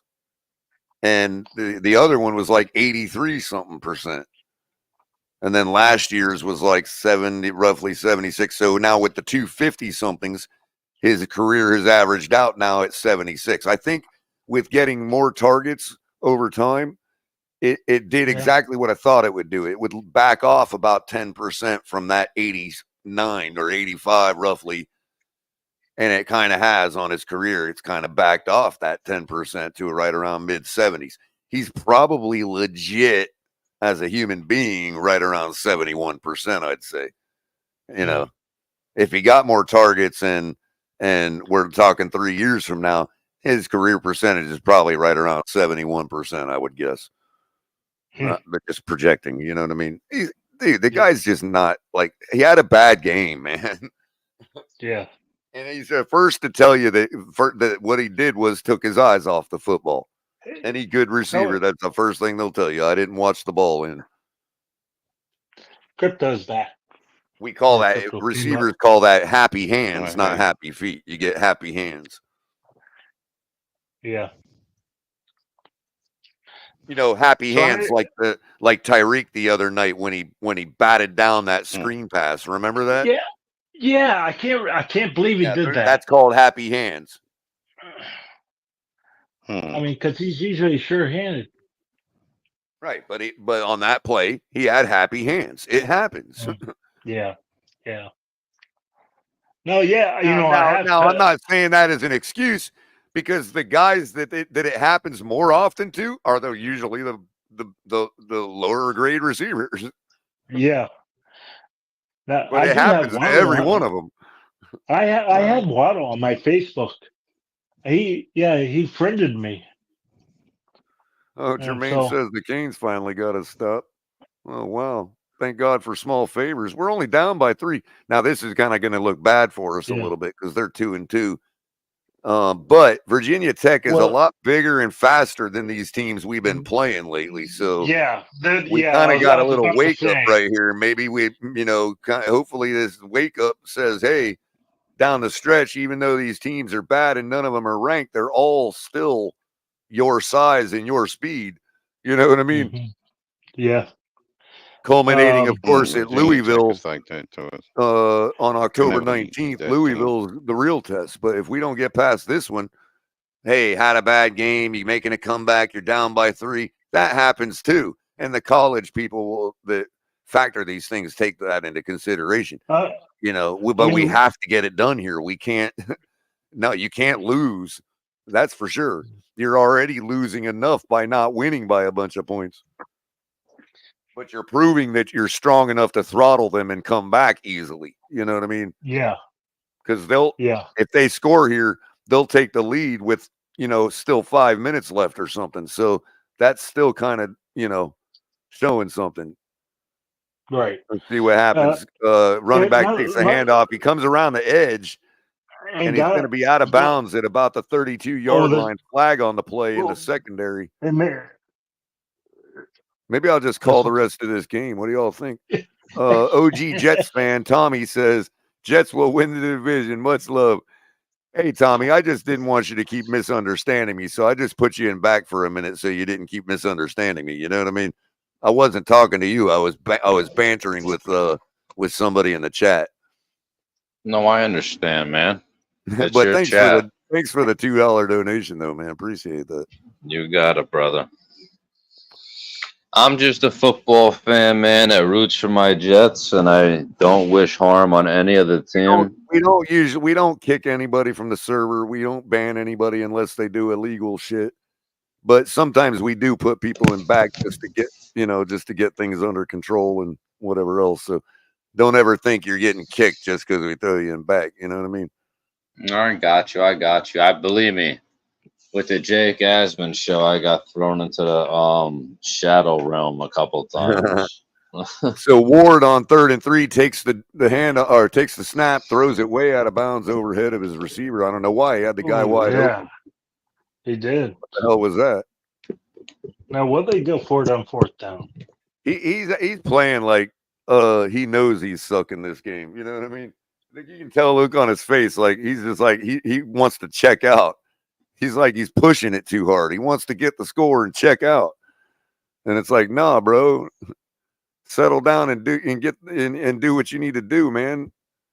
They're gonna go for it on 4th and 3 at the 50-yard line. Ward in the shotgun, 4 wide, 5 wide, 4 wide receivers, a tight end. One of them goes in motion, takes the snap, throws to number 7, who makes the catch on the ground. He made it beyond the first down marker to get the first down. That's Restrepo. He was on his back when he made it. Yeah, literally fell over, tripped on his own heels, fell backward while he was catching the ball. That was great. Yeah. His head was literally on the ground when he made the catch. Look at that. Head on the ground when he made the catch. That was concentration. He's got good hands. He may not be the fastest, but man, I see where he fell right there. He fell when he made his cut. But Restrepo is going to be one of these Welker types. You know it. Ward in the shotgun now on first down, takes a low snap, gives it to the running back. Running back makes something out of nothing, takes it up for about 4 yards. I think that was the quarterback one. Oh, no, it wasn't. Okay. That's going to be a second down. 4:27 left. Miami's still down by 3. Oh, yeah, he gave it to the running back, yeah. Close to field goal range. Hey, so can I ask you a question? Injured player, injured on the field. We're going to get an injury timeout here. Yeah. What's that, Tommy? How do you say your name? Color? Color, yeah, like crayons, like color. Color. Okay, cool. And this is your podcast? This is Shake Money Show. So you're at the Fins Tailgate Network. That's the channel, the Fins Tailgate. We run a virtual tailgate basically. And we have a few team members, and a couple of them host their own shows. I have mine. Okay. I do 2 of them, coffee and a cup of color in the mornings, and I have color commentary either in the afternoon or late night.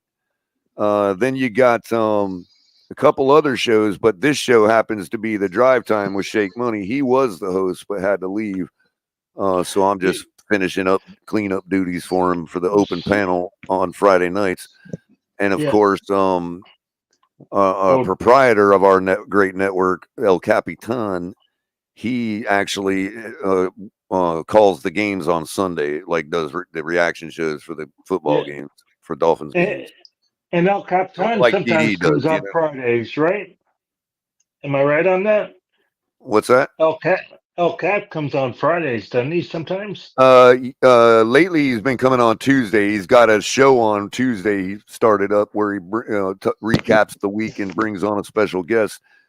Okay. And then of course we do like a post game show for people to come up and talk on Sundays. You know what I mean? Sunday nights. Do you guys go to any of the home games and tailgate or not really? So usually during away games, I'll join El Capitan with color commentary for the games. But I go to I've got season tickets, so I go to the home games myself. So Capitan will be with Shake or somebody else or by himself calling the games. Cool. Right. Very cool. So Miami now on bringing up a third down after a short run.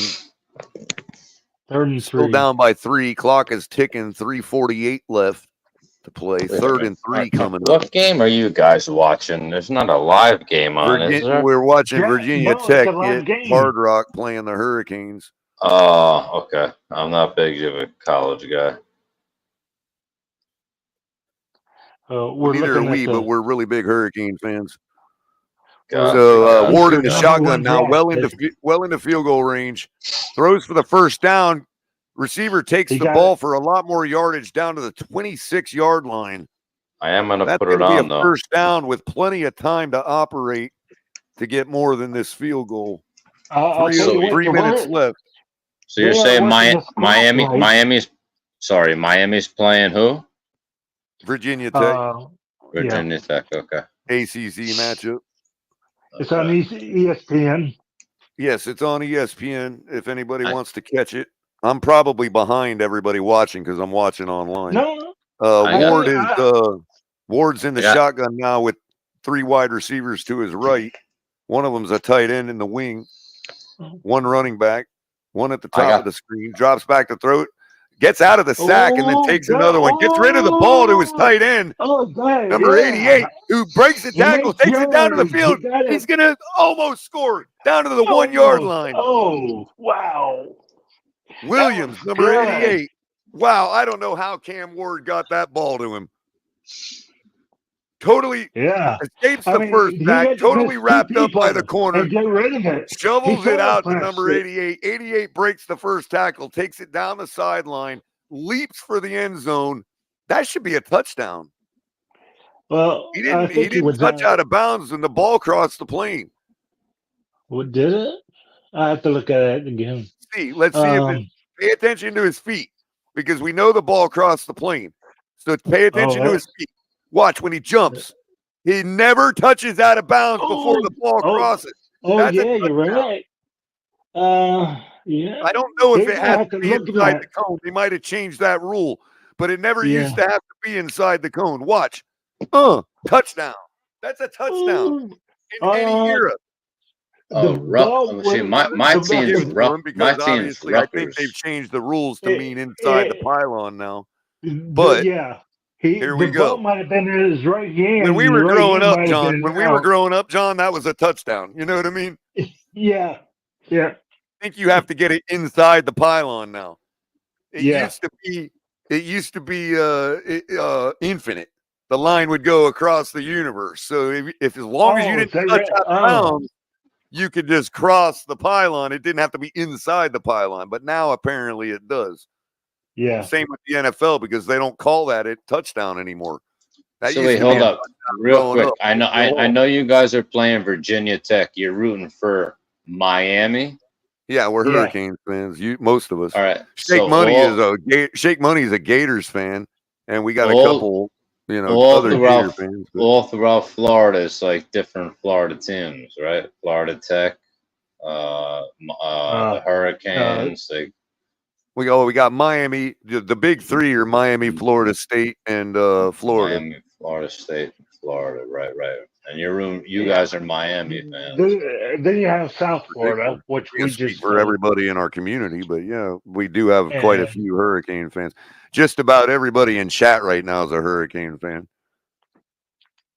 And Miami just pulled up a big upset against Florida, right? A couple of weeks ago. If you call it that, Florida's kind of reeling right now as a club, but I guess you could call it an upset.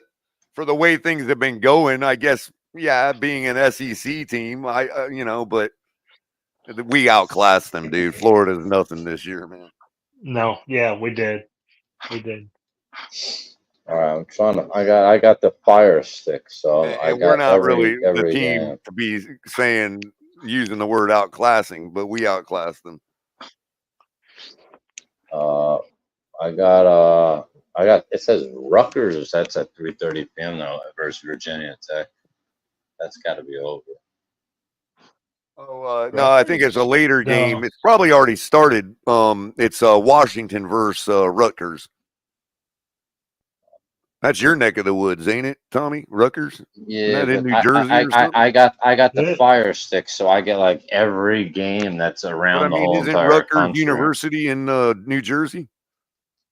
Well, right now, Rutgers was It's on playing. ESPN, Rutgers. I just had it on. They were playing. Look at Michael K. Go Hokies. Jesus. Well, you know, a Hokie ain't much different than a Billiken. So there you go.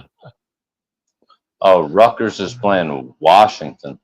Yeah, that's what I said. Washington's going into Rutgers. Is Rutgers in New Jersey? Am I correct about that? Rutgers is in New Jersey. Yeah. Is that Syracuse? No, Rutgers. No, wait a minute. No, Syracuse. 21-10. They're up with fourth quarter, 6:57 to go. Rutgers are going in. Washington's up, you said? No, Rutgers are up 21-10. Wow. DTA must be hating it. Is that Washington State you're talking about? Yeah, no. Well, it just says Washington purple with a big W that's yellow. Yeah, that's Rutgers. Wow, I cannot believe he got that ball out, man. I cannot believe he got that ball out. This has to be a touchdown, man. Look. But now I'm just gonna. I got so many channels. I was gonna type. I don't know. That's the good thing about this.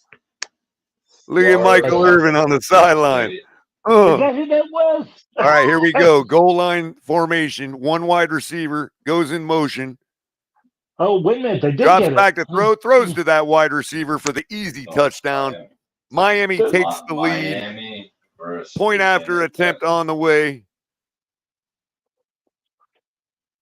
2-yard touchdown reception. Ward. Was that a 2-point position? 425. It is now 37-34. Miami can take a 4-point lead with the extra point. Oh, yeah. They bunched up the goal line formation. The receiver came in motion into the wing. He snapped the ball. The receiver then went right back out to where he just motioned from, and Ward just pitched in the ball. Very easy, wide open, easy pitch and catch touchdown. Michael Irvin in his face on the sideline, telling him he's a dog. Extra points up and good. Miami leads this game 38-34, and we still got 2 minutes to add more because this is college, and 2 minutes in college is 5 hours, and y'all know that. No, it's not Miami State. No, Miami, Florida at South Florida. Yes, it is the University of Miami. It is the University of Miami. At South Florida. No. Yeah, it's in South Miami. It is in South Florida, but it is the University of Miami. That's in it. Coral Gables, basically. They're playing at the Miami Dolphins Stadium. There's another smaller school in Tampa, Tommy, called University of South Florida. That's USF. Yes. But the University of Miami is in Coral Gables itself. Correct. Which is a city within a city of Miami. And there's Miami, Ohio. And then of course you got Jackson Memorial attached to it, so it's kind of like a huge complex. That's right. That's why when I had to go to Jackson Memorial Hospital because of my seizures, I had like 5 or 6 doctors around me. Miami's kicker puts the ball out the back of the end zone for the touchback. Virginia Tech Hokies are going to have 1:57 to try to shock the world here. Most of them were, students. Miami's defense got their heart going. The stadium is rocking. Lots of Hurricanes fans in the stadium. Look at all that orange and green. Look at that. Yeah. Looks better than a Dolphins game. They're having more fun. I could probably So find it. So if I it's don't on know like who 5 or I don't know 7. who stands in the shotgun. Some other guy goes in motion. I don't know who takes the snap, drops back to throw, throws to an underneath receiver, some other guy, and he picks up about 6 or 7 yards. Clock continues to run. Minute 42 left. I don't know who stands in the shotgun, gets his team ready. I don't know. Throws it to I don't That care. other guy's in the slot, tight end. I don't know who throws out to the sideline to some other guy, and he makes the catch for the first down for about 8 yards. Clock is going to stop. I don't think he got out of bounds, but whatever.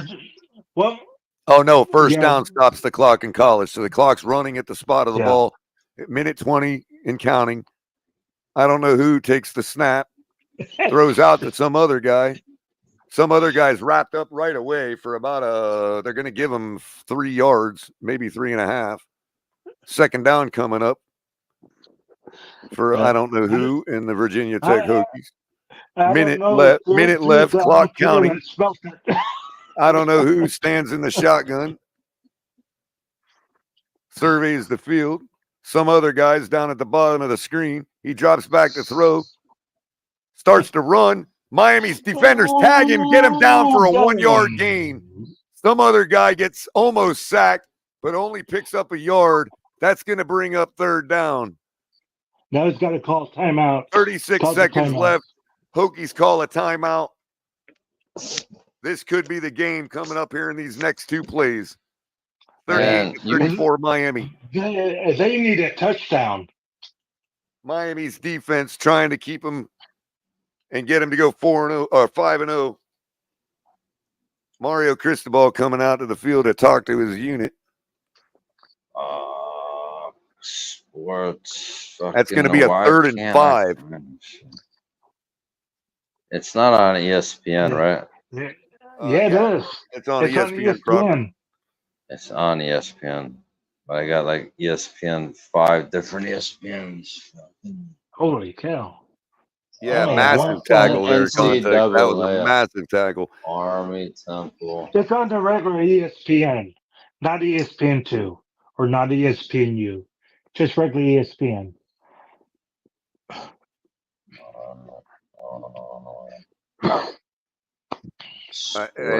Yeah, Jose, I have to. Right. I would have to go research the chat. I was distracted. I don't, so I can't take either position here, bro. They give me all this bullshit games. So some other guy picks up the first down. 30 seconds left. Clock continues to run. 28-27. Ball at midfield. Well, 49-yard line of the Hurricanes. I don't know who. Drops back to throw. Almost sacked. Dumps the ball out to some running back who gets a couple yards and out of bounds to stop the clock with 18 seconds left. Virginia Tech needs a touchdown. Field goal ain't going to do it. 2nd and 3. I'll just from about the 42-yard line.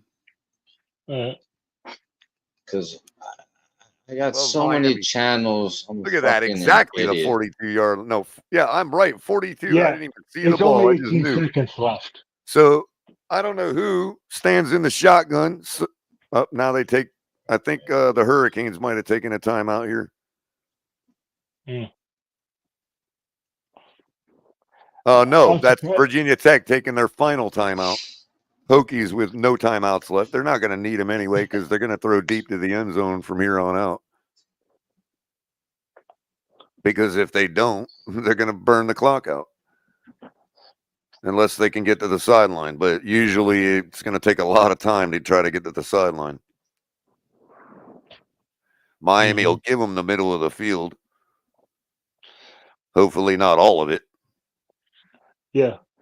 Well, Virginia Tech was a lot tougher team than most teams that we played so far.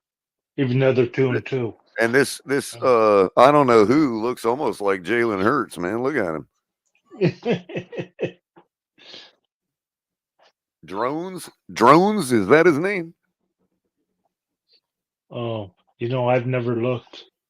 I don't have the sound. I'm just on. gonna watch Fox 5 Rutgers. All right, here we go. 18 seconds left. 2nd and 3, 42-yard line. I don't know who stands in the shotgun, takes the snap. Some other guy releases out. They got him pinned in the backfield. He throws deep for the end zone. He's got a guy and caught out of bounds. Incomplete. That was Hill a Hail on the Mary. He's got 8 seconds. One more play. Last chance. 3rd and 5. Or whatever it was. This may be a 3rd and attempt for a touchdown again. Remember, you only got to get 1 foot down in college. Oh, yeah, he's way out. Yeah, he was easily out. He ain't got no toe drag swag. 3rd and 3. 8 seconds left. This likely will be the final play of the game. Unless they dump something really quick out to the sideline. Yeah. They gave Virginia Tech a timeout back. I don't know why. Oh, I think because the network thought that the Hokies took it when the Hurricanes did, are the ones that took it. Oh. So each team has a timeout left. 8 seconds on the clock. Who's winning? Miami 38-34. Okay. Hokies need a touchdown. We still got we've got a lot of points in this game. Miami is 2-0. It's not going to look good, John, but we still did what we needed to do, which was come back and show that we are that team. You know what I mean? So it's not going to be as bad as it could have been. No. So I don't know who stands in the shotgun with 4 wide receivers and 1 running back, drops back to throw. They put the pressure on him. He decides to run. He's going to run out of bounds and get with him and leave himself 3 seconds and a first down. So that'll help his range into the end zone for this last Hail Mary attempt. Oh. He's going to put it down. He's going to put it down to like the 30-yard line, 32 maybe. He was able to reach the end zone before. So Right. Which means he's going to have a lot of options in the end zone. Miami needs to stick to their guys like glue. Just don't touch them too early. Would you drop everybody back? Does anybody remember? It's been a long time since I've looked this deeply at a college game. Anybody remember if they're allowed to push the receiver out of bounds like they are in the NFL when they're trying to catch the ball? Or is that like our force outs allowed? You mean to save time? Is that what you're talking about? No, to make sure they don't catch the ball in bounds. Oh, shit. Ooh. All right, here we go. Washington just scored. 1st and 10, 3 seconds left. Miami leading by 4. Hokies need a touchdown. It's at the 30-yard line of Miami. Miami in a prevent, gonna get a false start here. That's gonna back it up 5 yards. 21-17 now. Rutgers over Washington. They scored a minute 20. Minute 40. What? Hokies called a timeout. No. Before the false start. Did he say Miami? It was the timeout action basically that caused the false start. Oh. Hokies wanted to discuss it. Hokies wanted to get a look at how Miami was going to play them on defense. And then get a look. 21-18 Rutgers. Yeah. Washington scored a touchdown plus a 2-point conversion. That's at Rutgers. So I don't know who gets ready for the last play of the game. 3 seconds left. 1st and 10 from the 30-yard line of Miami. drops back to throw, no pressure, launches it to the end zone. He's got a mess of people. It is intercepted. Looked like it was caught by a Hokie, and the pile fell down into the end zone.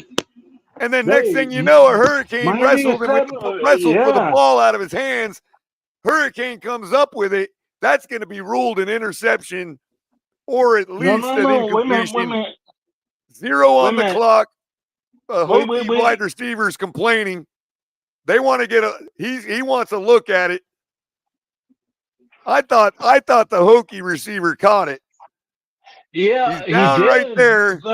Then nobody can see anything. The refs come in to call the play. Next thing you know, they're wrestling for the ball. Defenders are saying it's incomplete, and then a Miami Hurricane defender ends up with possession of the ball. There's 3 hands on it. You can't tell who's got possession. Oh, yeah, you cannot tell who's got possession right there. You can't see the ball. You can't see the ball. Right. There's nothing to overturn. There's no way they can overturn that. We'll find out. This is the last angle right here. You cannot tell who has got the ball. There's 3 hands on it. It's moving around. It's moving right there. It's moving. Yeah. That's right. And the Hurricane it's moving. That's not a touchdown. He did not have any control. Look at that. He didn't have any control of it. Right there. Yeah. He didn't the have ball was moving control. the whole time, John. The ball was moving the whole time. What is this? They're calling it a touchdown. You have got to be kidding me. You got to be kidding me. I want to. Did they look at it? The ball was clearly moving the whole time. Oh, no. It was moving. You're right. It was moving the whole time. You can't even see where the ball is there, and the ball is clearly moving the whole time. Right here. This is the best picture, and it's moving. Look. Can't tell who's got it. There's the ball. It's moving the whole time. Look. It's moving the whole time. You can't call a touchdown like that. You can't do that. It's out of his even hand. No, the ball's moving. I'm gonna wake up my dad. Oh man. You've got to be kidding me. They have to be. Look, there's no way. The ball's moving the whole time. Why didn't they do a review? Did they? Well, they did. I think they're gonna, because they said the ruling on the field is now a touchdown. So they just called it a touchdown on the field. I don't know if they got to look in the booth or not. Yeah, I can't hear. Right there, the ball's still moving. Okay. They are reviewing it. Okay. Hopefully. Because. Well, that angle, the ball is moving the whole time. You can't even see where the ball's at in any other angle. Yeah. And then the next time you see the ball, it's moving around in the guy's hand. Yeah.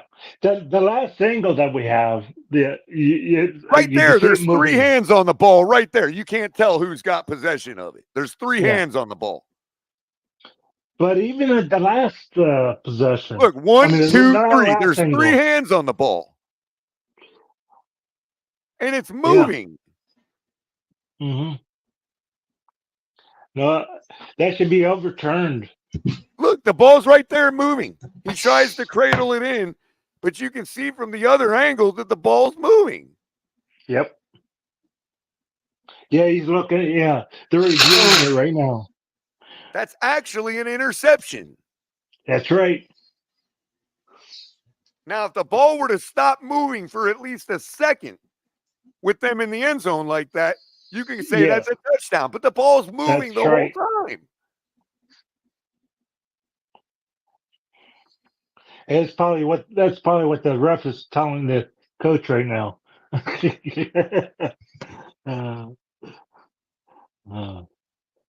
Um,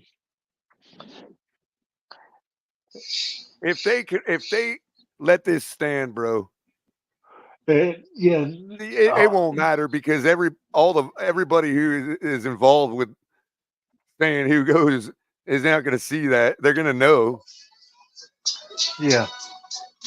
I mean, although you shouldn't even have yourself in that position. Let's be real. Nick, what's up, brother? We're awaiting the long call. look at this. It's a long look. Because they're going to have to ref reverse has this to be able to see that ball moving the whole time, bro. Yeah. You only got to have one angle to look at it because, like you and I said, all the other angles, you can't see the ball. The one angle you can. And the one right here, look, right here. There's no way there are 3 hands on the ball all the way down. Watch. Yeah. Watch closely. Yeah, I can see that. 1, 2, 3. You got 3 hands on that ball. No lines. Yep. And before it comes down, it's moving. It has to be moving just because. So right now you lose view of it. Right now you lose view of it. If they spin that around at that time index, they will see that the ball was moving. Yeah, I'm on a Dolphins. No good. We win. We win. No other incomplete. They should have ruled it an interception, but I'll take incomplete. Hurricanes win. They got me on. They got me on these. Ooh, that was close, baby. That was close.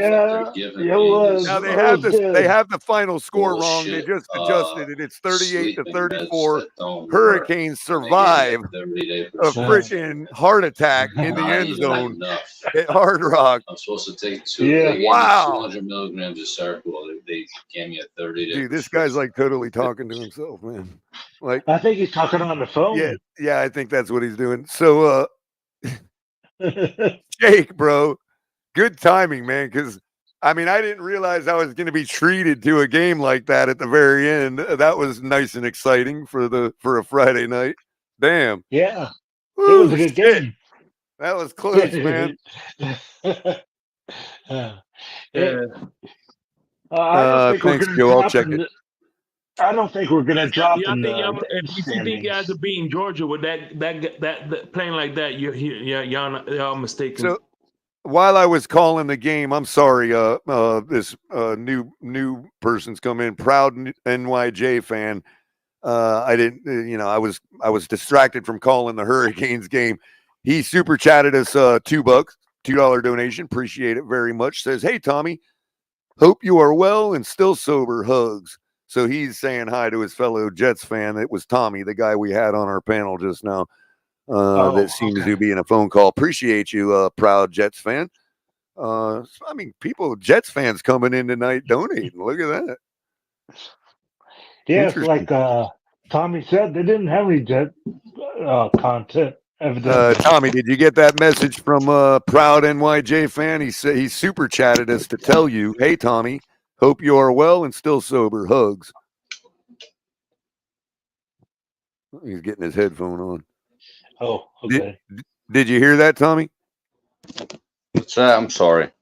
So, proud New York Jets fan super chatted us $2 to tell you, hey Tommy, hope you're well and still sober. Hugs. Nick is a big inspiration to me. He's the one that got me into getting help. And cool. I got nothing but love for him. Cool. Oh, well, thanks, Nick. That's good. Yeah, he's a very good guy. And now, the only beef I have with these refs is I believe that should have been called an interception, but I am not going to argue. I'm not gonna get into like what's going on between me and him. Yeah, that's cool. You can. We don't want to dox you, and you don't need. Yeah, you're all right. Don't worry. I agree that should have been called a touchdown. I agree. It should have been called an But interception. he actually just called Interception, me. yeah. That's why I didn't hear what you were saying. You know what? Maybe it's because our guy was sitting outside of the end zone, and that's why it's incomplete, because he didn't get his ass was touching the white. Well, maybe. Not to be confused with what goes on at a Diddy party. I'm still a little confused.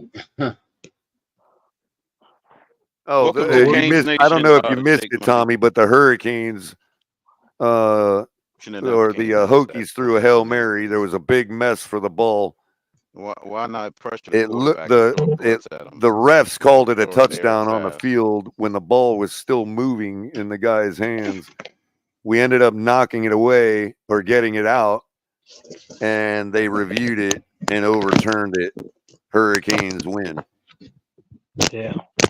That was a good So, aren't you happy about that? Absolutely. Yeah. But they should have ruled it an I'm interception. happy for the win, but it should have been Not an incompletion. He should have blitzed the guy. I gotcha. I'm still watching this Rutgers game. It's pretty crazy. There's 10 seconds left. Rutgers is up by 3 points. Should have been a touchdown. Well, context, came yeah. down to What that. a crazy game context says, and context.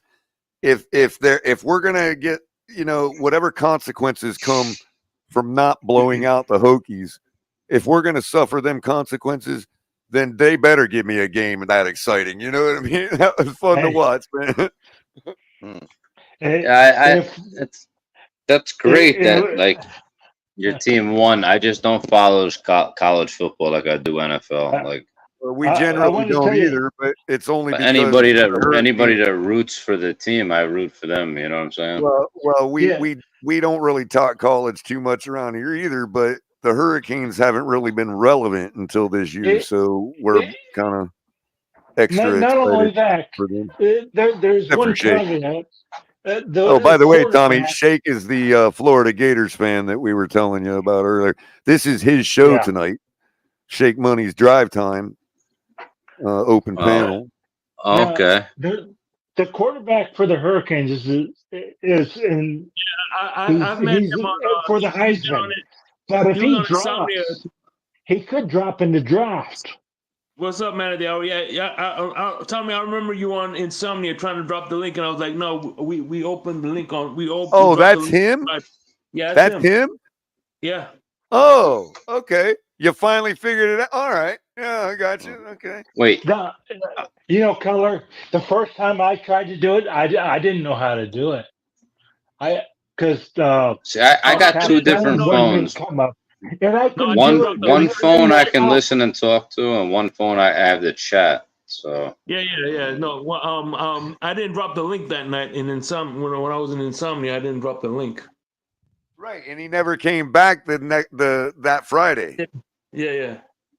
Right. I remember. Oh, and I was on the show last Friday?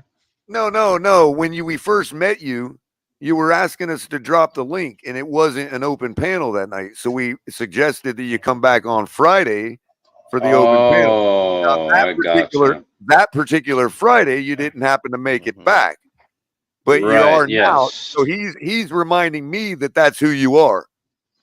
Was that guy from that night that wanted the link? Nice, very nice to meet you. I went away for a little bit to get better. Right on. Sometimes we got to. I couldn't even remember that night, to be honest with you. But I went away to go smoke weed in Colorado for about the same amount of time. So unfortunately, that does nothing to me anymore. Weed. Well, that I actually feel I have empathy for you on, because it would suck to know that.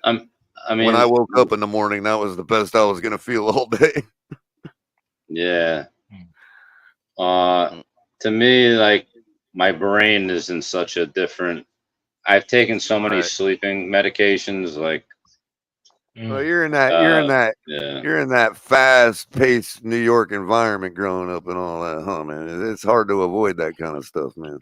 Very close to it, New Jersey. Right. But right 10 minutes away from New York.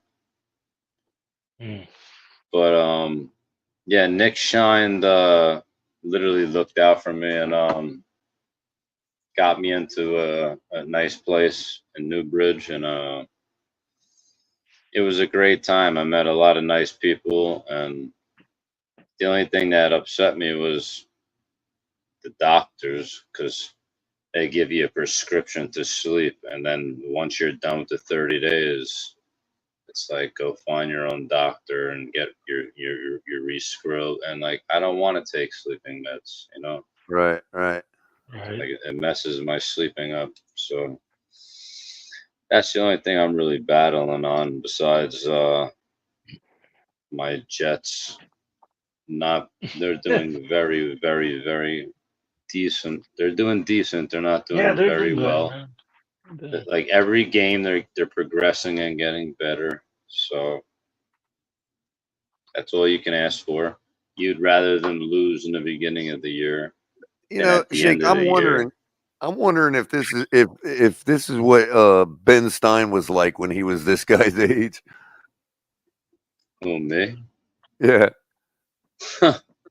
Yeah, like Bueller, Actually, red yeah. eye. Oh yeah. Try Actually, no. your Okay. eyes. Now I know who you're talking about. No, actually, Bueller's Day Off. Tommy reminds me a lot of Villain. Yeah. See, now I'm actually and now I'm actually reading the Villain chat. pegged his personality in chat earlier too. I wasn't gonna say nothing, but now that Tommy has enlightened us a little bit, Villain was spot on. I don't know who that is, or I'd laugh. Yeah, inside joke. Villain's a cool guy. He comes up every now and then late night and kind of, laid back like yourself. But the good thing is, I talked to my bosses when I got out. I have 2 different bosses for different companies, and they're allowing me to come back. I let them know everything that happened, and yeah. So that's a blessing. And if that was not to be, I made connections with other people, like make plumbing, electrician. Like I can get into a trade and do something like that. So I got positive things going my way. Right on. That's why I'm not on social media a lot. It's when I'm bored and I got nothing to do, eating dinner or something, I come on. And Rutgers just won 21-18. Wow. They're 4-0. All Wow. right. Yeah. That should piss Oh, are DTA they? off pretty good. That's Yeah, awesome. by the way, I do another channel. It's called Larry K. He's a Dolphin fans with me. He's an attorney for Jersey, and he's a Rutgers fan. He's a big Rutgers fan. He's so. Oh yeah, that's right. He is. Yeah. Is Rutgers the ACC? Are they in the I ACC? want to say yes. I mean, or Big East or whatever. What was it? I think they used to. Yeah, they used to be the Big East, but things have changed so much. Right. College. Same with Miami. Yeah. And I think we both went to ACC. Okay. No, Big Ten. Joe Riss said Big Ten. Oh, Big Ten. Oh. Okay. Oh, they some went to years the Big ago Ten. they moved to Big Ten, but they were in ACC for a minute. Yeah, they were, or they were the Big East too. Yeah. Well, yeah, we all were before half of us moved to the ACC. But yeah, every time I think of Rutgers, I think of Fudd Rutgers, the hamburger place. Every time I think of Rutgers, I never went to Rutgers. I went to Montclair State, but I had a couple of friends that went to Rutgers, and it was them gas trucks. And they had Montclair State, Upper Western New York, Buffalo. No, Montclair State in Montclair, New Jersey. But sorry, when I went, the running joke I have for them is small schools that nobody's ever heard of. They all have the same name: Upper Montana, Western Michigan State, A&T Tech. But when you went when you went to Rutgers, like the food trucks, like talked about getting Hold on, let me take this hand off. I'm starting to get a little hot in my apartment. When you go to the food trucks, like say you wanted to get like a cheesesteak, then you get like fries, you get like bacon, you get like it's a sandwich that you only need half of it. You could split it like if you go there with your girl. It's amazing. Am I the only one that feels like we're in a movie? They call them the gas trucks. Oh my God! Why did this have to happen tonight? What happened? Why did this have to happen tonight? You know, obviously, I don't know if anybody has heard, but the Knicks traded for Karl Anthony Towns. We don't really care about who the Knicks traded for. I can guarantee you that. Tommy might care, but nobody else does. Oh, That's a different channel. There's Knicks and Nets channels out there. Gary is one of my boys who runs a Nets channel, but I can't get into basketball like I do football. Yeah. So Alex, he ain't into Football's one of a basketball. kind. Please. Like if it comes playoff time or Well. something, yeah. Hey, listen, I got a jet, but listen, Tommy, I just want you to know, on Fridays, you're more than welcome to come whenever you want to, and everybody fins up and fuck the Knicks. Thank you, guys. Hey, Shake. Oh, Shake left. I thought he was shutting the show down. I was going to tell him I sent him a picture of sunset at my house. I have him on Facebook. So I suppose I will be shutting the show down because I'm getting tired too. I've been up all day. Yeah. Yeah, I but don't know how long my ears we just had Pam join the chat, so I want to let Pam have a couple minutes to chat it up with people. Yeah. All right. Yeah. How you doing, Pam? Pam? But yes, I mean 217 of you watching across a couple different platforms. I appreciate every one of you hanging with us this close to midnight on the East Coast. Hit the like button, subscribe to the channel, and make sure you're hitting that notification bell so you know when we're going live. Head over to tftgnetwork.com, bookmark it, make it your homepage, and that way you can get to everything that is the Finn's Tailgate from right there. All of our content on YouTube, all of our social links, and as well as the TFTG merch store featuring some great stuff. And hey, Color, what yes, time? Sir. What time do you usually go on Friday nights? Because sometimes I get out of work at different times. Does it. We call this the drive time. So Shake usually does it on Fridays, anywhere from 6 to 7:30. He'll start as late as 7:30, but tonight he started at 7. It's been averaging right around 6:30 or 7 every Friday night. Okay, and cool. Of course, he does the closed panel on Wednesdays, which is where you met us that night when he didn't want to drop the link. But yeah, and of course, tomorrow night you can catch Ali doing Club Exhale, hyping us up for the Tennessee game. And right after that show at midnight is a live version of Insomnia, which Shake hosts with Crypto. And that will be tomorrow night, starting right around 9 o'clock in through midnight. So we invite everybody to join us for that. Sunday, we're probably going to be a little limited. I might come around and chop it up because we usually play on Sundays, but we got a Monday night game tonight, this week. So all of our game day action and shows are going to be reserved for Monday. So I don't know what we have planned for Sunday. We might all just take a big break and sleep. I don't know. We'll see what happens. Maybe I'll do a little show and get you guys to help me pick some bets or something. You good at betting, Tommy? You do any betting, man? Not me.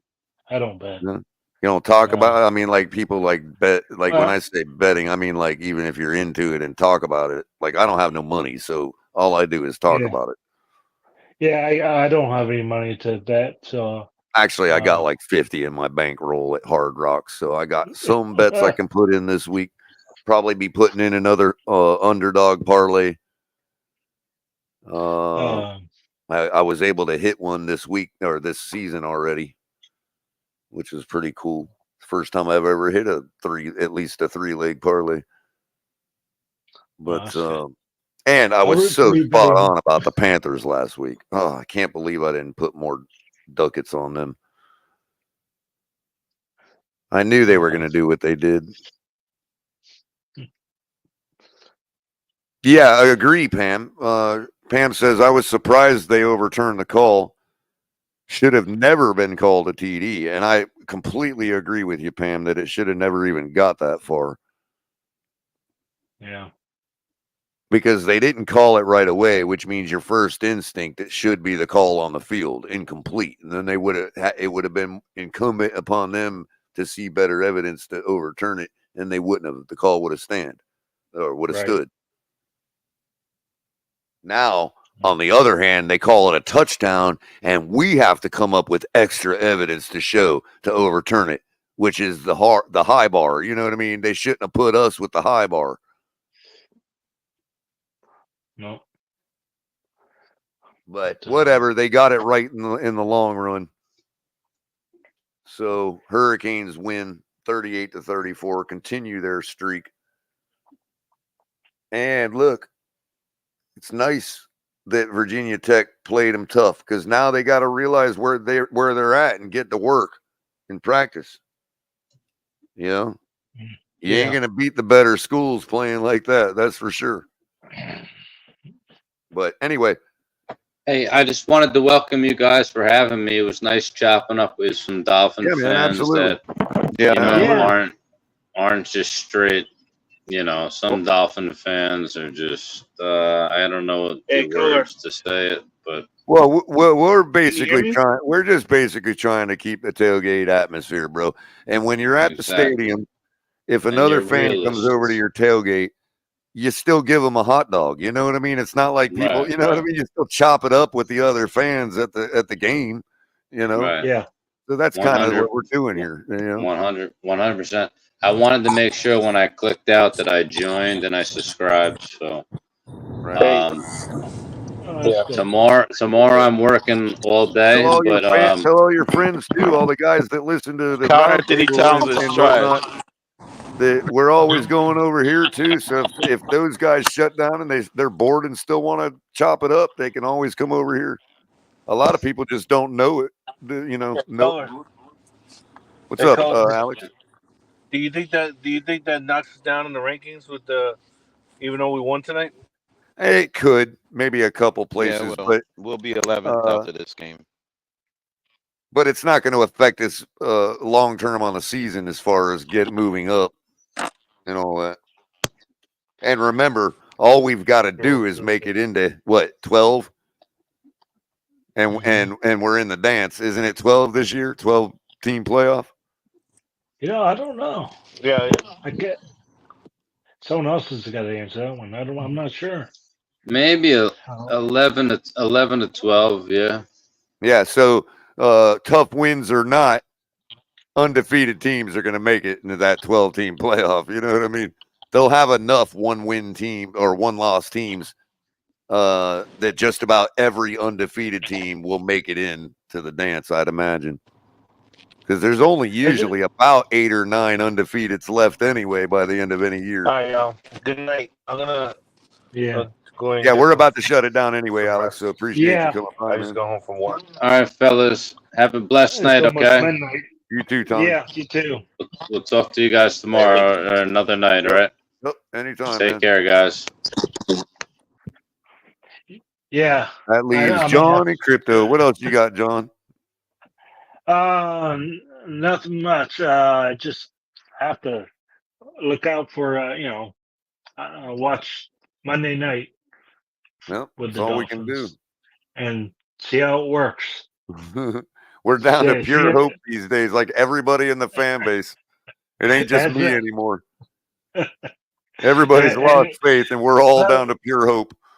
Let's just hope the coach knows how to adjust. Well, it's like you want to say that we're going to be fine, but as soon as you do, we don't show up. I mean, the team plays like the coach, does plays the call, gives the plays out to the quarterback. I mean, if the coach calls crappy plays, and the team does not gonna Crappy plays care. to be executed and be successful. Yeah. I mean, if you can't adjust, then how's the players gonna, That's why I said that one time when in the, at the beginning, when Holland's father said that it was malpractice what McDaniel did Is that last what he week. said? Malpractice, huh? Wow. Yeah, he did in the chat. And if he said that, what do you think Holland's thinking, or any other player? Yeah, look at MCJB going after Alex. I love it. He's like, why Alex leave the same time as the Jets guy? I don't know, yeah. MCJB. Sounds like something you and Alex need to hammer out, bro. But anyway, that's what I'm thinking. Anyway, Right. Like, what do I know? Crypto, you got any last thoughts, man? No. Nothing much. Not last thoughts, I don't think you're going anytime soon, you know what I mean? But yeah. Final thoughts. Just wrapping up my day. Ready to go to Self-eulogy. sleep now. Yeah. Next 2 days watching football, and yeah. You guys get rained on all day? Yeah, just some drizzling back and forth here and there. Not like a downpour, more like drizzling rain. Right on. Where do you last. live, Crypto? That's right, Pam. Last rights. Like final thought. Final. Yeah. Your final thought. Hopefully, it and my doesn't create a Boltzmann brain. My What's up, John? my earbuds are down to 15%.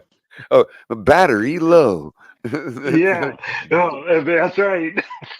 It came up. Bluetooth connected. Battery low. Yeah. 15%. Anyway, everybody, thank you for joining us again. I don't even know where Shake's outro is at. It's somewhere down. He's got so many videos in this thing. He's taking up all the space. He's taking up all the space. Where is it? Where does he put his intro and his outro? It beats Let's see. Did I miss the space? I don't know. Wow, look at all these images. Jeez. Shake, what are you doing to us? Oh, he has a very limited number of videos. He keeps them at images. This is my latest meme right here. That's me. There you go. There you go. See that one, Crypto? I've been flashing that one here and there. What was that? Hold on. Yeah. That's the challenge I issued for everybody. The paper bag. That's my new challenge. Maybe we need to get a bunch of these shirts made. Challenge. We need to get a bunch of these shirts made and pass them out at the stadium, so we don't have to actually wear bags over our head. You know what I mean? Just say, yeah, right. Yeah. Question mark. Yeah, I mean, you can send the same message without actually putting bags over your head. Putting the bag over it. Yeah. Oh yeah. Because I'm thinking it's going to be kind of hot and humid. I don't know if I want a bag over my head. I was going to wear one this week. That might be a cooling effect if you get a, a dark one or whatever. Today was nice where I am. I mean, I don't know where about you, Color, but I mean, today it was nice today, but they're calling for like 90, like 89 or 87 game night. With a real feel into the 90s. I actually live right on the intercoastal and right off the ocean. Mm-hmm. I'm right between Hutchinson Island separates the ocean from the intercoastal. Right. So Yeah, All right. Ali, like Ali is only a minute away from me. What is this? What is Shake doing? What is that? What is that? What is that? That's in Shake's database. I don't know what he's got going on. I don't know what that is. Weird stuff. Roadkill. That's roadkill. What is this? Yep. Oh, that's That's Devon Holland's. I love it. I love the glasses. Yeah. Wow. Well, that was fun. Everybody have a good rest of your evening, morning if you're heading past past midnight like we are over here. And yes, I see you, Pam. You have a good night as well, everybody. Let's talk tomorrow. Everybody come around. We got a jam-packed day. I will be going in the morning, finishing up these, reviewing these, reacting to these pressers from our coordinators, various coordinators. Until then, sleep well, everybody. Have a great evening.